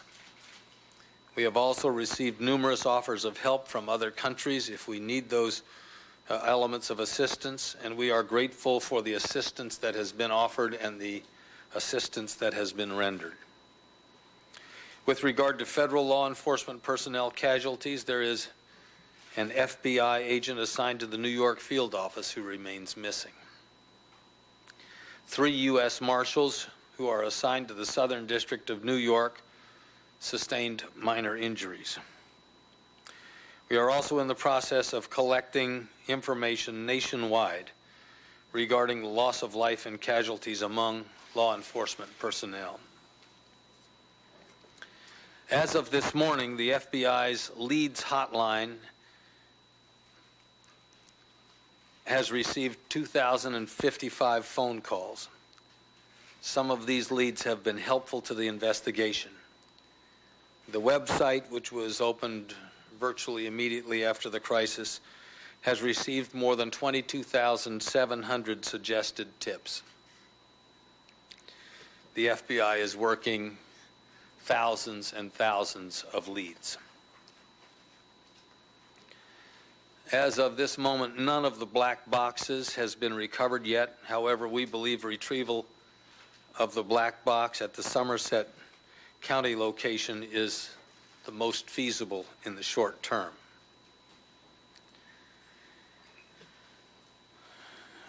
Last but not least, the total number of hijackers, to our best estimate and our best knowledge given the information at this time, on the 4 planes that crashed was at least 18, unless contradicted by evidence which we wouldn't anticipate.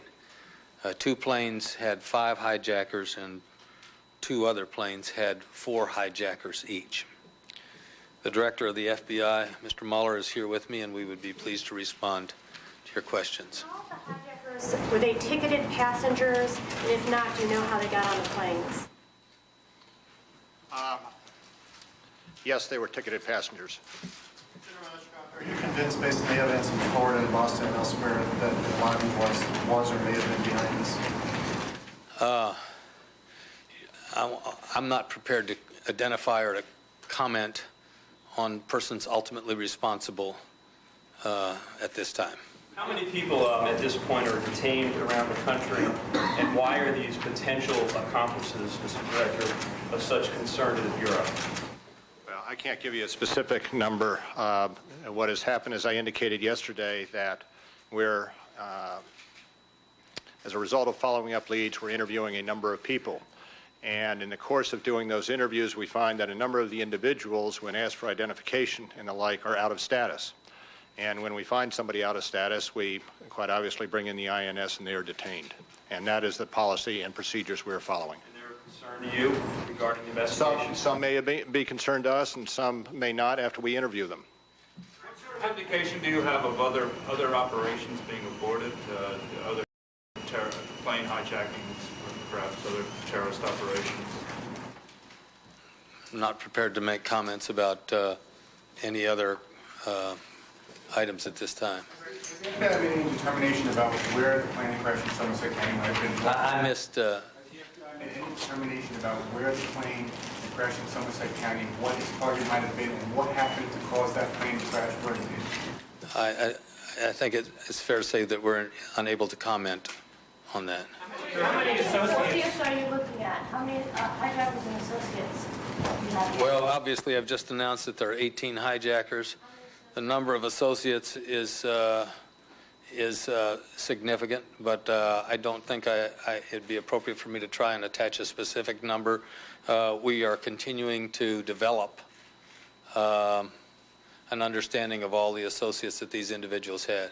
Some associates are in the country. Sir? Do you believe the associates are in the country, or do you have evidence that they First of all, if we knew exactly where associates were, it would make our work easier. But we are interested in finding associates and making inquiry of them.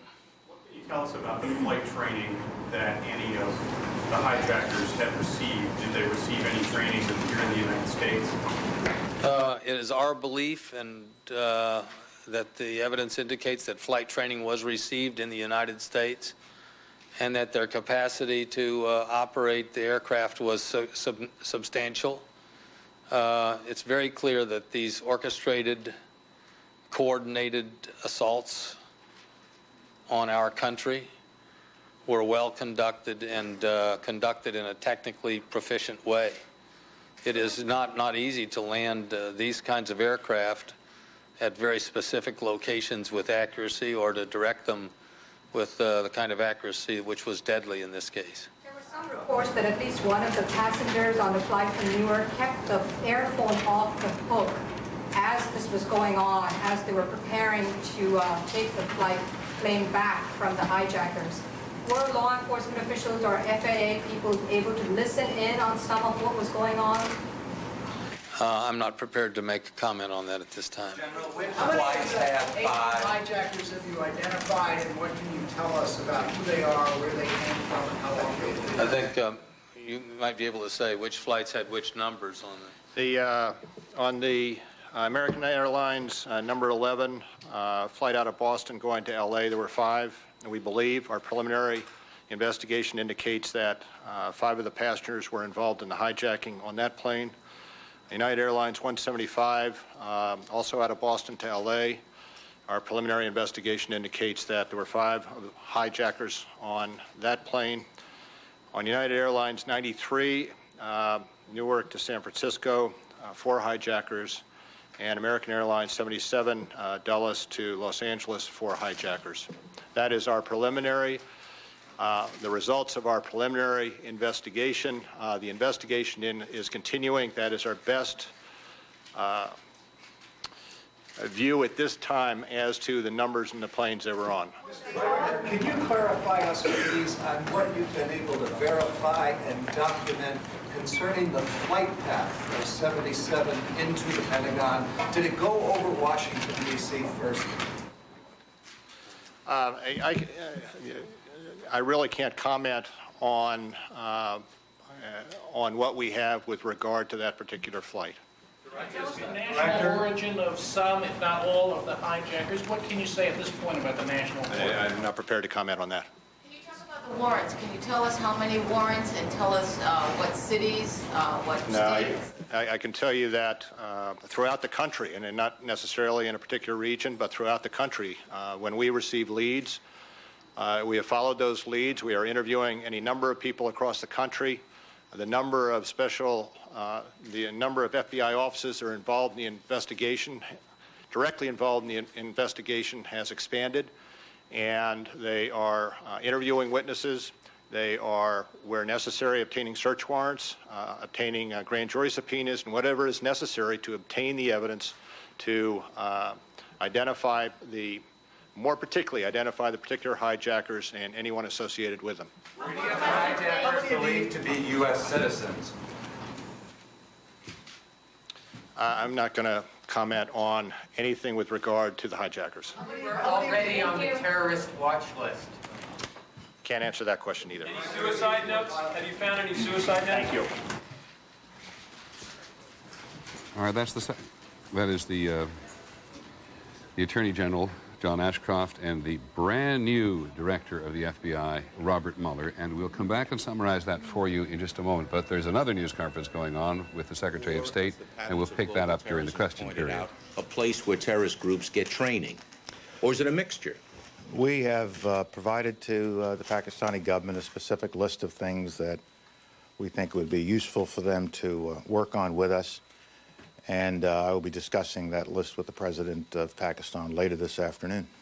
Now, Mr. Secretary, can I, as you said, since the attacks, you've been receiving lots of messages of condolence, lots of statements of condemnation about the attacks, some that appear to be solicited, like this morning from the Pakistanis, who seem to be falling all over themselves to condemn terrorism in all its forms, but also some unsolicited ones, like I assume from the Cubans, from the Libyans, from the North Koreans. But of all of the 7 countries on the State Department's state sponsors list, only one of them, I believe, has not condemned this, has not said anything. Does it raise any red flags with you that Saddam Hussein and Iraq have been silent about this? I'm not surprised. He is one of the leading terrorists in the face of the earth, and I would not expect the slightest drop of the milk of human kindness to be flowing in his veins.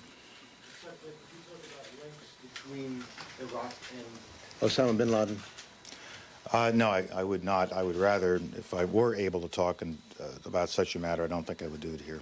Thank you. You keep talking about this specific list provided to Pakistan. When you talk to them later, when Secretary Armitage talks to them later, or you talk to them, will it be you have to do everything on this list, or you're against us? The United States keeps putting out this with us or against us? Pakistan is a friendly country. We've had friendly relations with Pakistan for many, many years. Those relations have had ups and downs as a result of various things that have happened over the years. But right now, we have friendly relations with Pakistan. I have spoken to President of Pakistan over the months, and we had a very good conversation just a month or so ago. And so I will approach this as if I'm talking to a friend, and let a friend know what we would like to see happen in order to improve the situation in the region and the situation in the world. And I hope that the President will respond as a friend. Our initial indications are that he will. He put out a very fine statement that you have a copy of. It's general, and we will get more specifics on it. And our ambassador, who went in yesterday, and we got the report of her discussions with him after she presented her credentials. She's just arrived. And he gave her a strong expression of support, the kind of expression of support that you would expect from a friend who is trying to help us during this time of trial. Yes, George. Just to follow that, will you be asking the President of Pakistan to have U.S. troops stationed in Pakistan if you choose that? I really don't want to get into what I might or might not be asking the President of Pakistan until I have asked the President of Pakistan. Secretary Andrea? It sounds as if what you're saying is that up until now you've been hearing very positive statements, but that now it's sort of time to put their money where their mouth is? I wouldn't characterize it quite that crudely, Andrea. I'm sorry, I'm not a diplomat. Some say neither am I. But the fact of the matter is, we're going to have a responsible, sober discussion with the Pakistani government. And when the results of those discussions are complete and we have something to present to you, I assure you I will present it to you. Why all the focus on Pakistan? Why is it We're so... focusing on everything and everybody. We're looking at those terrorist organizations who have the kind of capacity that would have been necessary to conduct the attack that we saw on the 11th. We haven't yet publicly identified the organization we believe was responsible. But when you look at the list of candidates, one resides in that region. So without waiting for the whole body of evidence to be ready for us to make a judgment and a presentation to you, I think we're acting in a prudent way by talking to those governments in the region. One at a time. Robin. Can you tell us what you expect Undersecretary Armitage to get out of his talks with the Russians on Afghanistan? Are you asking for a very specific kind of help? We have not yet put together the agenda, but what impressed me is that Foreign Minister Ivanov, when I spoke to him the other day, was anxious for this meeting to take place. Deputy Secretary Armitage has spoken to his counterpart in Moscow, and 2 conversations that President Putin had with President Bush suggest to me that they are ready for active discussions, but I don't have the specific agenda with me right now. Jane. The Russians know Afghanistan very well from their time in the 80s. They will be able to be helpful on topography, installations, what kinds of things? I'm sure they will be helpful on many things. It's their neighborhood. They do have a great deal of experience in Afghanistan, and we will draw on all of that experience. Secretary. Reports as of 1 a.m. That bin Laden was reported under house arrest by the Taliban. Also, two leaders, one an Egyptian and a military commander. If so, where would we ask? Would we ask The Hague for extradition to the World Court? What would we do? Well, I have seen those reports, but I've also seen subsequent reports that say the first reports are not accurate. So let me not speculate on what is at the moment just a rumor. Yes, Terry? Do you know if David Donahue is still in Kabul? We haven't heard that he's left. I don't know. Let Richard. Okay, let me. He's left. Okay. My question is, are we having talks with the Taliban in Islamabad? They are said to be desperate to avoid a U.S. attack and perhaps ready to talk about things they weren't ready for before. We have ways of talking to them, and we're exploring those ways now. And we also want to make sure exactly what it is we wish to present to them as items of discussion and not just general conversations. Possibly listening more? I wouldn't say that yet. Yes, Barbara. What kind of leverage do we have with Pakistan? They are sanctioned up to the eyeballs. We have give them very, very little aid anymore. What can we possibly offer them that would make them cooperative in this case? You kind of said it in your question. They are sanctioned up to the eyeballs, and they don't have that much aid now. But I think that we have been exploring with the Pakistani government many ways that we can move forward in the relationship, and we want to do so. Yes. Are you delivering an ultimatum to the Taliban to deliver bin Laden or else to face the wrath of the United States? I don't think I said that. What I'm saying is that we are assembling the evidence that will tell us in a way that the world will fully concur with us who was responsible for this. And when we have done that, we will announce it. And at that point, we will go after that group, that network, and those who have harbored, supported, and aided that network to rip the network up. And when we're through with that network, we will continue with a global assault against terrorism in general. Okay, let me... The list for Pakistan, does it include only requests for assistance in terrorism to rip up this network that you're talking about, or does it go broader than that? I would rather not characterize or comment on the list until we have had a chance to discuss it with the Pakistani government in detail, all the way in the back. Mr. Secretary, just for the record, when you spoke of the candidate who resides in that region, were you speaking of Osama bin Laden? Yes. Could you answer the question about Iran? We've hopscotched all around. There are two significant factors here. As of January, there were several, if not more than a dozen, Shia Saudis training in aircraft and piloting down in Florida. Osama is a Sunni and not a Shia. He has no attachments to Iran, and Iran has a close attachment to possible attachment to the El Khobar bombing, as you know. Are we barking up the wrong tree here?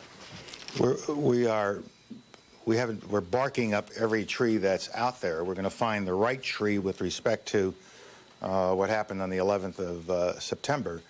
But we also recognize that there are other groups out there that mean us no good, that have conducted attacks previously against U.S.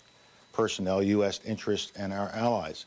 And the point we've been trying to make over the last several days is, with the severity of this tragedy in Washington and New York against America, we now have to use this tragedy and respond to those and take care of those who are responsible for it.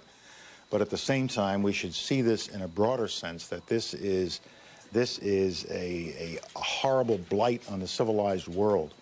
And so we will also be focusing on other organizations, terrorist organizations, who go after us, our citizens, our interests, and allies. The Secretary of State Colin Powell answering questions at the State Department just a little while ago. A lot of them focused on Pakistan. The new American ambassador to Pakistan, brand new, just got there, is Wendy Chamberlain, and she has been in to see General Musharraf, and the Secretary of State says he is going to talk to the President of Pakistan, General Musharraf, this afternoon, later today.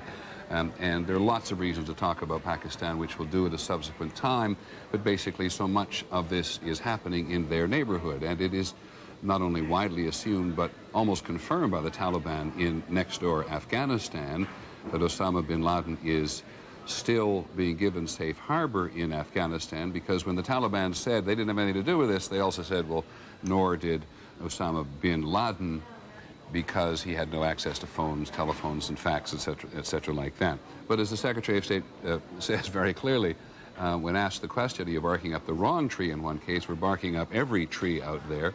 And the one other thing he said, which needs a little bit of filling out, there's 7 states which are on the U.S. list of countries which actually can be regarded as state sponsors of terrorism.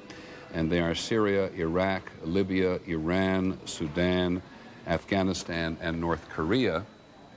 And it was pointed out that only one has not offered condolences or sympathy for this attack in the United States, and that is Saddam Hussein in Iraq. And you heard Mr. Powell's remark on that, not surprised at all. It was, of course, Saddam Hussein who Colin Powell faced in the Gulf War. They're looking at any terrorist organization that has the capacity to do this, and there is a long list of candidates. Now, very briefly, before we get back to our discussion on the business of the country and America's place in the universal business community, little pieces of news. 3 firefighters have been pulled alive from the rubble in New York City. 3 firefighters have been pulled alive from the rubble in New York City. We anticipated that there were going to be people who survived in that rubble. It's always been the case before in major disasters like this. One of them asked for water, reaffirming that what you need if you're trapped under these circumstances is water. And ABC's John Miller is with us again. And John, I understand there has also been some sound heard from beneath the rubble. Yes, Peter. At Trinity and West Street, which is, I guess, the east side of the World Trade Center complex, in the rubble, some of the people from the crime scene unit who have been looking for evidence there, well, actually, they're part of the search and rescue also, they're doing both at the same time, heard a series of taps, continuous taps coming in sets. So what they've called for is enhanced listening equipment and police canine dogs to climb up there with them and see if they can put them in a better direction of where these sounds are coming from so they can carefully burrow under there. What they're hoping, obviously, is that those sounds are coming from someone trapped in the rubble and that they can get to them. Okay, thanks very much, John Miller. This is absolutely precisely what happens in a disaster like this. There's very sophisticated equipment to listen for and smell for, not always look for, people who may have survived under this extraordinary rubble. And 4,763 people are missing. Let's reduce that by the number of 3. 4,760 people are missing because 3 New York firefighters, a department which has suffered quite extraordinarily, losing, well, now less than 300 firefighters in this disaster, and it will be a minor but an important relief for this body of men and women. One other small piece of news, which we offer up with some caution, because it's a dimension of this that's been around for a couple of days. It's on the Reuters news agency out of Shanksville, Pennsylvania, where United Flight 93 with 38 passengers and 7 crew went down, and on which we're now told by the director of the FBI there were 4 terrorists/hijackers. The federal investigator there this morning said they could not rule out the possibility that United Flight 93 had been shot down. Now, Bill Crowley, the FBI agent there, says simply, we have not ruled that out. Told a news conference this morning when he was asked about reports that a U.S. fighter jet may have fired on that Boeing 757. That's been around for a couple of days. The Defense Department has denied this in the most vigorous fashion, and we simply put it on the record simply because it is on the record. To summarize very quickly and very briefly, the Attorney General and the Director of the FBI, John Ashcroft, said, and we knew this was coming because Mayor Giuliani and the President talked about it publicly this morning, that the government is moving very quickly to assist those families of those officers and volunteers who've lost their lives, or as the Attorney General put it, been those affected. They've set up a database to monitor it. They're going to make initial financial contributions available to people who are in the greatest need. Bob Jameson is on the street and is hearing another important sound. Bob. Peter, what I'm hearing is applause, cheers, whistles. It's the reaction as the news has reached us here north of the World Trade Center that those 3 firemen were found alive. The news has been moving from one small group to another, and just a second ago we heard that large cheer and shouts of joy. Thanks very much, Bob. 3 members of the New York Fire Department being pulled from the rubble, and what that does to the morale of rescue teams under circumstances like this is extraordinary. It gives people an incentive to renew their efforts and to go on. We've seen it time and time again in natural disasters. It has an extraordinary effect on the morale of the people working at the immediate site of the catastrophe. Back to John Ashcroft. Just to point out in very general terms, he's asked all of the government agencies that are relevant to process very quickly packages to sustain people whose families have been lost.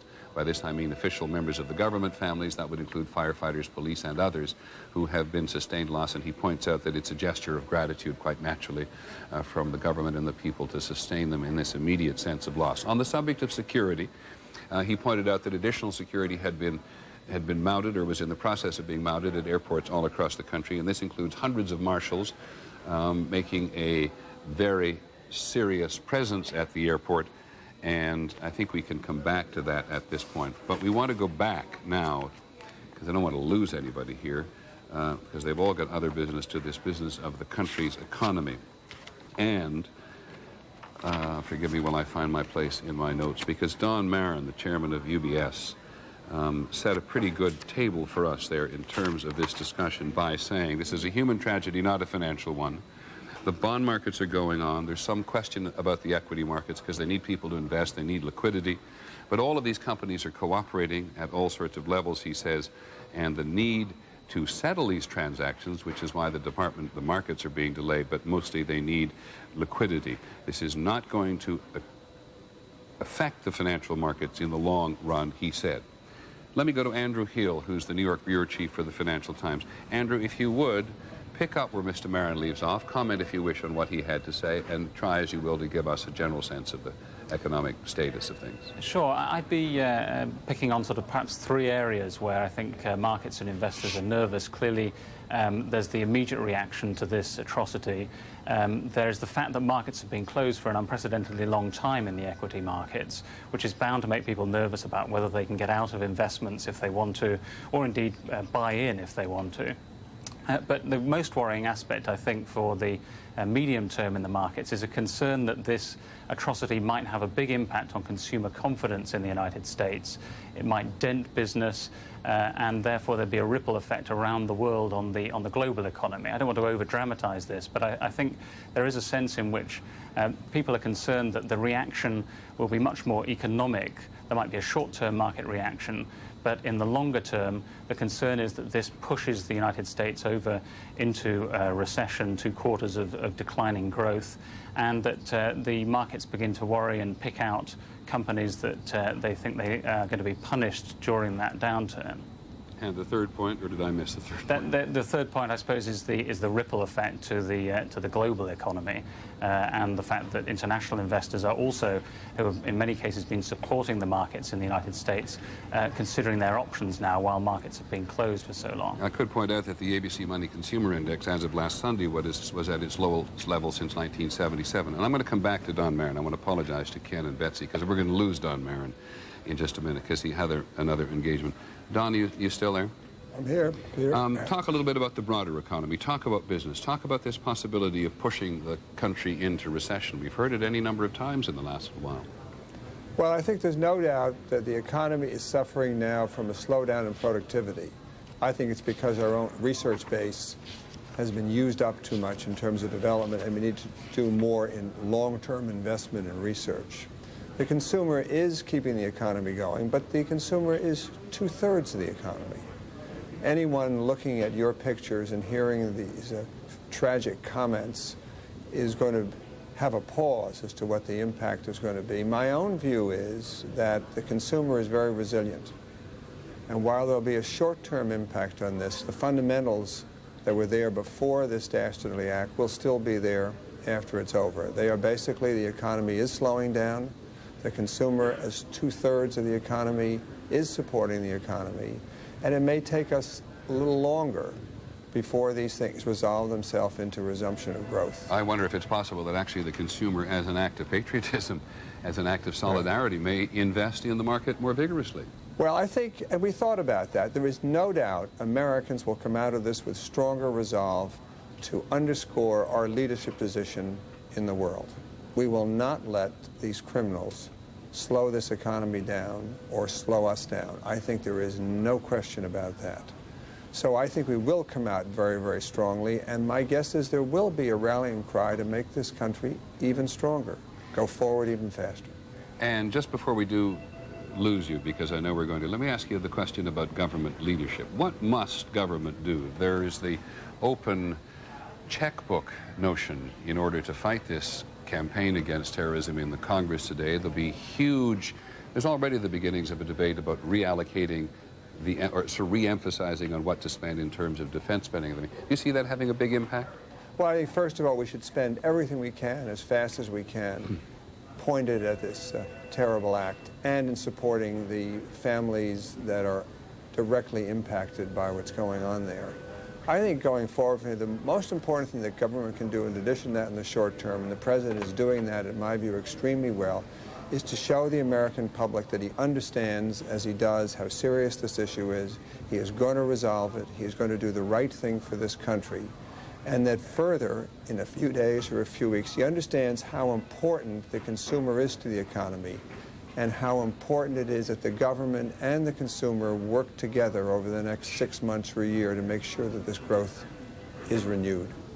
Okay, thanks, Don. I appreciate the fact that you've got other engagements today, and I understand why other people want to hear your opinions. Thanks very much for taking the time to join us. Ken Auletta from The New Yorker, just pick up, if you will, on what you've been listening. I think we've talked about the broad themes, haven't we? I think we have, but, you know, as Emerson said, in the long run, we're all dead. I don't know what the long run holds in terms of the world economy or investor confidence. And I think Don Marin is right that it is a human tragedy. We know that, probably more than it is an economic tragedy. But in the short term, here in New York, the micro impact as opposed to the macro impact that Don was talking about, clearly it's going to have an impact on New York City and its economy.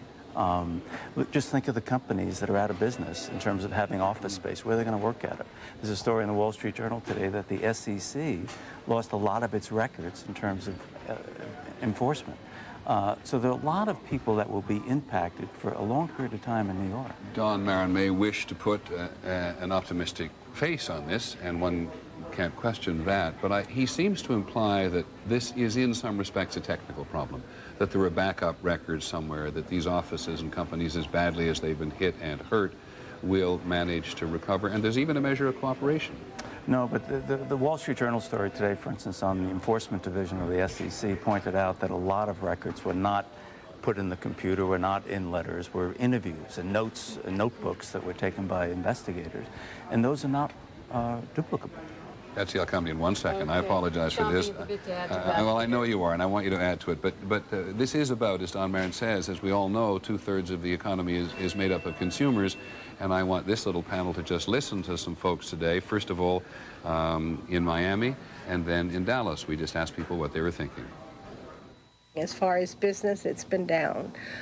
We have had people coming in who want to come in to see something happy. It started yesterday morning and then yesterday afternoon, a few more people. They're not buying, though. And I'm right here now adjusting orders and things for the business that we've lost in the past week and a half.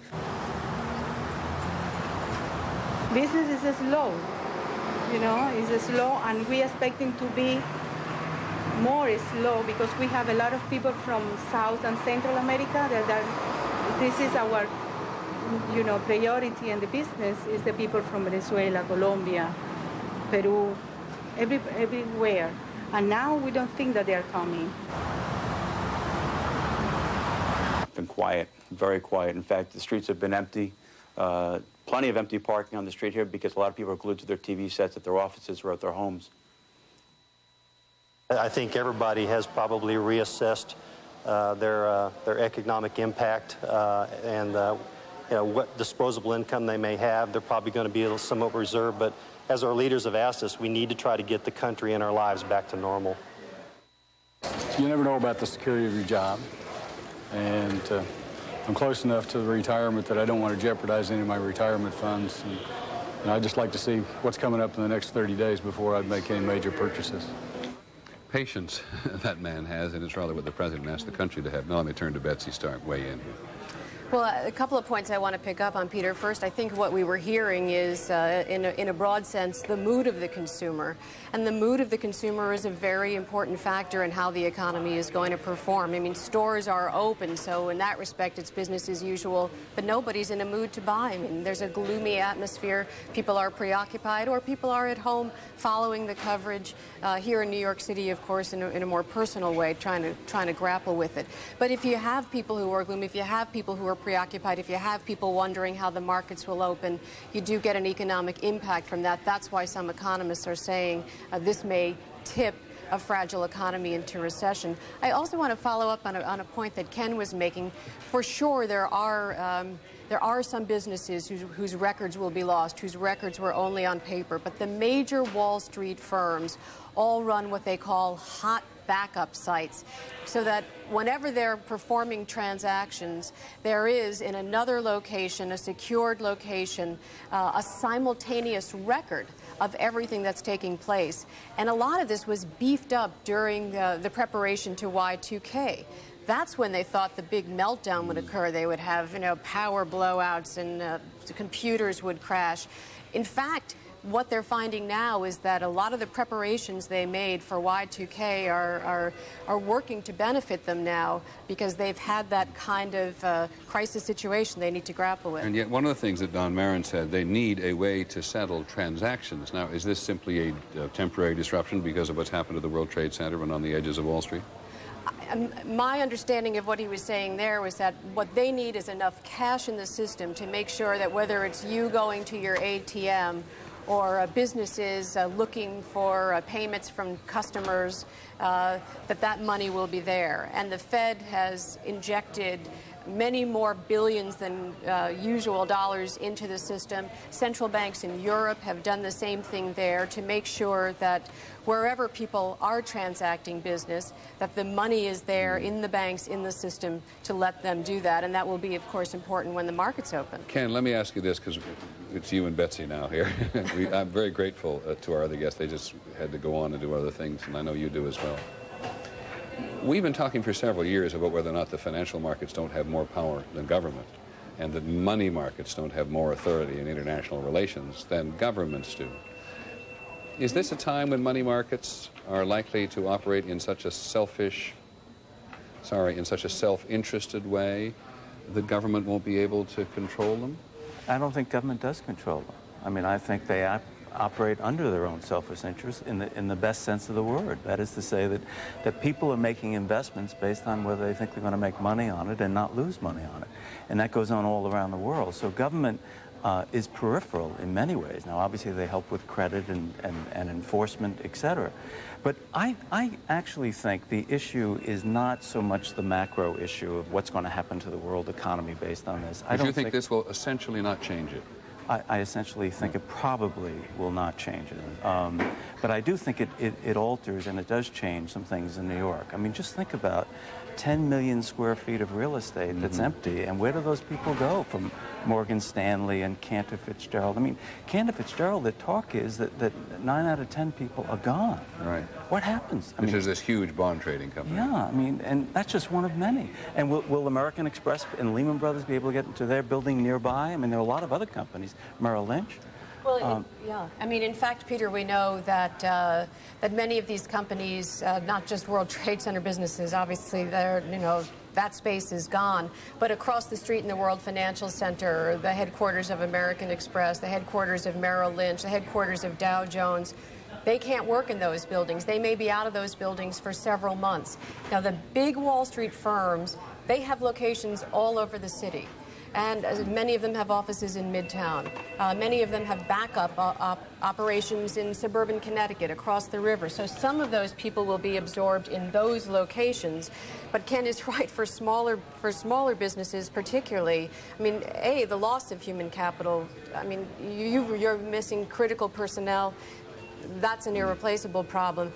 But, you know, New Yorkers are going to have to show their ability to cope. They pride themselves on that. They're going to have to improvise. Apparently, there are businesses already running out of hotel rooms, handshake deals being made on new space to lease in the area.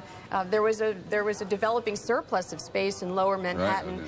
Now that commercial space is at a premium. So the general overall real estate market in this enormously influential city is affected as well. Ken, talk a little bit about the other ripple effect. You know, we've heard, at least in the last couple of days, how entertainment is shifting its emphasis. They've canceled some things, they've held back some movies, actually getting affected by public opinion. The National Football League has decided to at least postpone, if not cancel, its game. Baseball what about baseball? Aside from the metaphorical importance of baseball in the national life, what does this mean in terms of the way the country runs? Well, you're talking about people. I mean, it all comes back to people and how they feel in baseball and in football. The players, as I understand it, have been expressed the desire not to play Sunday, which is one of the reasons the NFL canceled the games this Sunday. But I think they're human beings, and they have friends and loved ones who die, and they just don't feel up to it, or there's a real concern about security with so many people in the stadium, legitimate concern. But it has a ripple effect throughout the country. There's also the question of taste. I mean, is it good taste for you to have a public forum and the national pastime when people are suffering? And there's still uncertainty about whether you can get some more live bodies out. Isn't it very interesting how quickly we turn to what Don Marin referred to as not a financial tragedy, which it is, but a human tragedy as well. As you've listened, so let's shift just a little before we let you go as well. You've talked to hundreds of people, I assume, or dozens of people all across the country in the last couple of days, friends, relatives. I know that you and I have both lost friends of friends. I think that's the case with hundreds of thousands of people. What do you think about the state of the country? I mean, you have to think multiple things that are sometimes contradictory. I mean, I think on the one hand, we're suffering, and those who haven't lost a loved one, as I haven't, are suffering less than some others who have. But on the other hand, you just look around at these amazing, and you've talked about it eloquently, these amazing expressions of courage and compassion that are extraordinary, and it brings tears to your eyes. I mean, it's really quite extraordinary. You get some sense, I hate to talk about time in one respect, but do you get some sense that next week, though this will linger in the American psyche forever, perhaps, this largest attack on the United States since Pearl Harbor, the largest attack since the Civil War, will this have, do you think, a profound effect on the national psyche, which is deleterious, negative? You know, let me ask the question, turn around your question by asking one. I was walking the other day, the day of the tragedy, when the explosions took place, and a little boy looked up at his dad, and he said, "Dad, will they bomb our building?" Now what happens to that little boy? Will that little boy keep asking that question, or will he forget it? And as most children do, you know, memory heals and you forget and you move on. But if it lingers in that little boy's mind, then obviously it's going to have a profound impact on a lot of little boys and a lot of little girls and a lot of parents in this country. It's interesting, I had another chance, thank goodness, to talk to my daughter this morning who goes to college, and I've heard from several colleges in the country. I bet you she's called you a lot. She's called me a lot, thank goodness. And she was saying that her college, which happens to be in the northeastern United States, that they were setting up a zone of a race-free and anti-bigotry-free zone on the campus. I heard exactly the same from the University of South Florida this morning. And every single public official we have talked to, every public official the country has heard has brought up this issue of caring for people from the Arab world, Arab Americans, Muslim Americans, South Asians.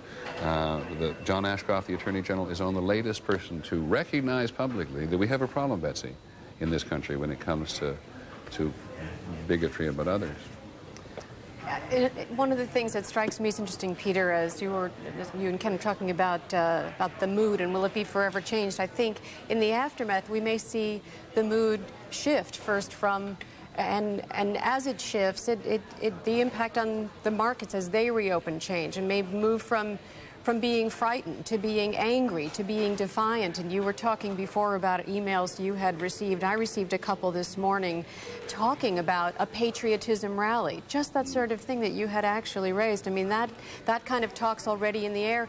And there is reassurance. You are hearing people here in the United States look at the markets abroad and say, you know, we're not surprised to see that on the day this happened and the day after this happened, people were selling stocks and wondering if the financial system in the United States and in the world would have been crippled. But they came back because it was not brought to its knees.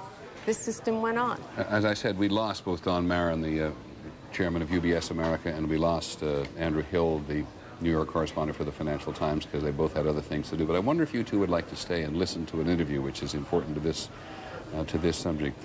We've talked a lot about Cantor Fitzgerald, the bond company, which lost, I think 80% of its employees are still missing.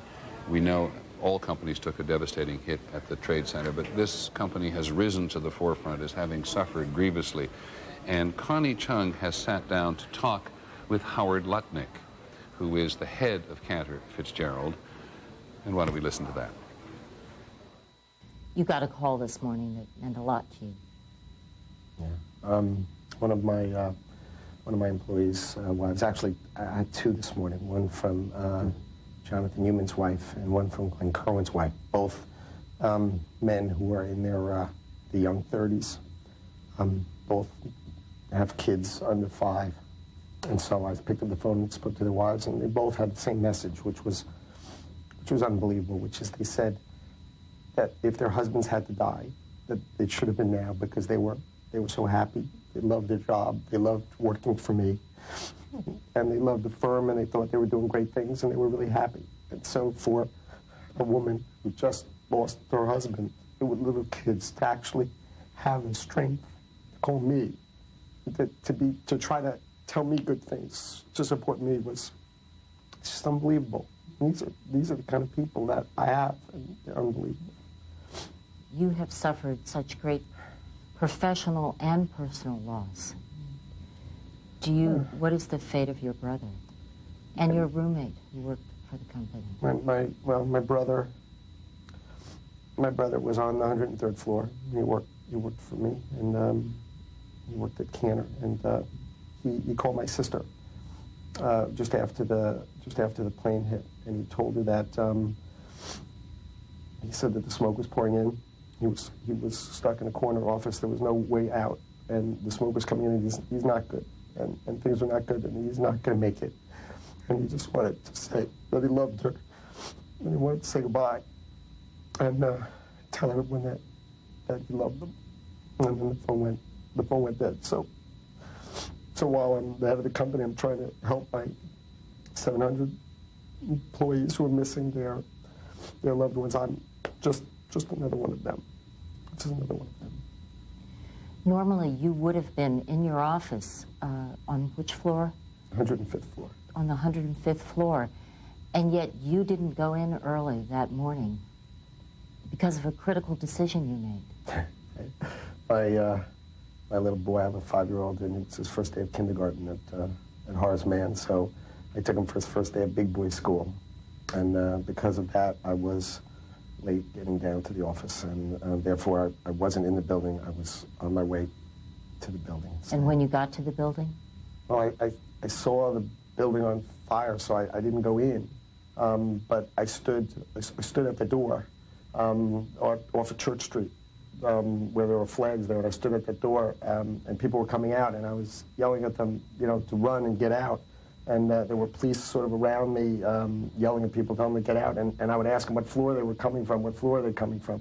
And I stayed there, and I kept staying there and yelling, what floor are you coming from? And I got all the police and firemen around me to grab anybody because these people are coming out completely dazed, you know, a straight look, and I'd grab them and shake them, say, what floor are you on? And someone would say, 55, and I'd scream, we have 55, and because I kept wanting to get up the building and get people out of the building. Because all your employees were on 101 to 105, the top floors of number 1 World Trade Center, which they call now the North Tower. So how high was the highest number that you got to? I got to the 91st floor, and I knew if I got one employee, if one person came down from that floor, then I know that there had to be others. There would be others behind them. There would be others going out other doors that would be good. But I got up to 91, and then I heard this sound. It sounded like another plane was going to hit the building, but it didn't sound like it was far away. It sounded like it was like right where the ceiling is above us. It was so unbelievably loud. And someone screamed out, another one's coming. So I just turned around and ran, and I was running. What was it? It was number 2 World Trade Center collapsing. So I'm standing underneath a building like an idiot, and I start running, and I'm trying to get ahead of the smoke, and then the smoke comes around the corner on Trinity Church where I ran and knocks me down underneath a truck, and I'm sitting there in this the blackest black it can ever be. I reached up, I tried to see if I could see it. I took my hands and I put it up, and I actually touched my eye. And it was so much smoke, and I wasn't smart enough. You couldn't even see your own hand? I couldn't see my hand. I could feel the particles in the air. They were like this big. I could feel them going in, and I couldn't think to like pick up my shirt and put it. I was just sitting there thinking, I can't believe it. I can't believe by standing there I died. I can't believe it. I called my wife, and she was hysterical crying. And so I understand why it took lots of people a long time. I'm a pretty together person, and 4 hours I just walked north. I just kept walking. We had received a report that one of your other offices had a squawk box open, and the other offices were able to hear the screams. Is that true? I don't know that they heard. It is true that we have a squawk box. Yeah, we have a speakerphone because all our offices are connected in our equity business. They're all connected to each other because they talk to each other all day, and they heard them saying, we need help, we need help, we need help. It wasn't screams. There was nowhere to go. Couldn't go down, couldn't go up. There was nowhere to go. This morning you went to see 2 of your employees in the hospital. Yeah, Cornell.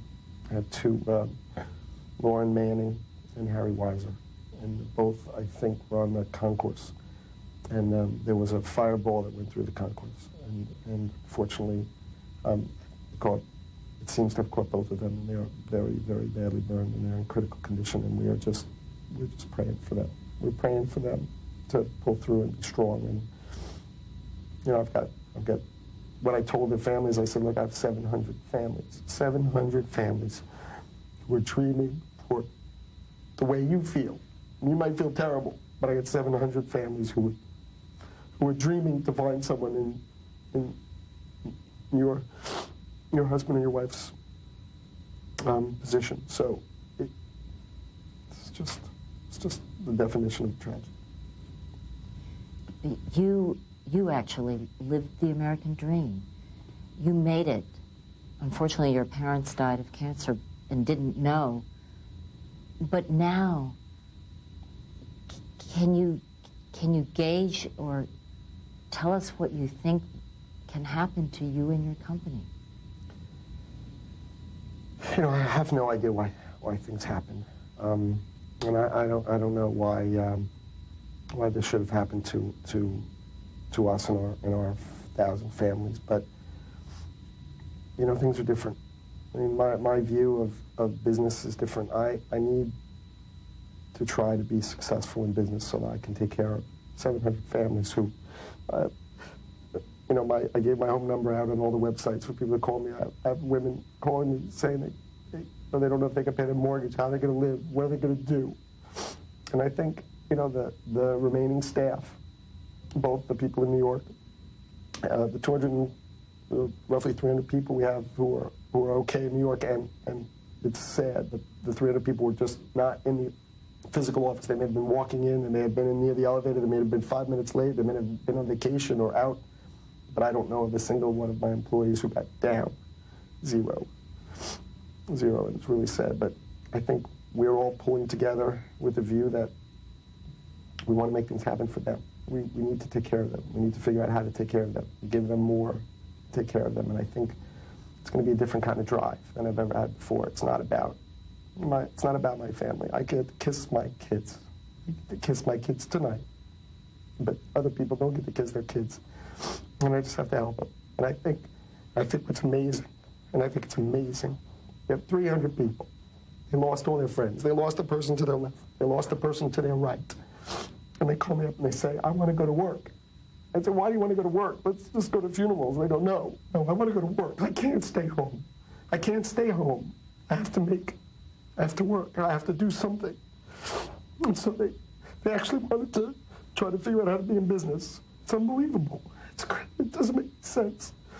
But the reason they want to be in business, and there's only one reason to be in business, is because we have to make our company be able to take care of my 700 families.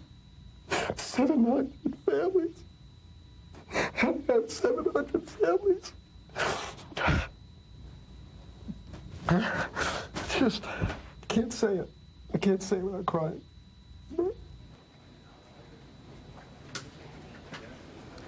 Howard Lutnick, the CEO of a company which had 700 employees, or as he puts it, Cantor Fitzgerald, 700 families.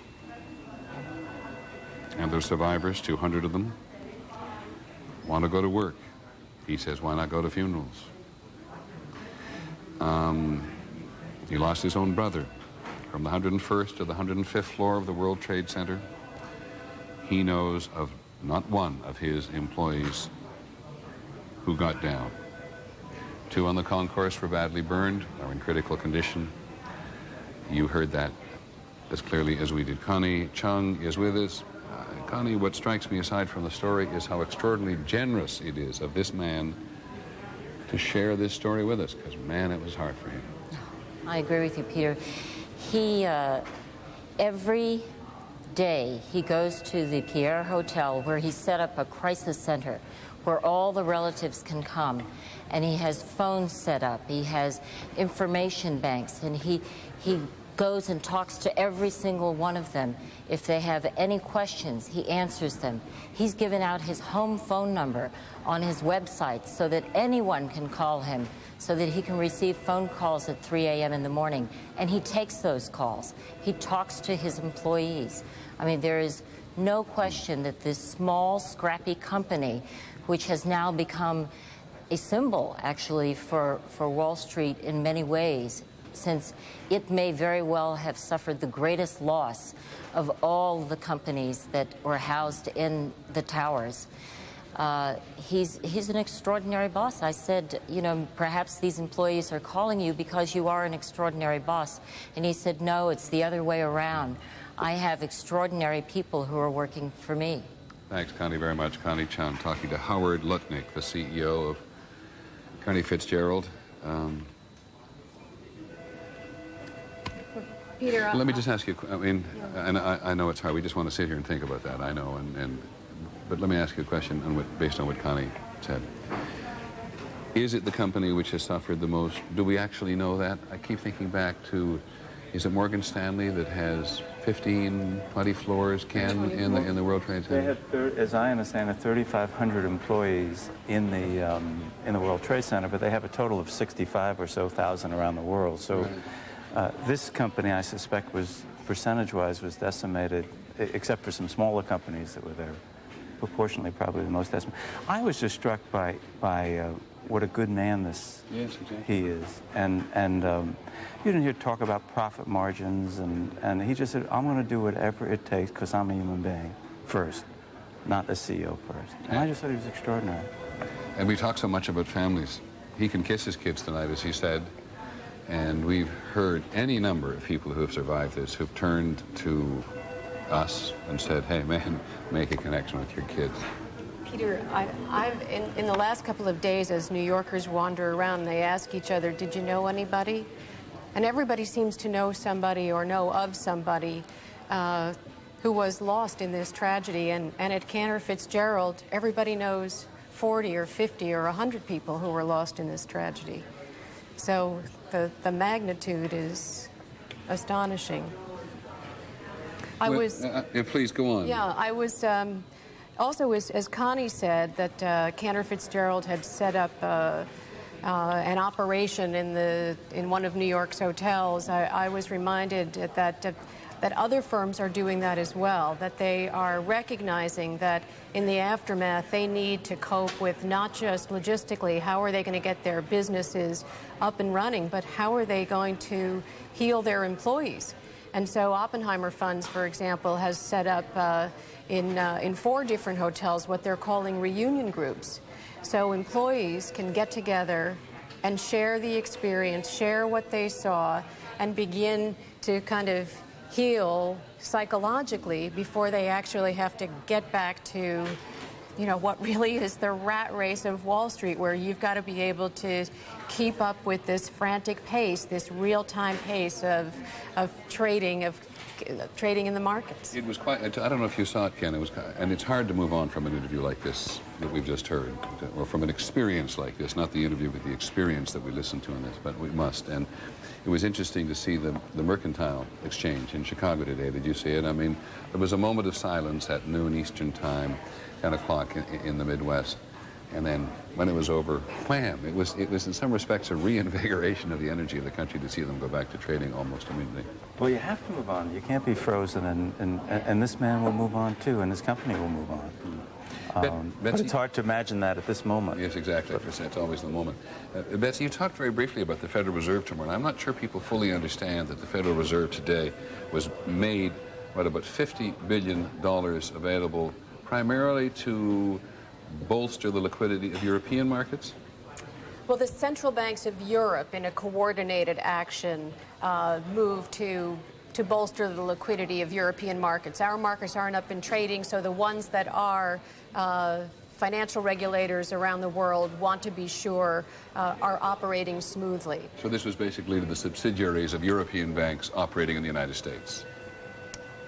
This was a move by the central bankers of Europe, the Fed equivalents, to make sure that the European banking operations and European markets have the liquidity they need. Okay, well then help me. I'm not understanding this then, because the AP is reporting out of Washington that the Federal Reserve was making $50 billion available, the U.S. Federal Reserve, to stabilize the operations of European banks in the United States. So that would be our contribution to that greater sum. And the Fed also announced Thursday it was temporarily moving operations of the New York Federal Reserve, which performs these key operations, implementing the interest rate, having another operation which has had to move in New York City. The New York Fed is located right in that World Trade Center area, Peter. Is probably another one of those buildings that to re-enter it now might interfere with rescue operations, and who knows what kind of damage has been suffered there. What else do you think we need to understand at the moment about the business of the country? We heard the consumers in Dallas, we heard the consumers in Miami, we've heard those of you who watch it very carefully talk about the impact of consumer confidence, 2/3 of the economy. What else do we need to understand about the running of the country at the moment, Ken? I think we've covered a lot of it, Peter. I think one of the interesting questions, it's not the huge question that you just posed to us, but one of the real questions is, will they rebuild the World Trade Center? Because you can make an economic argument from a real estate point of view with a soft real estate market that, in fact, there's an argument not to rebuild it. And the argument to rebuild the World Trade Center may be more symbolic than it is economic. I actually raised this yesterday for the first time and raised it delicately. But has it been talked about out there about whether or not it should be built either from an economic point of view? No, or but I was interested when Giuliani was asked this question at one of his press conferences. I think it was yesterday. He said we're going to build something. I'm not going to say it's going to be 110 stories, but we're going to build something. And I think that was an indication that, in fact, there are lots of people who are probably telling the mayor of New York and prospective mayors of New York that maybe we shouldn't rebuild 2 110-story towers. It does remind me a little bit of Oklahoma City and the very intense and very often painful debate after the Oklahoma City disaster about what to build in place of the Murrah Federal Building.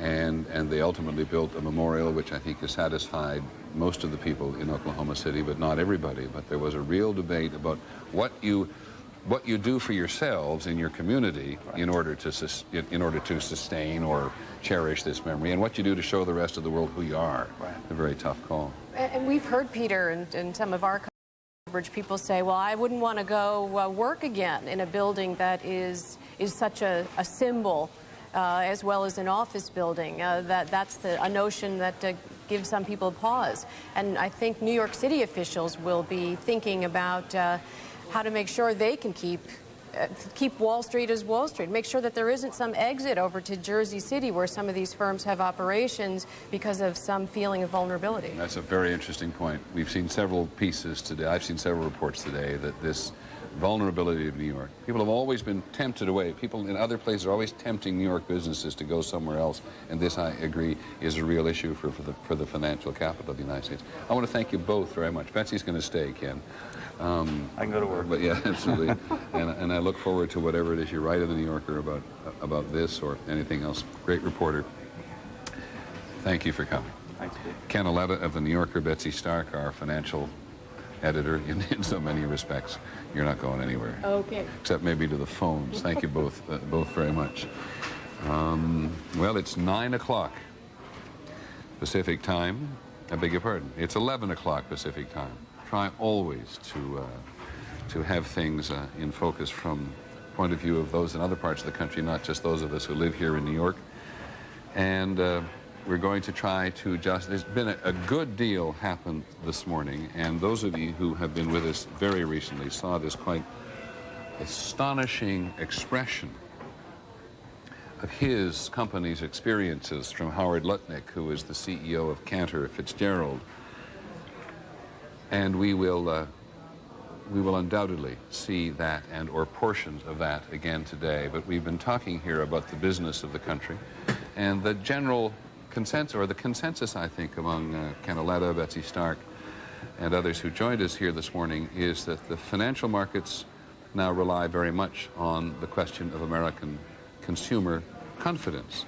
And we mentioned at one point consumer confidence was, a week ago, at least according to ABC polls, at its lowest level since March of 1977.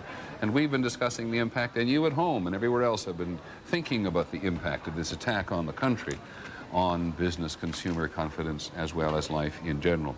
But we wish to, if we may, set the scene or reset the scene of what is happening in a variety of places at the moment. In New York City, not long ago, 3 firemen were pulled alive from the rubble, reinvesting for people, people reinvesting in themselves, the hope that there may be others down there. So we're going to go first to the street, to ABC's Cynthia McFadden. And Cynthia? a firefighter. Cynthia? Yep, not a... Peter? Yes? Peter, we are standing by here outside St. Vincent's Hospital with great expectation. You have seen this site throughout the day today, Peter, and there were no doctors and nurses on the sidewalk until just about the last half hour. From the time that you began reporting that there were 3 firefighters found buried in the rubble, until now we have seen a steady stream of doctors and nurses come out of the hospital in anticipation that St. Vincent's will in fact be the place that they are brought. We thought that perhaps this ambulance you see here was going to contain them, but it does not apparently. It was a woman brought inside the hospital. I can tell you a couple of other things here, Peter. Inside the hospital right now is the Secretary of Health and Human Services, Governor Tommy Thompson. He arrived about an hour ago. He went upstairs to visit with some of the people who are patients now at this hospital. He intends to talk to the rest of us in about half an hour from now. I understand from hospital officials he's actually staying inside to make certain that his speaking to us does not interfere with the arrival of the firefighters. Just a couple of other things.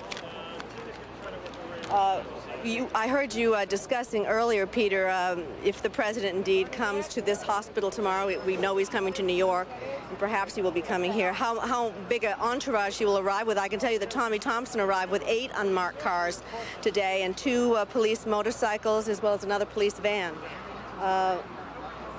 And in terms of the firefighters themselves, we have an as yet unconfirmed report that the 3 firefighters who have been rescued from the rubble were in a van under a bridge when the building collapsed. Again, that's unconfirmed, but those are from fellow rescue workers who have told ABC News that that is the reason that perhaps they were able to be rescued. We hear sirens all around us, and we hear one coming down right now. Yeah. What the hospital official is reporting behind me is what we suspected. This ambulance here is not related, in fact, to the rescue. Peter, back to you. We'll let you know when they get here. Yeah, Cynthia, I just want to ask you one more question. What was the effect on people's morale when they heard that the firefighters had been rescued?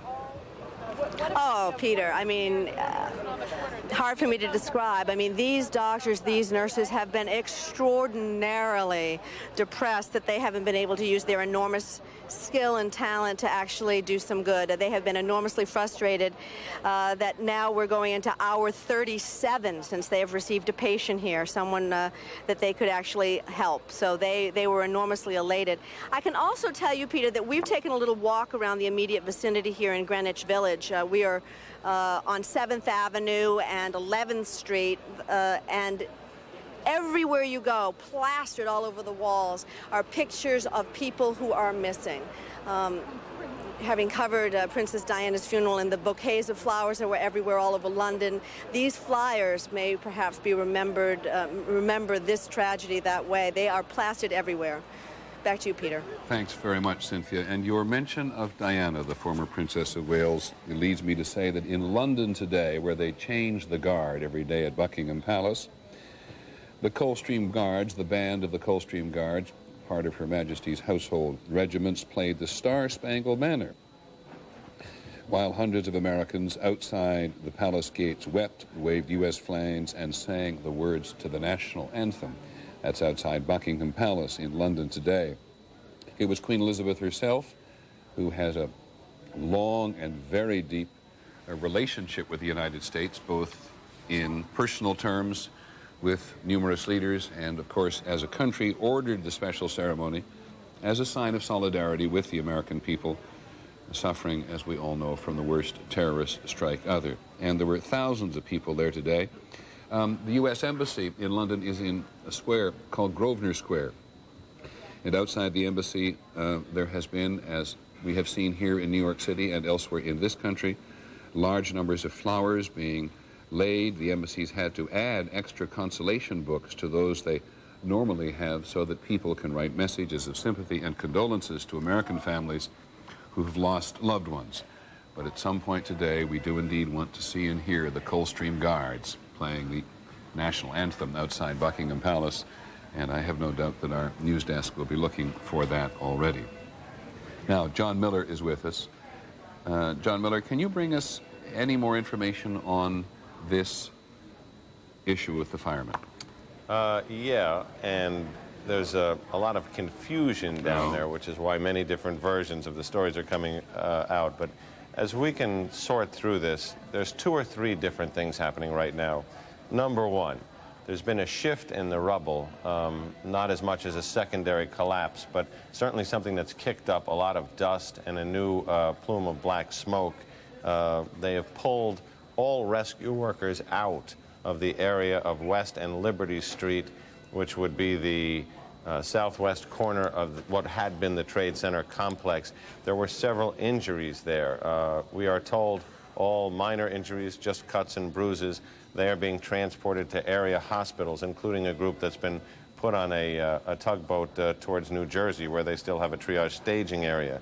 Number two, 2 firemen that were involved in the rescue effort fell into a void while they were looking for their colleagues and other victims. Their fire company was then pulled out for their own safety. Then another rescue company was sent in, and they worked for 2 hours to free those 2 firemen. So those firemen were freed from the rubble, but they were not part of the original collapse more than 48 hours ago. Number 3, there are rescue workers opposite the firehouse on Liberty Street towards the center of the rubble who are working now still to free 4 firefighters. So there's many operations going on there at once. All of these reports are coming out at once, and that's what's generating the confusion between city officials, between medical officials, and between our people. Okay, and of course we're passing it on sometimes, but not often, I hope, incorrectly.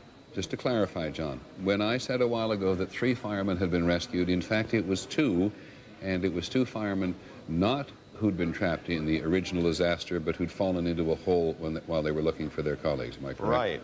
But at this moment, the thing that you and I were talking about a short time ago, the sound of tapping from that location, they have apparently found 4 firemen but they are not pulled out yet. They're still working on that. Can you be more precise by what people mean about a shift in the rubble? I spoke to someone who was there who said, I don't know what happened. Suddenly there was smoke everywhere. I had to pick myself up. My hand is injured. He's going to the hospital. There was an alarm that sounded, a 3-2 on a horn down there, which is a signal to pull out. And then the word from people on the scene there was to evacuate that area because there had not been a secondary collapse, meaning not another building had fallen, but there had been a shift in the rubble, which meant part of the collapse that was already there had fallen over and kicked up some new dust and smoke. So we don't know what caused that. Okay, John, thanks very much. John Miller, keeping us abreast as best we can of the reality of what is really happening on scene in the lower end of Manhattan today. It does remind me again to tell you, and I think you already know this, that one of the emergency room doctors, Dr. Andrew Feldman, I think it was, came to see us yesterday, who had been working in the rubble precisely at Ground Zero. And I said, what's it like compared to what we see on television? And you know, he just answered the question I think we all know, that we see on television a very different view than reality. It's one of the complaints that military commanders sometimes make, is that war is seen in a different way than it really is when it's seen on television, and therefore affects people's perceptions. But there's no doubt none of us have had any difficulty, whether we have been to the site, as many of us have, or not been to the site, as so much of the country has been having some deep connection to what is happening here and at the Pentagon. It has been a very busy morning in Washington. The President has had a very public phone call with the political leadership in New York. The Secretary of State has been talking to the press about the relationship to the international community and the search for the terrorists. The Attorney General and the Director of the FBI have all spoken, as has the Secretary of Transportation, about opening airspace across America. And so let's go to Washington and Claire Shipman and see how best we can get caught up. Claire. Well, Peter, it has been a busy day here in Washington, and we've seen an emotional president today, both right after the very public phone call you mentioned in which he talked to the mayor and governor of New York. He talked about the sense of grief that everybody's feeling, and you could see on his face just how moved he was. He also made a trip to a local hospital, the Washington Hospital Center, to see injured Pentagon workers. Again, something he's been talking to his staff about wanting to do. In fact, he's declared tomorrow a national day of prayer and mourning, and the president is going to make two very public appearances in churches, one here at the National Cathedral in Washington at noon, where he'll participate in a prayer service, and then tomorrow, as you know, he's coming to New York. He's going to attend a memorial service at St. Patrick's Cathedral and then try to figure out some way where he can see the site there without getting in the way of those rescue efforts, because they're very concerned about that. In terms of congressional news, Congress is on the verge of passing a large anti-terrorism package that the president asked for, $20 billion to help fight terrorism and deal with this disaster that the country has on its hands. And Congress is also on the verge of passing essentially some support for the president to use force, a broad authority to use force, which is what the White House was hoping for.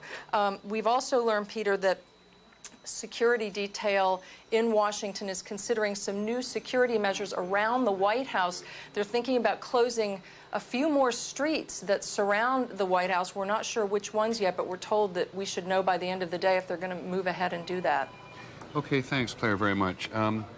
Just trying to get people very quickly caught up on some of the other things that developed in Washington. John Ashcroft, the Attorney General, who's not going to talk about the investigation in very much detail, said the government was moving as quickly as it could to help the families of those public officials or public employees who were involved. By that he meant the firefighters and the police and other relief workers who work for various levels of government. And so they're trying to make money available and support available, really, as he said, as a gesture of gratitude to people who have lost their lives in the service of the country. He went on at some length about additional security at the airport, said there was going to be hundreds of marshals deployed in order to create a larger police presence at the airports in the country. He did say at one point, as have numerous other public officials, that there had been concern in government about any threats to Arabs and South Asians in the country, or Americans of Arab and South Asian descent. He put it that way. And he said, as every other public official has said, we as Americans must be at our best. I think we all know what he means by that. He said that as far as the overseas investigation was concerned, that legal attaches at the embassies in many parts of the world are getting lots of local cooperation, that the lead hotline for the FBI had had 2,055 calls. There had been 22,000 suggestions for leads on the government FBI website, but he said they were basically just dealing with thousands and thousands of leads.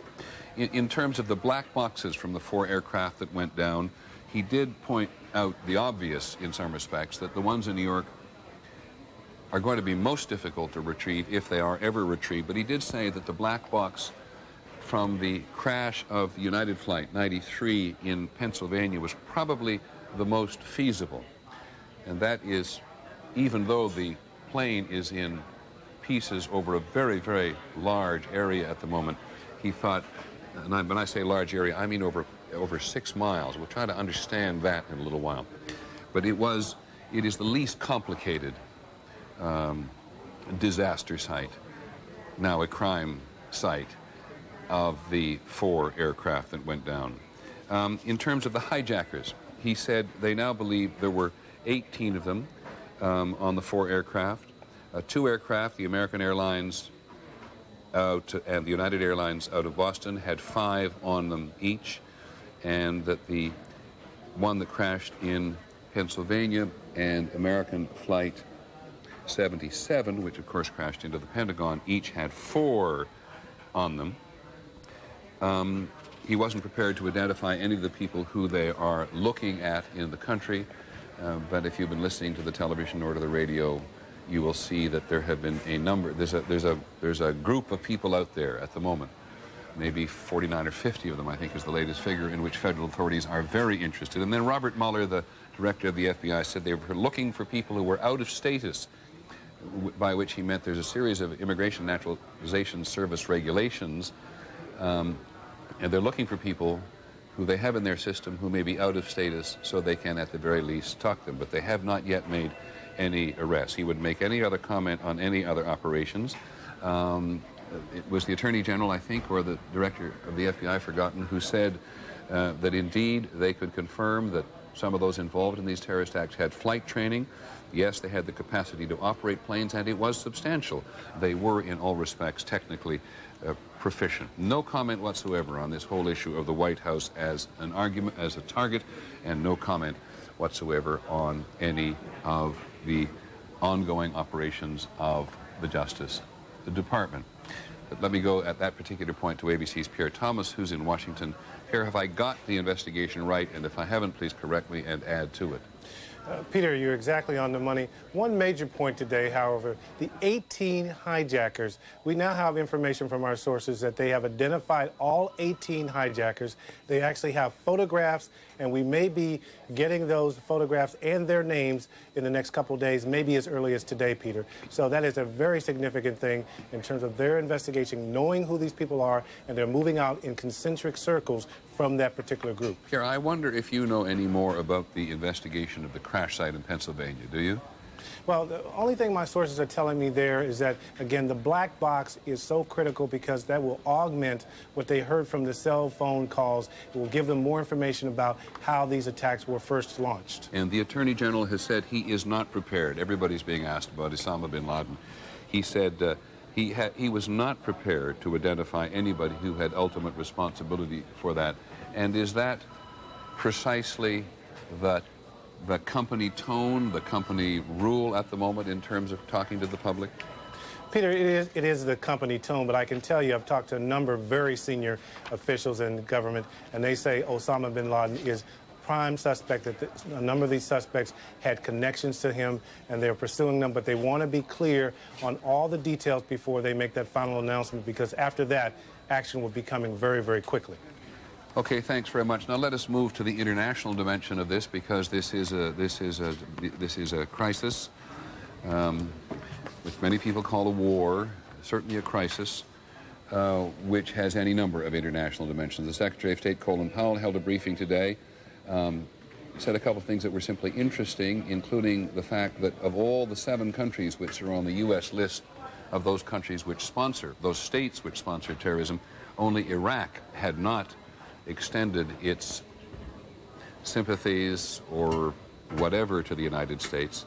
Syria, Iraq, Libya, Iran, Afghanistan, North Korea, and Sudan, all are on that list, and only Iraq, not to the Secretary's surprise, he said, has not said anything to the United States. They're looking at a terrorist organization which has the capacity to have done this. There is a list of candidates. We're pretty certain that Osama bin Laden is currently in Afghanistan. Whether he's under arrest or not, we do not know. The Secretary has said any number of times that one of the key issues is Pakistan. The new American ambassador to Pakistan, Wendy Chamberlain, has been in to see General Musharraf, and Secretary Powell is going to talk to him this afternoon. I think at this point we want to bring in Martha Raddatz, who is our correspondent at the State Department and who was at that briefing. The first headline, I think, Martha, am I correct here, is that retaliation, for which so many people in the country hunger almost, is going to be months away. Well, Secretary Powell did not say that on the record today. I have talked to several people who say that things should calm down in the language of retaliation.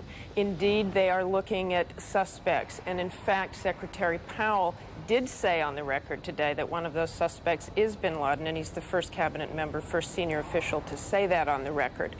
But they are saying that any sort of military retaliation will take time. Even if they determine who did this, who was behind it, it is something that could take months. They're very nervous about hitting the right targets and hitting a target that will matter. They also want to rally world opinion, and if the United States went in quickly, hit the wrong targets, had a lot of civilian casualties, then they would lose world opinion. Martha, I'm sure you ask people in the State Department this, or remind them, as if they need to be reminded, that there are a great many people in the country who feel an urgent need to retaliate against somebody. So what's the department say about that? Well, indeed, there is that urgency. There's a lot of that feeling at the Pentagon. There's a lot of that feeling in the State Department. But they really want to be cautious about this. They do say if something happens, it will not be pinprick strikes. They said in the United States in the last 5 or 6 years, you've seen pinprick strikes. You know how the campaign in Bosnia started. It was just pinprick strikes. They said this will be a measured response. We want to make a difference. And also the senior official I spoke to said this sort of campaign could go on for months and months. Now, every country in the world has a desk officer, an American who works on that country's desk at the State Department today. Put aside America's friends for a moment. What are you getting from those desk officers about those people in the country who can genuinely be regarded as America's enemies and allies? Well, it's funny you should use the word friends, Peter, because that's the word Colin Powell used today to describe Pakistan. And in fact, he has already just a short time ago, he has talked to General Musharraf about what Pakistan is expected to do here.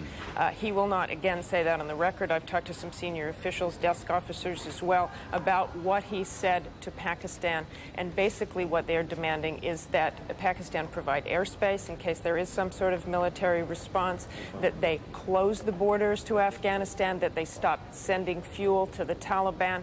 As far as enemies, you heard Secretary Powell today talk about Saddam Hussein. He certainly wouldn't say whether he thought he had anything to do with it, whether Saddam Hussein had anything to do with these attacks.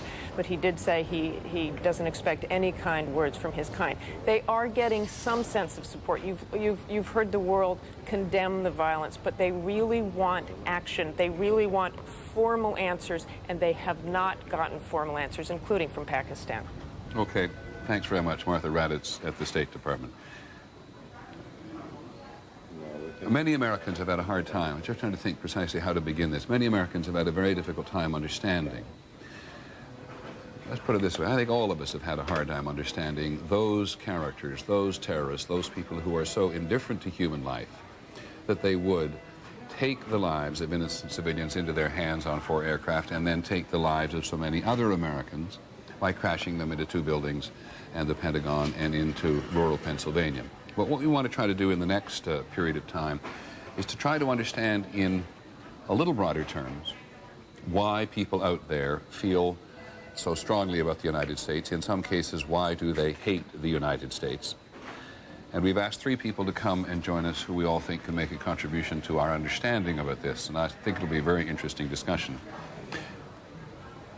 I beg your pardon, 4 people, of course.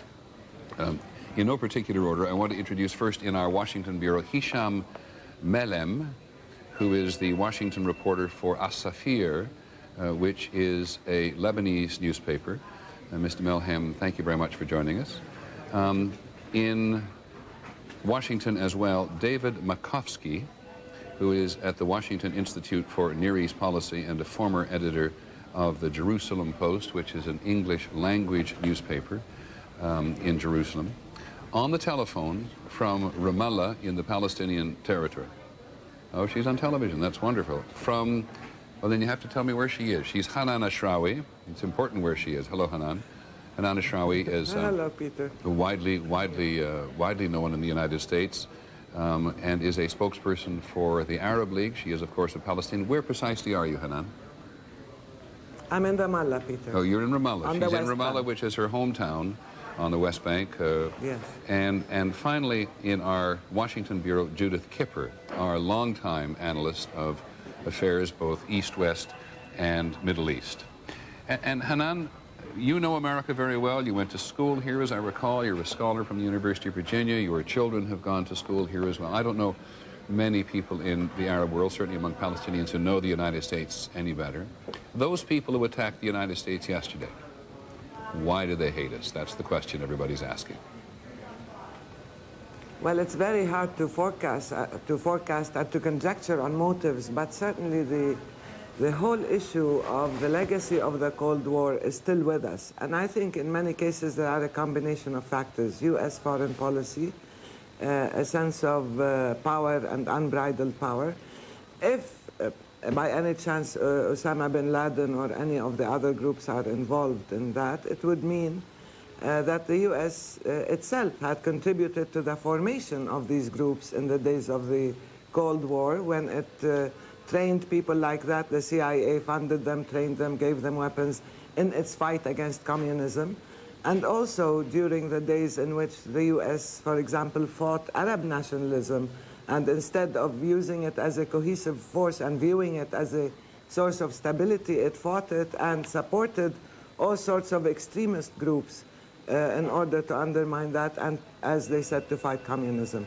There are other factors, a sense of extreme victimization, a sense of exclusion. There could be also factors of fundamentalism and zealotry. These exist in all religions, and I would caution against attributing it only to one religion. We in Palestine feel the impact of fundamentalism from 3 religions, not just one. Christianity, Judaism, and Islam. And any person or group that feels that God gave it a divine right and a superior status over others certainly is going to go to extreme measures, and they would have disregard for human lives if they believe in the so-called absolute justice of their cause. But there are also other factors involved. I'll ask you to come back to factors. Let us involve some other people. First, let me go to Washington and ask David Makovsky the same question, former editor for the Jerusalem Post. It's the question on people's minds, Mr. Makovsky. Why do they, whomever they may be, hate us? Well, I guess that's really, Peter, the real question. Who is they? I mean, if bin Laden is the leading suspect, then we have to be very careful until we know if that is the case. I think we have to listen to what he says. And what he's talking about is a sense of rejection of Western civilization. He sees in the U.S. going in the Middle East or out in the world as blocking somehow the ascendance of Islam. I think he has a very distorted view of Islam and uses that to purvey hate. So I think his grief is with Western civilization. He says it, and I think we should listen to what he says. You said, and other people believe, that the United States, or the West, the material West in some respects, is blocking the ascendance of Islam. What do you mean? Well, from what he says so long as the U.S. is in the Gulf and the U.S. has a presence there, that he will fight to liberate it from Muslim lands.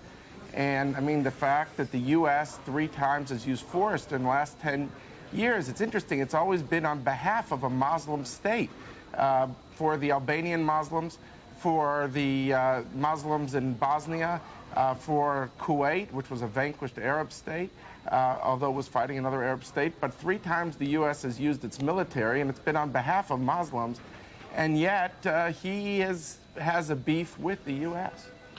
Let me go to Hisham Melhem, who's in Washington, the reporter for As-Safir, which is the daily newspaper. First of all, am I pronouncing your name both correctly? Hisham Melhem. Yes. Melhem, that's what I said. It is of course, As-Safir. Right.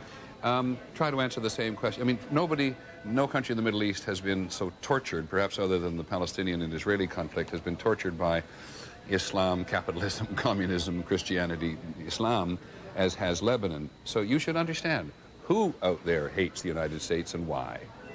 Well, there are many people in the region who have deep feelings of resentment against the United States policy in the region. I mean, beyond the obvious reasons of the United States being the only empire in the world today with an incredible reach, incredible cultural, political, economic influence that affects the daily lives of the region, including people in Lebanon and throughout the Arab world.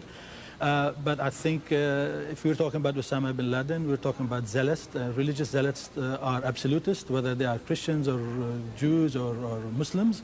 And they believe that they have the right, a divine right, to impose their will on other people. Osama bin Laden, if he is the culprit here, is waging a war not only against the West, a crusade against the West, he's waging a war against his own people because he has a malignant, malign, distorted view of Islam that he would like to impose on the rest of the region. And although it is ironic that these views of the West did not bother him a lot when he was in collaboration with Western powers, when they were fighting together the communists in Afghanistan. I think bin Laden is exploiting the deep sense of grief, resentment, anger in the Arab world because of certain U.S. policies towards Israel, towards Iraq, and he's taking that into extreme. But I think we should put this whole thing in context. Obviously, American-Arab relationships are complex, multifaceted. If you look, and when Arabs look at the United States, they see different Americas. They see, if you ask the Kuwaitis and the Saudis, they see the United States as the savior and the protector. If you ask the Iraqis, many of them, they will tell you it's the tormentor. If you ask many Palestinians, they will tell you it's the facilitator of Israel's continued occupation. And beyond that, there are many Arabs who also lament the fact that the United States doesn't speak strongly against the abuse of human rights in those Arab states that are close to the United States. But I would add, Peter, quickly that this is a recent phenomenon. For more than a century, there was a huge reservoir of goodwill towards the United States in the Arab world because it was the only major Western power without colonial legacy in the region, and because of the immense contributions of American educational institutions in the region, such as the AUB, and you know it very well, American University in Beirut, American University in Cairo. But this began to change with the establishment of Israel and Palestine, and particularly after the '67 war, when for most Arabs, the United States became the protector of Israel, and the United States, embraced Israel very tight. Mr. Melhem, I apologize for interrupting you, and, Sure. and you're very eloquent on the subject. I want to, if I may, just hold the Israeli-American-Palestinian question for just a second, because there is a tendency, let me ask you this first and then go to Judith Kipper, our analyst in Washington. There is a tendency in the United States, and in other countries as well, to believe that despite what Hanan Ashrawi said, and you, that there is something about Islam that breeds this kind of terror. What do you think? Look, I'm a secularist. I'm not a Muslim, although I believe that Islam is part of my cultural heritage. There are many zealots in every religion. The historic encounter, I know this is not the place to talk about history, maybe. The historical encounter between Islam and the West was very complex, multifaceted. We've seen armies from the West coming to the Middle East, from the Middle East going to the West. The Mediterranean was a great bridge for exchanging goods and ideas and people. It was also a bridge for warfare. So we have that legacy. Only the Western Muslim powers threatened the West at one time. And in modern times, many Muslim countries, many Arab countries were under the yoke of Western colonialism.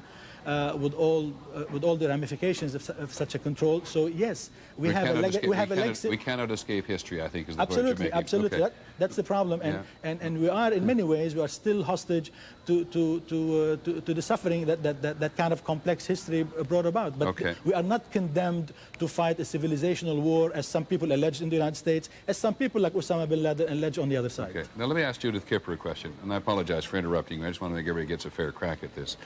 Judith Kipper has got a long experience in the Middle East. We've been very careful, Judith, talking to the audience and saying that we're not sure this is Osama bin Laden. And until the United States points its finger directly and finds Osama bin Laden responsible, we have to be just that careful. But if it were not Osama bin Laden, specifically, the people who did this to the United States and others who applauded it, are they the same kind of people? I think they are, Peter, and I think the legacy of petrodollars after the 1973 Arab-Israeli War, when enormous wealth came into the area without work and produced a lot of infrastructure, but none of the Arab regimes really took a lesson from it to produce decent education or participation or democratization or even economic opportunities. And today you have 70% of the population of the Middle East that were born since petrodollars. They're under the age of 25. So this 70% is extremely frustrated. They witnessed the Iranian Revolution, the Iran-Iraq War, the Oslo peace process, 2 intifadas, and a number of other events that perhaps I am missing. So you have people, young men without direction, terribly frustrated, not very well educated, have no stake in the systems in which they live, very angry, and the object of their anger tends to be the United States, because it's very, very difficult for them to demonstrate or to show publicly any anger against their own regimes, because it's simply not tolerated. There is no truly democratic regime anywhere in the Middle East. It can be argued in many cases with the exception of Israel, correct? I would say that there are processes of democratization in a few countries, but no democracy. Ironically, the country that has a process of change by a major process of democratization is Iran. And of course, the United States and Iran are not speaking, and we have a unilateral embargo on Iran, and we're not engaging with Iran to try to influence the outcome of that process in a positive way. And this is also a huge legacy, not only of petrodollars, the youth explosion, the slow economic growth, but of the, every action has a reaction. And after Afghanistan, there were a lot of young men roaming around who had nothing to do. And all they know how to do is fight guerrilla wars, and we see it now. You're talking about after the struggle in Afghanistan to get rid of the Soviets, in which the United States and Osama bin Laden were actually in many respects on the same side. And in some, are you arguing, let me turn to Hanan Ashrawi and ask her this question, because many of these young men come from the Arab world. Hanan, do you think that the West is just simply reaping, in some respects, the crop that it helped to sow in Afghanistan? Yes, I certainly think so. And while I agree with much of what Judith has said, but I certainly don't agree that the U.S. is the unwitting target of the young people's frustrations with their own situation, disenfranchisement, and the status of their regimes. No, I think that the U.S. has had a very direct role in the politics and the realities of the region. I think it has helped shape attitudes directly. As I said, many of the mistakes of U.S. foreign policy during the Cold War as well, and the fact that it harbored and encouraged extremism and fundamentalism as a means of trying to fragment the Arab world. And of course, since the creation of the State of Israel, and particularly since '67, as Hisham Milham had said, all this goodwill that the Arab world had for the U.S., it squandered by its blind support for Israel. I can give you a few examples. Palestinians are being shelled and killed. Individuals are being assassinated by rockets, by missiles fired from Apache helicopters, gunships, fired from F-16s. They all have made in the USA on them. And so in a sense, there is a direct, I'm using this only as an example, a direct intervention. So the Palestinians feel that the US is not just a peace broker or a sponsor or whatever. They feel that it is taking an active role, an active part in their daily realities, And at the same time, they're trying to make a distinction. Can I stop you for just Yes. 1 second? I apologize, because I think it's important in broad terms for Americans to understand or to know whether or not the current conflict, the current enduring conflict between the Palestinians and the Israelis, which is at an extraordinary level of intensity at the moment, constant Israeli attacks against the Palestinian territories, Palestinian, in many cases, terrorist bombers going into Israel. Is that a contributing factor to the global terrorism and what we're seeing here in the United States? I would say that's a contributing factor to instability, distrust, hostility, and a sense of victimization. The unbridled use of power, unchecked, the fact that Israel is given preferential treatment, treated as a country above the law, all its sins forgiven, even ahead of time, a priori, while the Palestinians are totally deprived of the protection of the law and are constantly even blamed, even though they are under occupation, being killed, starved. I mean, the Palestinians now, for the first time, I see genuine hunger, totally fragmented. And the Palestinians is the point you're making the Palestinians hold the United States as accountable for that as they do Israel? I think there's a serious paradox here. I think it's a dilemma. The Palestinians are desperately reaching out to the Americans, and you hear that all the time. First of all, believing that the American people have a sense of fair play, and they don't understand why the American people are maligning them. But two, they're reaching out to the American administration and saying, you launched this peace process, we trusted you. We sort of cast our faith with you, and then you betrayed us, in the sense that you allowed all these things to happen without intervention. You continue with this support and cover for Israel. David McCoskey. So there is this double attitude, I think, between the Palestinians and the Americans. But I don't want to oversimplify the issues. I think so long as the Palestinians are being treated this way, and the whole Arab world now with the information revolution and Arab satellite stations, the whole Arab world is watching daily bodies being charred, shelled, destroyed, homes being shelled and destroyed, trees uprooted. This feeling has become part of a collective grievance. I recognize that I am in danger here of generalizing about one of the world's most complicated subjects, but I do want to, for which I apologize to all of you, because you could talk about this and have talked about this for years. David McCoskey from the Washington Institute for Near East Policy. How does the United States, in your view, go forward under the current circumstances? The United States has been attacked by people. What does it do? Well, I think we need to understand, first of all, and to follow up on some of the things being said before me, there's frustration here on all sides. The Israelis are also frustrated with being the victims of suicide bombing. The issue, Peter, I think, is what are governments doing about it? What sort of tone are they setting? Let's give an example of this morning in the United States. President Bush, before him, Mayor Giuliani, set an important tone by saying to the American street that we cannot tolerate any anti-Muslim sentiment. I was very proud that they did that. That was the right tone of leadership. Isn't it interesting, though, that they feel compelled to say so? Yeah, they do feel compelled to say so, but it's important that they're doing it. Unfortunately, what I think is the question is what sort of tone is being set elsewhere. Ms. Ashrawi talks about Palestinian sentiment. The very morning of the World Trade Center bombings in the official state organ of the Palestinian Authority, these are not Hamas radicals. It says that suicide bombing are the noble successors of the people who blew up the Marines, and it said that these are the most noble people on earth. This is what the Palestinian Authority state organ is saying. The question is the tone. And I think if you say, what can the U.S. do? Of course, there's the military side, and there's a lot of different dimensions of this.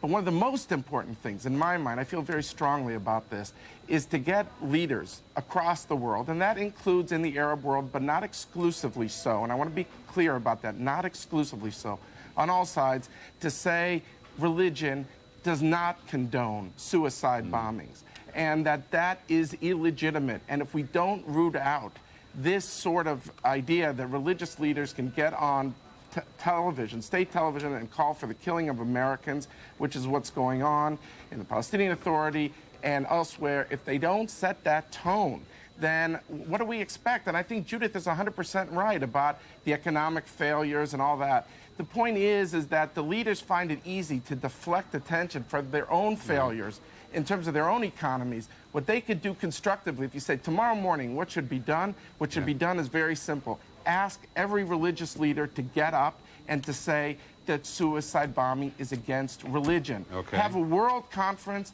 of leaders, of religious leaders across the world. Get up and say any leader who says that suicide bombing is legitimate is outside the pale. Okay, I apologize for interrupting you two. I just want to ask Mr. Melhem, Hisham Melhem, a colleague reporter in Beirut, to give us the last word here, because Americans just cannot understand why many Arab leaders don't stand up in front of their own people and say this has been a horrible act or other acts are horrible acts. And is it in part because there is such a disconnect between government and the street in the Arab world? Well, to begin with, I'm not known for being very nice to Arab leaders, but at least we have to say that most of them, if not all of them, condemned in the strongest terms. You make a very good point. What occurred? I mean, the tragedy and the inferno that we saw in New York, and I think they were genuine, and some of them actually, and again, I don't want to defend them. Some of them, like Egypt, Saudi Arabia, Jordan, and others, were subjected to this kind of incredible terror against them from the likes and from the soulmates of Osama bin Laden, if not from Osama bin Laden himself. Now, about the disconnect between the Arab leaders and their own street, the disconnect between the Arab leaders and some of the world opinion, yes, of course it exists. Most of these rulers are autocratic rulers.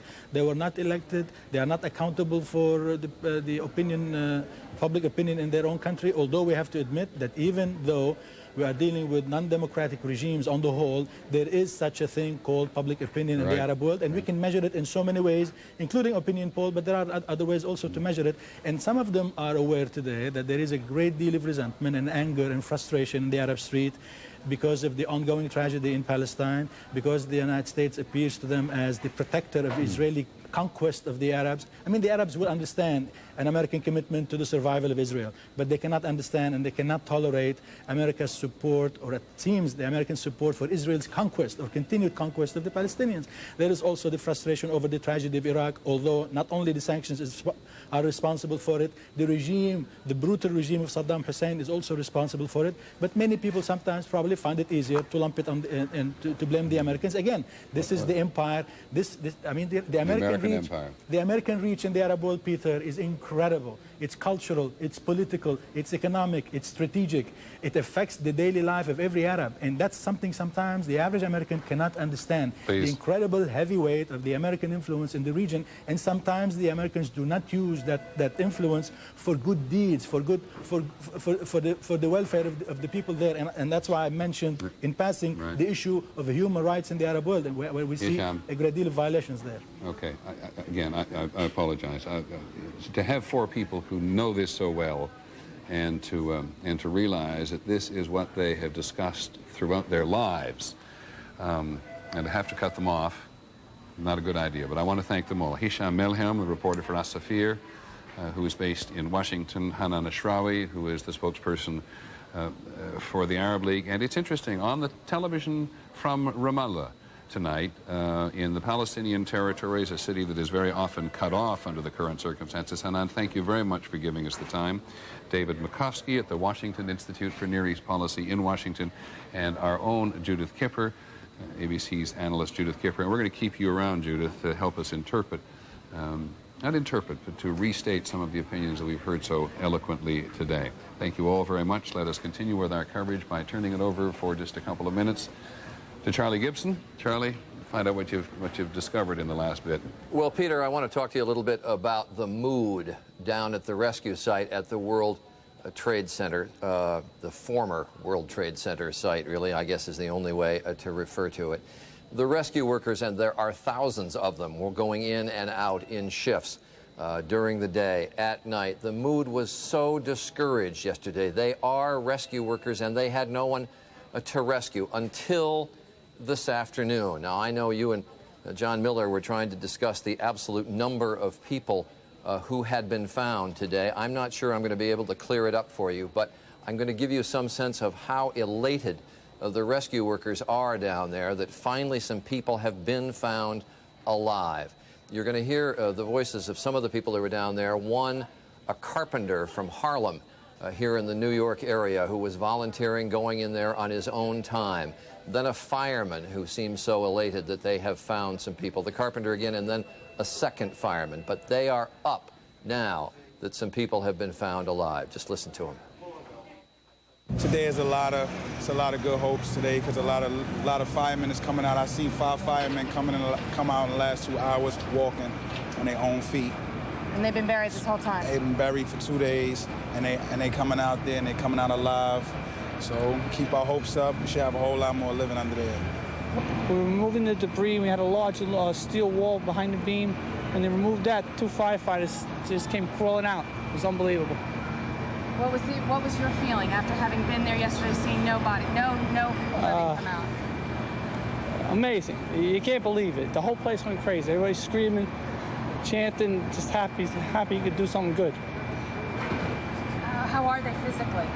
They walked out on their own. Let's take it from there. I think they'll be okay. They walked out, and that's amazing. Some good will get out of this. Thank you. Perfect. Thank you so much.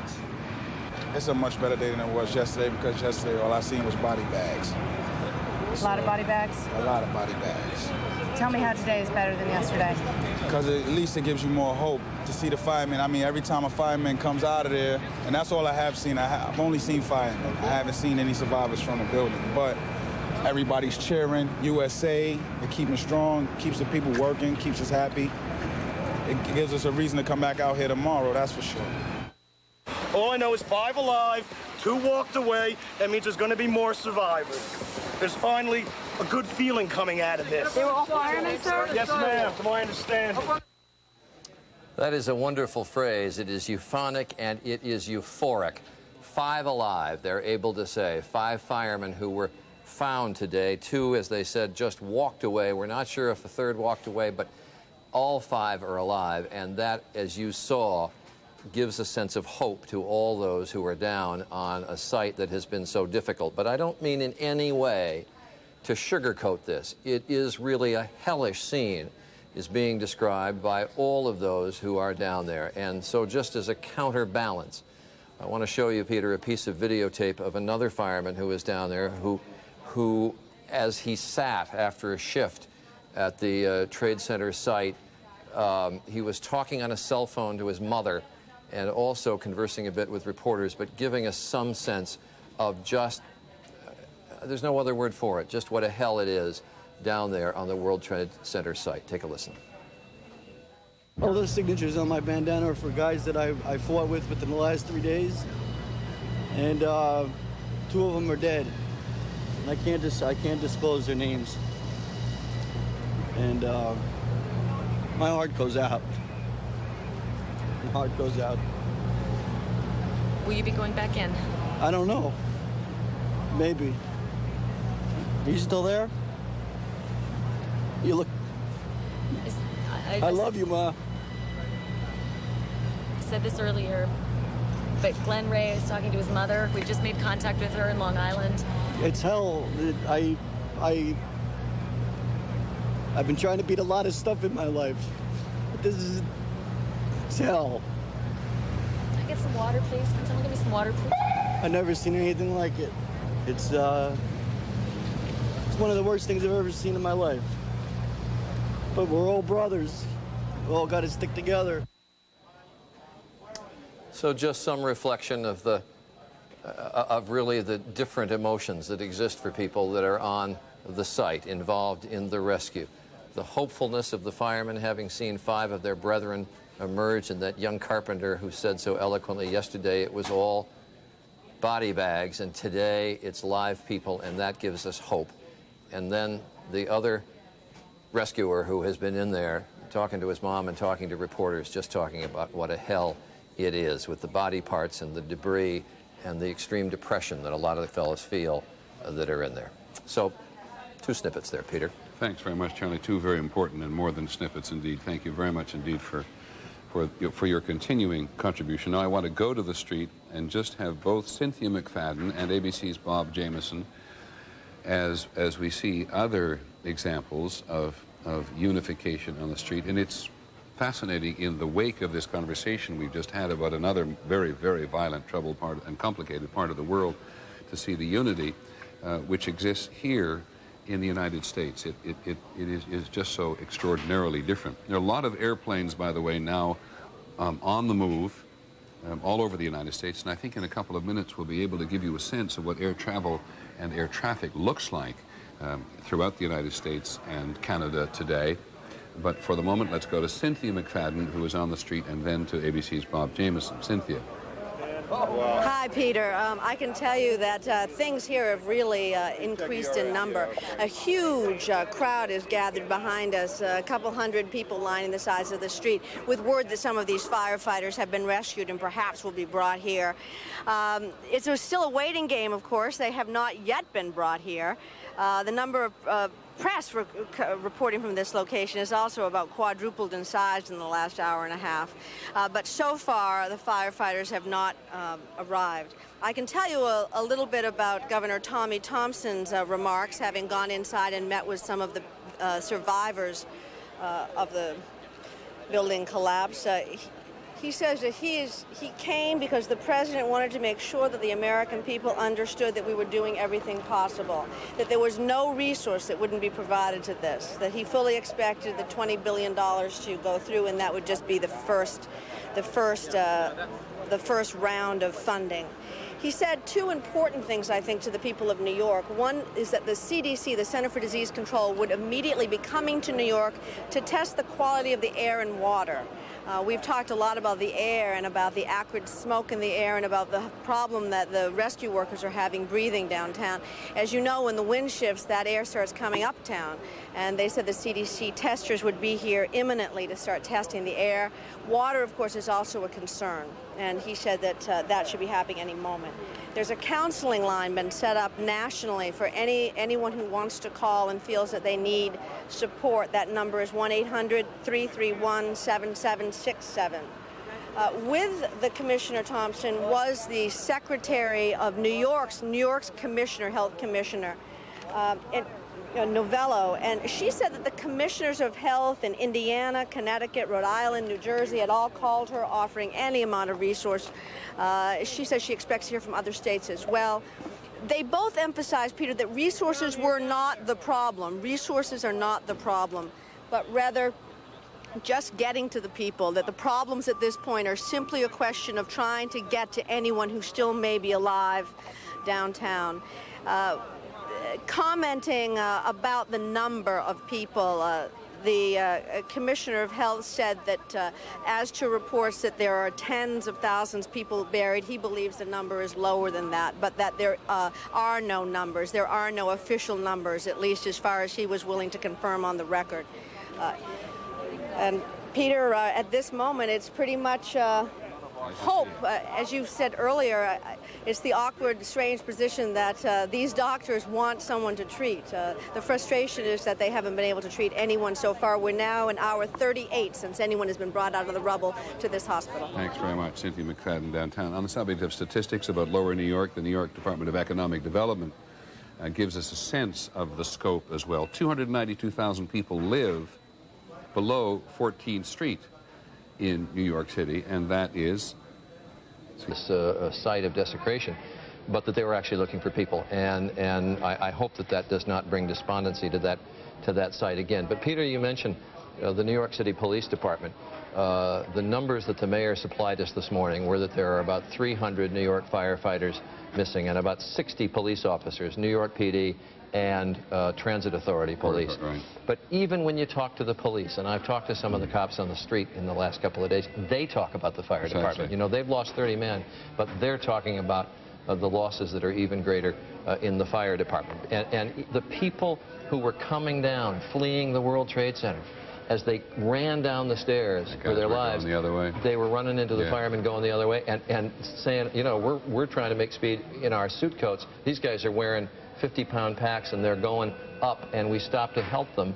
And then we thought, no, that's their job and we got to get out. We talked to a couple of people who got out of the trade tower who said that, in fact, that was how they got the information as they were coming down, hearing the walkie-talkies of the fire department as they were going up. I know you've got several other observations, but I just want to say first that in Arlington, Virginia, the fire captain there says they have signals from a transponder of the black box from the plane that crashed into the Pentagon.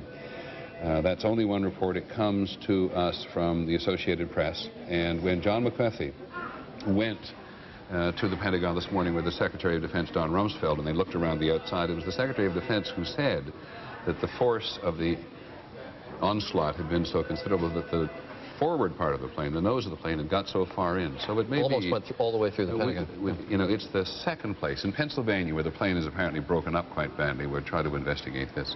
There's a pretty good chance of getting the black box and the cockpit flight recorder. Better in the Pentagon, of course, much more difficult in New York. You have some...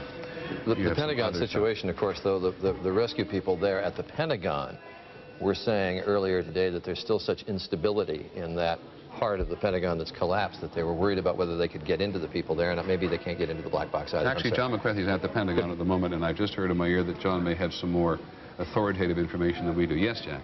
Peter, they are saying that they are hearing the pinging of a black box. You may recall that Defense Secretary Rumsfeld told me earlier today on a tour we took that the nose of the aircraft is embedded in one of the inner rings of the Pentagon. Now the people who are working away on the rubble at the Pentagon are saying, yes, we are hearing pinging. So there is a prospect that they could find that black box and get a great deal of useful information.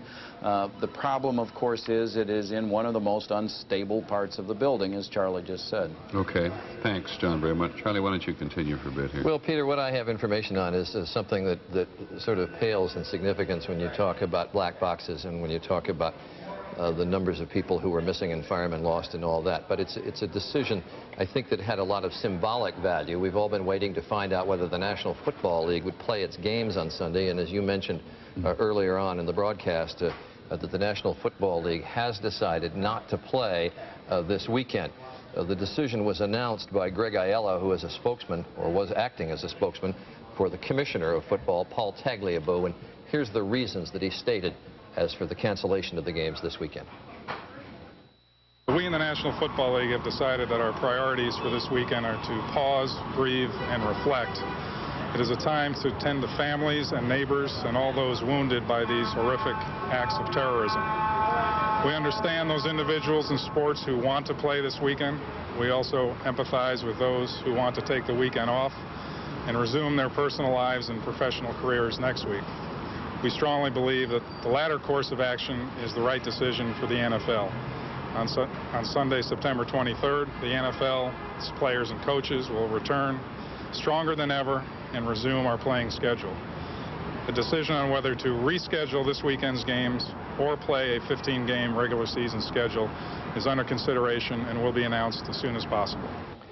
Even though the games canceled, the teams did scrimmage today. This is the New York Giants scrimmaging on their practice facility, which is just outside the Meadowlands complex. The Philadelphia Eagles, about 90 miles to the south, were practicing today, and a plane flew low over the practice field. Everybody stopped.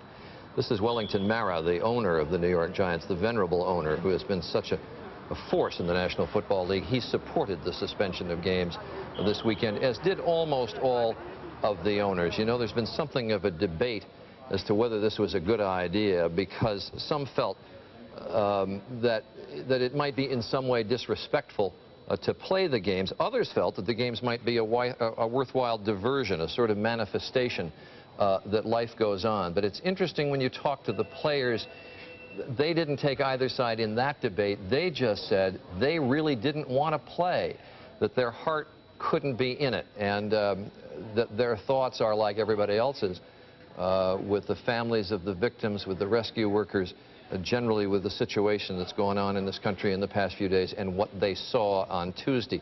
Some cases in point. You're going to hear sound bites now from Jason Sehorn, the terrific cornerback for the New York Giants, so Michael Strahan, the great defensive lineman for the Giants, Howard Cross, the Giants tight end, Lomas Brown, an offensive lineman, and then Jeffrey Lurie, who's the owner of the Philadelphia Eagles, all of them agreeing with the commissioner's decision that the game shouldn't have been played. Take a listen. To a man, nobody was really concentrating on football. The conversations weren't about the Green Bay Packers, and they weren't about, Brett Favre. They were about, did you see those two towers fall? Did you see that plane enter those things? For us, it's a little more difficult. We sit here and we can see the fire still smoking right there. We come out every single day for the last 8 years, and I've seen two towers standing there. They're not there. there's nobody thinking about football. Nobody's mind is on a game this Sunday. For us to play, would be ridiculous. We'd just be doing it to do it, and I don't think there's any sense in that. You wish you could have done something. I mean, you're right there, and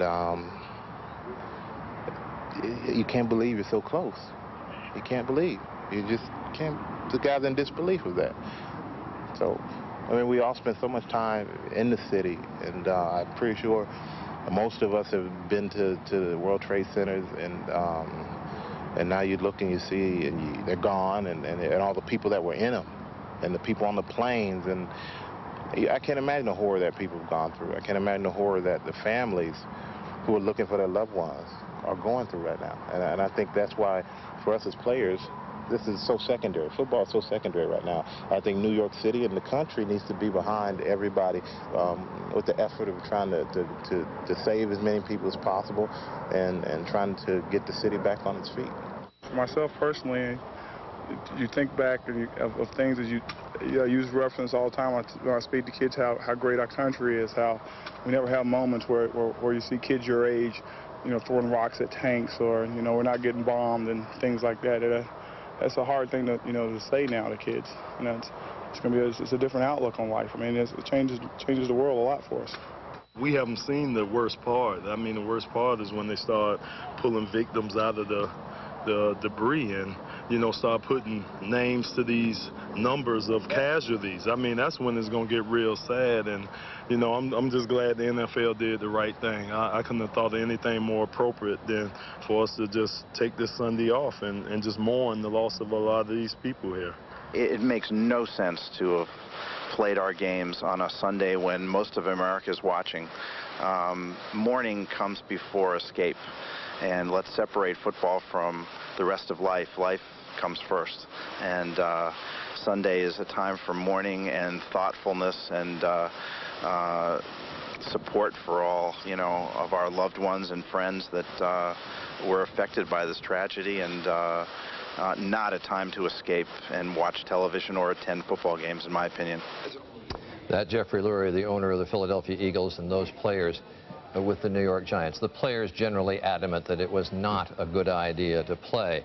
As I say, it wasn't a question of whether the games would be disrespectful or whether it would be a worthwhile diversion. The players just said their minds wouldn't be in it. Their minds are on what happened, as are the minds of all of the rest of us. Now, we've mentioned NASCAR has postponed its race this weekend. A lot of the college football games, the major conferences, have called off their games. The PGA Tour has canceled its tournaments this weekend. The NHL has postponed its preseason games. And baseball, as you may know, and Peter mentioned a little bit ago, has canceled all of its games all the way through Sunday. Bud Selig, who is the commissioner of baseball and the owner of the Milwaukee Brewers, made that announcement and said the games would resume on Monday. Here's what the commissioner of baseball, Bud Selig, had to say. Everybody will have to do what they feel comfortable doing. I think we'll have a very interesting last 3 weeks of the season. This has been historic, and it's shocking difference in nature. But I think that I think hopefully we can provide the country with a wonderful form of entertainment. So baseball will resume on Monday, and for all of those of you who are wondering, well, does it mean that Barry Bonds has lost a week and won't be able to pursue the 70 home runs, and will Cal Ripken be able to play 3,000 games, all of that? Baseball is actually going to extend the season a week. It will play all the games, extending the season a week, and the postseason will start a week late. There's an interesting point in all this, Peter. I think all of the sports leagues are so sensitive to this issue of whether they should play or not, and it goes back to 1963. John F. Kennedy was assassinated on a Friday, and Pete Rozelle decided that the National Football League should go ahead, that it was important that life go on. And I talked to him several times, and I remember having a discussion with him, and he went out of his way. I didn't even bring up the issue, and it was years later. And he said, I made that decision to go ahead and play on Sunday, and he said, and I will regret that every day of my life. He's now passed away. But that decision in his mind. He went over it and over it and over it and felt he had done the wrong thing. Now, this... You bring one other to mind, I have to tell you, the decision made by Avery Brundage to go ahead with the Olympics in Munich in 1972 after the Palestinian attack on the Israelis at Munich. And it was hugely controversial, but in the case of Roselle and in the case of Brundage, people were deeply resentful. But you have to think that in their own minds what they were trying to do was to demonstrate to the country and the world some sense of normalcy.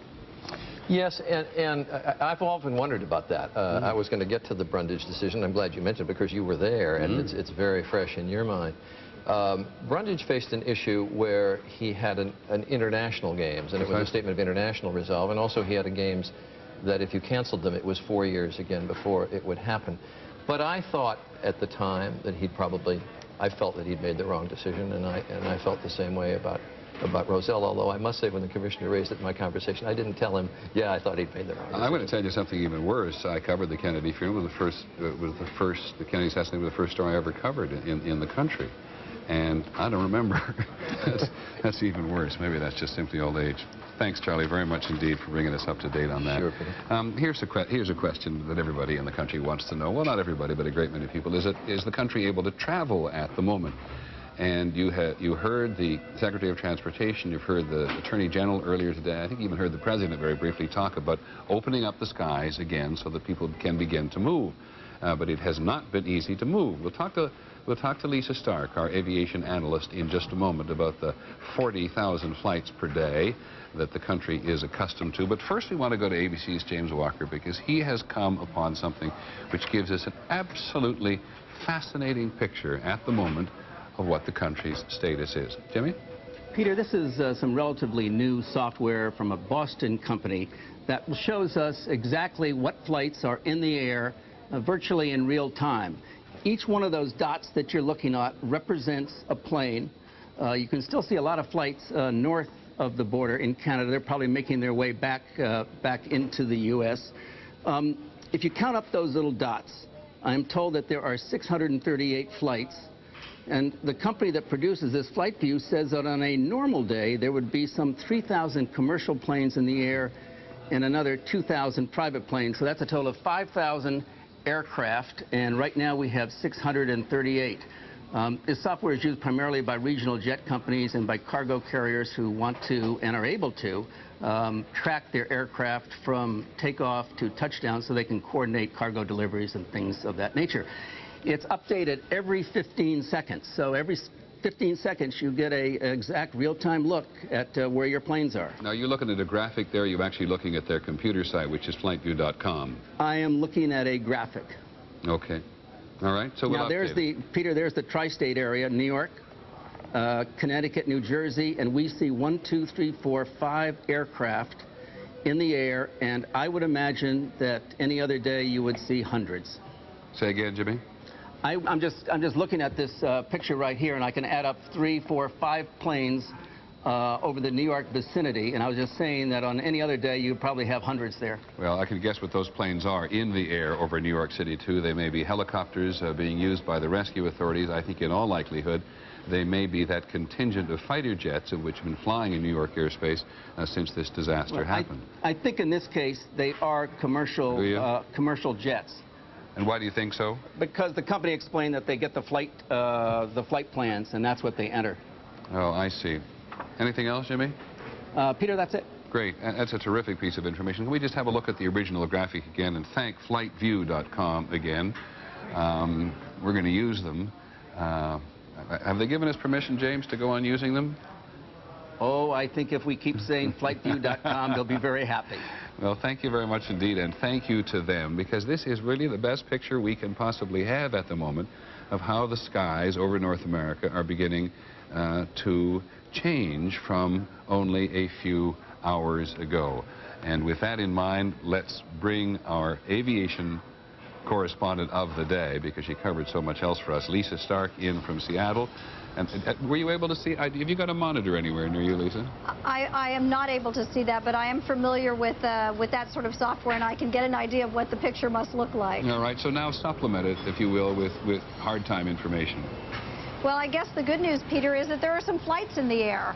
As Jimmy Walker said, though, of course, it is a very, very small fraction of what you would see on any given day. And a snapshot of the airports that we've looked at around the country show that at many of them it's quite chaotic and confusing. Chicago O'Hare Airport, for example, opened for business this morning. I'm told the lines were extremely, extremely long. And then in about just sometime in the last hour, all of a sudden over the PA system at the airport, it was announced that Chicago O'Hare was immediately shutting down. We have not been able to determine exactly why that is, but I'm told by our folks on the ground there that they stopped letting people through the gates and they announced the airport was shutting down.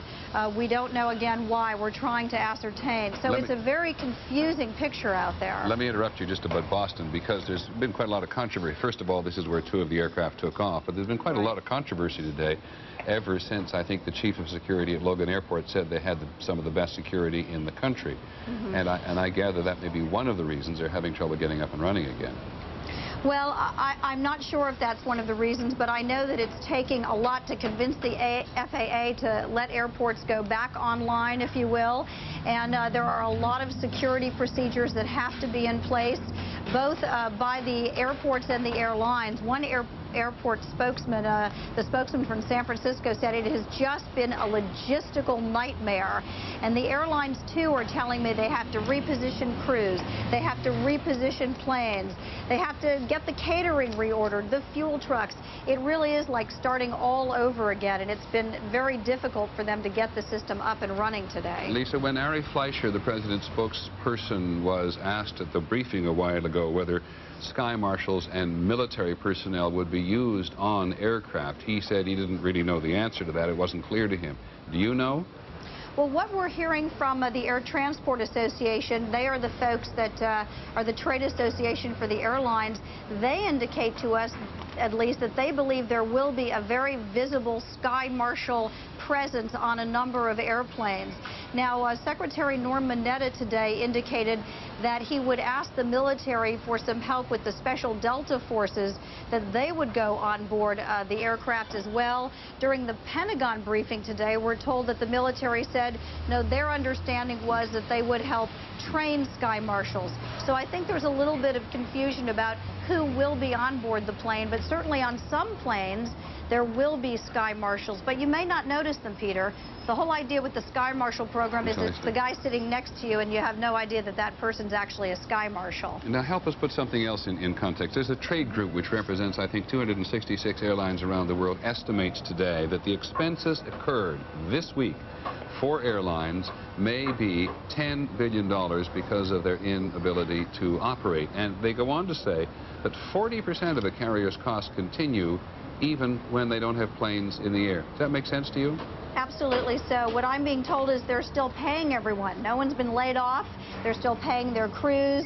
The only thing they're not paying are landing fees. They're not paying their fuel costs. But much of their costs really are labor, and that is what they continue to pay. And I've also been told that airlines keep about a 15-day cash reserve on hand. And many of them are in very precarious, I wouldn't say they're in precarious financial shape, but they've had a very, very tough year financially. And there is a sense that this will be a very big economic blow to a number of the airlines, although they don't want to talk about that right now because they're much more concerned about security and getting back in business. With one exception, that's Midway Airlines, Midway Express in the Midwest, which in fact closed down its operations because it couldn't afford to continue. It's Midway Airlines, not Midwest Express, Midway. Which is a different company. I don't want to get people confused. Midway Airlines is the one that shut down. Anything else you want to add? I do. I want to talk about general aviation a little bit because there has been a significant amount of confusion about whether these folks can get back up into the air.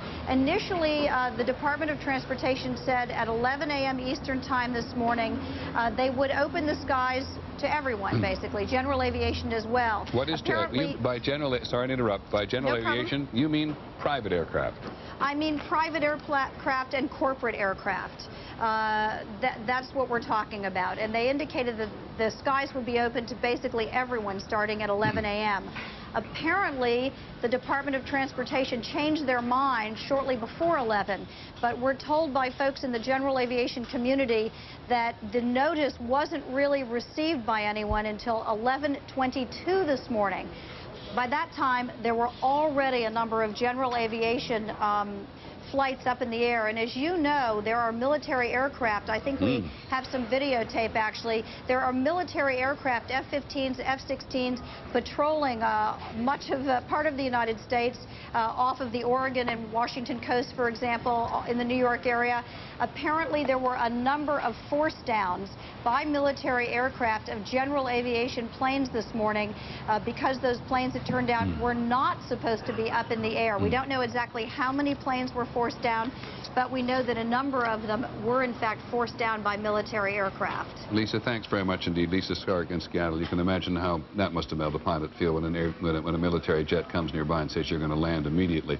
At any rate, very many thanks to Lisa Stark and to James Walker, and also to the people at flightview.com for giving us a real picture in real time of the number of aircraft in the skies over the United States at this moment. And with their indulgence, we will continue to use that graphic to give you a sense visually of what is happening. Change subject again. For all of the spirit we have seen in the country today, and it has been terrific, for all of the unity and the patriotism we have seen in the country today, there is a huge amount of trauma.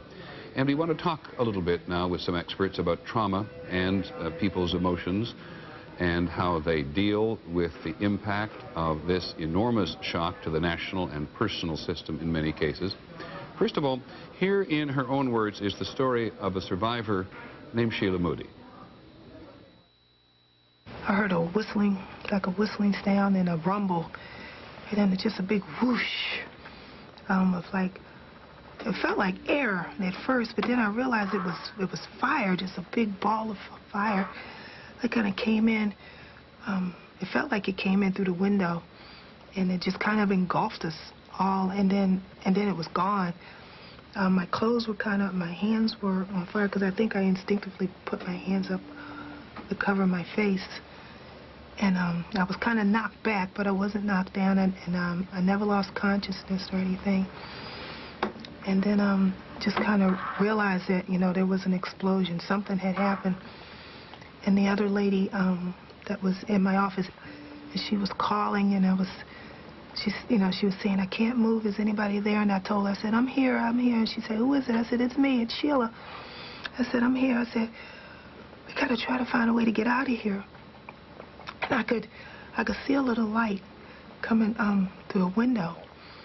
So I tried to reach up and hit the window to see if I could maybe break it or we could get out, but it was too high and it was too hard. So I looked around to see if I could find something that maybe I could break it with, but there was so much smoke and the fumes were just filling up the room, and I started coughing and choking. So I tried to crouch down to see if maybe I could breathe a little bit better if I got down a little lower. And then I just started praying. All I could do was pray. I was just like, God, you know, you got to help me. Help us get out of here. I said, I can't believe you brought me down here for me to die here. And I kept praying. And no sooner that I was praying and thinking, you know, I wouldn't see my children anymore. And without the prayers and God, I know I just wouldn't have made it. I heard the man coming. He said, I can't see you. I said, I can't see you either. I said, but we're here. We're here. And so I kept trying to call to him so that maybe he could follow the sound of my voice and he could get to us. But the smoke and the fumes was taking my voice away, so I started clapping my hands, hoping that he could follow the sound of me clapping my hands, and I could hear the fire extinguisher, and he was getting closer. And then for a brief second, I could see his silhouette just through the smoke, just enough so I could go in his direction. He put out the flames that were between him and I with the fire extinguisher. And I went to him, and he led me outside. But I said he was just an angel sent by God to get me out of there. That's not applause. It's just trying to imagine this. Once again, an extraordinarily articulate survivor, in this case Sheila Moody, who was on the second day of work at the Pentagon. Only the second day of work she'd been at the Pentagon, clapping her hands in the dark so that someone attempting and willing and wanting to rescue her would. And we thank her for one more quite extraordinarily articulate description of what it was like to get out. We're joined this afternoon by Dr. Alvin Poussant. He's very familiar to many American audiences. He's a psychiatrist at Judge Baker Children's Center in Boston, widely known on issues of adult and child trauma. Thank you for joining us, Dr. Poussant. Thank you. Awful lot of it out there today, isn't there? Awful lot. So, where do you start? Where do I start with all of this? I think that the woman who just spoke suffered a great deal of trauma. I know she's very grateful to be alive, but I wonder how that trauma is going to affect her in the future. She must have been terrified. It's likely that she may have nightmares about this, and it's likely this may stay with her for the rest of her life. Anyone who experiences that degree of trauma, and that's true for many of the people who were on the scene, who were survivors and who got out of there. But it's also true for many people who were either close by, and for some people who witnessed it on TV, that some people were so frightened and shaky that they were traumatized as well, but to a lesser degree. And I think the trauma is even greater because this is a different type of an issue. There's a feeling of violation, not just that the towers were bombed and the Pentagon was bombed, but a feeling that the country was violated in the same way that a rape victim feels violated. And in that type of situation, you feel even more helpless sometimes and more powerless, particularly when the enemy is obscure, and you feel a sense of emptiness. And what are you going to do about it? In a sense, to me, symbolically, knocking out those two towers, kind of phallic symbols, I'm sounding like a psychiatrist, was kind of a symbolic or attempted symbolic castration of the United States. Okay. Something that we have never experienced before and made us feel very, very vulnerable. But what do we do with our anger? Okay. That's an important ingredient of the grief we're feeling. That's the question. Indeed, and let's try to break it down. And you are a psychiatrist, and I think it probably takes a psychiatrist to see the Twin Towers in that way. But let's move beyond this. You've mentioned several categories. Adults who were in it, adults who were close, or children who were close, people who saw it at a distance. Let's quite frankly take advantage of your services here. For those people who were involved in this, who were close to Ground Zero at the Pentagon, and at the Twin Trade Towers in New York, and their families, what should they do? I think those families have to be very supportive of each other. It's a time for them to come together, and they should realize that the people who were there, the victims, are very traumatized. They have to be very, very patient. I think some of them may need more than just support. If they can't function, or they get so depressed, or they get so anxious, then I think many of them need not just counseling, but they may need medical attention, at least for a short period of time, to get through the anxiety, the fear, and desperation that they're feeling. Do you mean, is there a difference here between medical, of course there's a difference between medical attention and counseling in some respects? Yeah, medical, I was thinking that temporarily, perhaps in some of these cases, people may be in such distress. Like, let's say they're having nightmares, they can't sleep for days and days and days. I think in that type of situation, you might want to prescribe a mild tranquilizer, a mild sedative, so that they can get some sleep and they can get some rest. Or even over a longer period of time, if they're very, very anxious and can't get over it, you might prescribe something to take them down a little bit, to take away some of the anxiety and even some of the depression. Some people are going to be very, very depressed after this experience as well. And so you have to make a choice about perhaps what kinds of medications would be of help to them temporarily. Do you believe that anybody who feels any sense of trauma in the country, even if they think it's a temporary issue for them, because we all feel some sense of trauma at the moment, that they get in touch with a professional counselor? No, not necessarily. I think the main help that people will get will be from each other, from their churches, from the community. I think that's the first stage or the first step. I think it's only those who don't begin to recover over a period of time. I'm talking about maybe a month, maybe 2 months, that you would begin to think about getting them some type of additional treatment, unless in an individual case they really can't function and they really collapse. Then in that type of situation, you have to seek out professional help. I understand completely, I think I understand completely, the people who've been engulfed by the violence in a personal way, people who have been victimized by it in a physical way, or the families of such persons will suffer perhaps the most. But what about the people, what about the people who've seen this violence at a distance on television, as you mentioned earlier? Well, is that a lasting thing, do you believe, is possible? Yes, I think because of the visuals. There were children complaining that from watching television and seeing the towers go down and the explosions, that afterward they were having nightmares about it.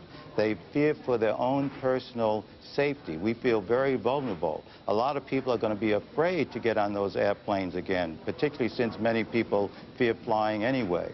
They feel, in a sense, that they can easily become a victim. It's a different kind of horrific ball game that they're in, and they don't know where someone may strike next. And I think this raises the anxiety level of everyone in the country that we're going to have to deal with in some way. And we're trying to deal with it by people coming together, by showing respect for the American flag and trying to make people feel very loyal and together and more communal. I think that helps. But I think now that every time we go to an airport and we have to face the additional security there, there's going to be a little twinge of anger about how this all came about.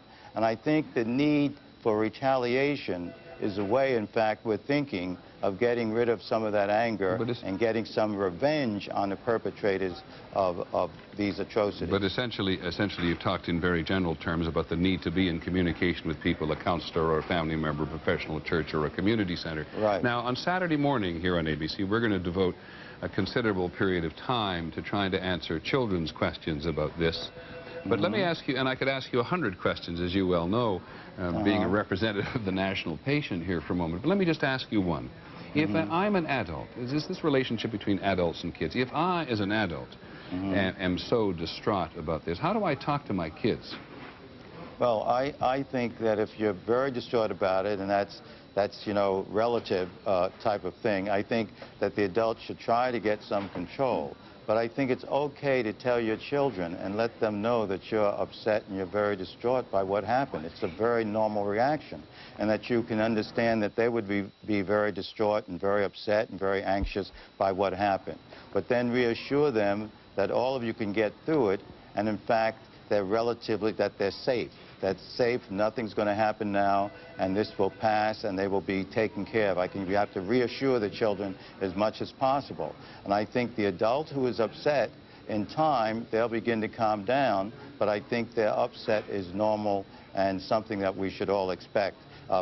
Even doctors around the medical center yesterday were nervous and fearful about what happened. And if you know any of the victims, even in a remote way, the anxiety is even greater, that it could have been you. So I think that people with time will begin to settle down as we get back to our normal activities and feel less anxious. I have one last question, but I do want to observe that I think that the national spirit, you can confirm for me if you think I'm right, that the national spirit of unity that we think we see apparent in the country today is indeed going to help individuals in many ways. I think it will help individuals. I don't know how long it will last. I hope it lasts for a very long time and crosses ethnic, racial, and religious lines, so people really come together and see what they have in common rather than the divisions that we frequently see in America. And just one other question on the subject of divisions. Every public official today and yesterday has taken note of the Arab American, the Muslim American, and the South Asian American population in the country, who are in some respects traumatized two ways. First of all, by their American instinct to what has happened, like everybody else's, I gather, and secondly, by the fact that they, in some ways, as communities, are being victimized. So what do they do at a moment like this? That's right. I think that they have to come together, and I think they have to speak out. I think many of them did the right thing. They spoke out and immediately condemned the terrorism that took place. I think that Americans, on their part, have to stop having stereotypes about Arabs and Southeast Asians and people from the Middle East, because they do have stereotypes about them. And there's a tendency when something like this happens to want to blame someone. And that's when we begin to get scapegoats. And it's very easy to scapegoat people who may be members of the ethnic group, even loosely speaking, of the people who committed the terrorism. Dr. Poussaint, let me ask you to stay and look at one piece with us and then get one more comment from you afterwards. Judy Muller, who's based in the West for us, has done a piece which at least is represented to me by my editors here as anger, and it takes place in Salt Lake City. Here's Judy Muller's report. Salt Lake City is feeling the ripple effects of terrorism. A bomb threat today forced the evacuation of several city buildings. The bomb scare isn't different, but the world's different now. Everybody's different now. And so even though this may be something that's happened in the past is gone. Fear and frustration, especially for travelers stranded here. The new tickets being purchased, the 2-week-old tickets don't do you any good to buy them in advance. You're still sitting here waiting because there's no buses. I'm upset. I'm supposed to be in Boise for a birthday party at 4 o'clock, and I'm not going to be there. Important birthday party? My daughter's birthday party. Feelings of frustration are giving way to anger. These New Hampshire residents are not just angry about travel problems. I think our people have been attacked. And it's very, very frustrating that you really don't have any place to vent the anger to. Even truckers are finding it tough going because the economy has been affected. Because of the bombings and whatnot, the fuel prices have skyrocketed, and I get paid by a percentage, so I refuse to take anything out of here because the freight hasn't gone up. I'll be driving for free. Even though Salt Lake is known for its large Mormon population, it also has a sizable Muslim population of 25,000. Some Islamic leaders here, worried about a backlash of discrimination, are urging Muslim Americans to help in the relief efforts and to donate blood. Even so, Muslim Americans have been victims of prejudice. Some white guy, he pulled up in the Jeep and he's like, "Where you guys from?" I was like, "From Iraq." He's like, "I hate you guys who pulled out the gun, loaded it." And I was like, "Oh man, I got nothing against you." That's terrifying. Yeah, it is. His mother finds it terrifying too. I like United States. It's your country. Yeah, my country. Yeah. A country that may never be the same, no matter what city you're in. Judy Muller, ABC News, Salt Lake. So, Dr. Poussaint, welcome back for one final question on the subject of anger. What do you do? What do you do? If you're angry, if you want to strike out. I think you're angry. I think the best thing to do is to talk about it and say that you're angry. Punch a pillow if you have to. Another way that people let out aggression is to watch sports. In that sense, maybe the NFL should be playing this weekend because so many people let out aggression in front of that TV set, particularly men. You have to channel the aggression and the anger. And I think the anger also will begin to dissipate, but there'll be so many reminders as different groups begin to hurt because of not only the terrorism, but the shutdown of the country for so many days and a loss of income. So it will be vented, and we should be prepared for it, but people should even let it out at home rather than letting it out in innocent strangers or trying to find a scapegoat or someone to beat up and blame for what happened. But let's be very clear. When you say let it out at home, you simply mean punch. I mean talking. I mean talking and out your frustrations, not hitting anyone at all, of course. Yeah, thanks very much, Dr. Poussaint. It's great to have you here this afternoon. Thanks very much. You've been very helpful. Alvin Poussaint, who's a psychiatrist from Judge Baker Children's Center in Boston, been around for a long time. Pretty wise guy. On the subject of the children, I said we're going to do this program for children on Saturday morning, and people with questions on how to talk to their kids can indeed submit questions to abcnews.com, and we will be more than happy to take a look at them and try to include them on Saturday's broadcast.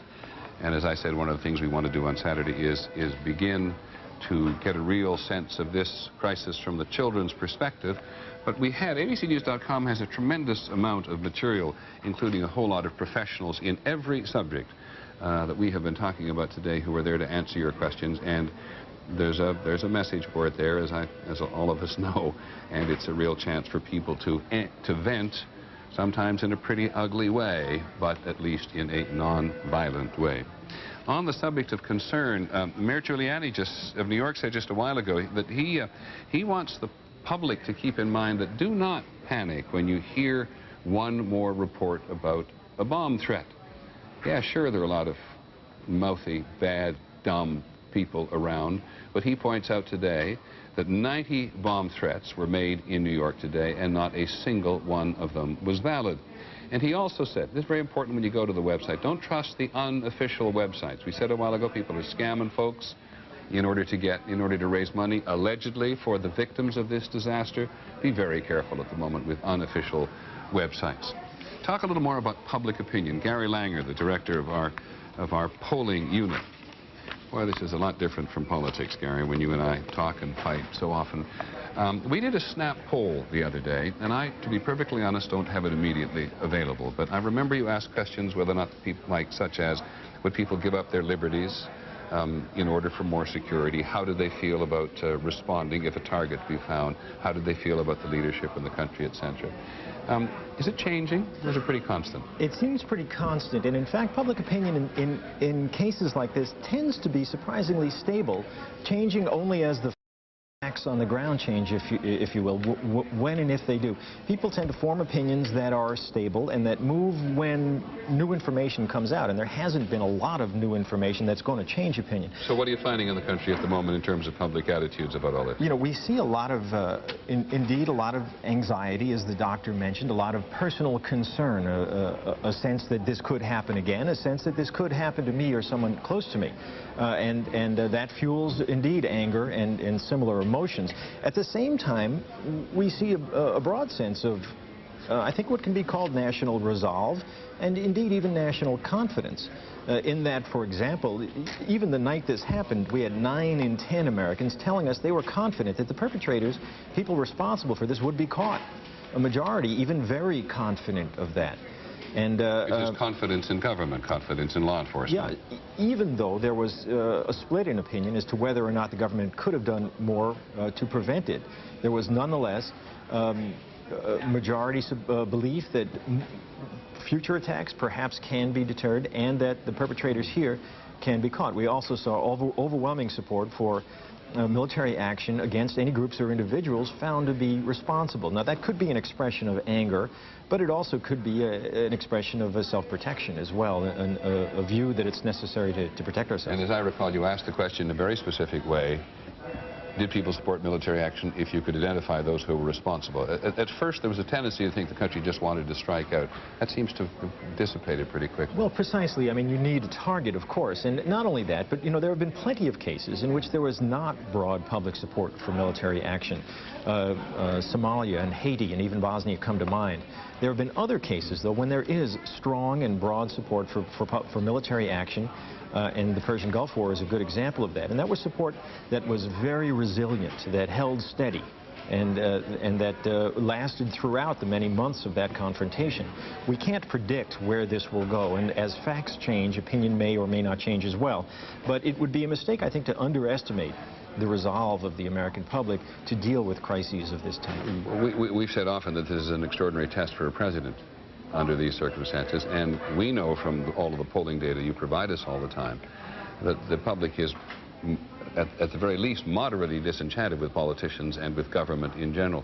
When you ask questions now about trust in government, belief in leadership, do they seem to come around? Indeed, you normally see a rally-around effect in times of crisis. The public tends to close ranks, and we are seeing that.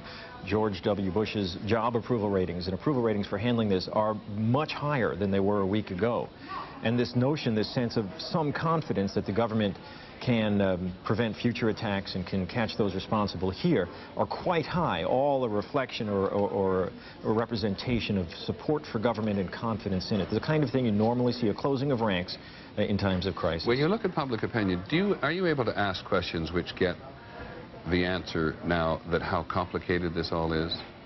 Well, it's important we ask a variety of questions and try to tease out the many layers of opinion, because as we're discussing here, the public is not simply angry or simply anxious or simply desirous of retribution. There are all of these and many more emotions within the opinions we measure, and we do try to tease them out. We also, you know, just can identify the extent to which this terrible tragedy has really gripped the nation. When on Tuesday night we had 99% of Americans, that is essentially everyone, telling us they had been watching broadcast reports of it. 91% told us that they, on the day of these attacks, prayed for the victims and their families, and other measures as well show us an enormous amount of concern and involvement of average Americans across the country. Anything else? Well, finally. In fact, let me stop you right there, because I got 20 seconds in order to reset the broadcast, and we're going to pause for just a few seconds now, just so that some local stations can leave us to do their local news, and then naturally we will continue.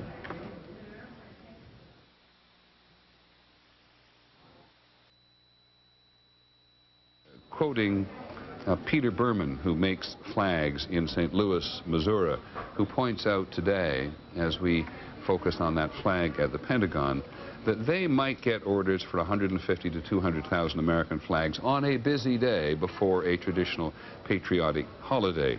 On Wednesday, yesterday, he had nearly 2 million requests.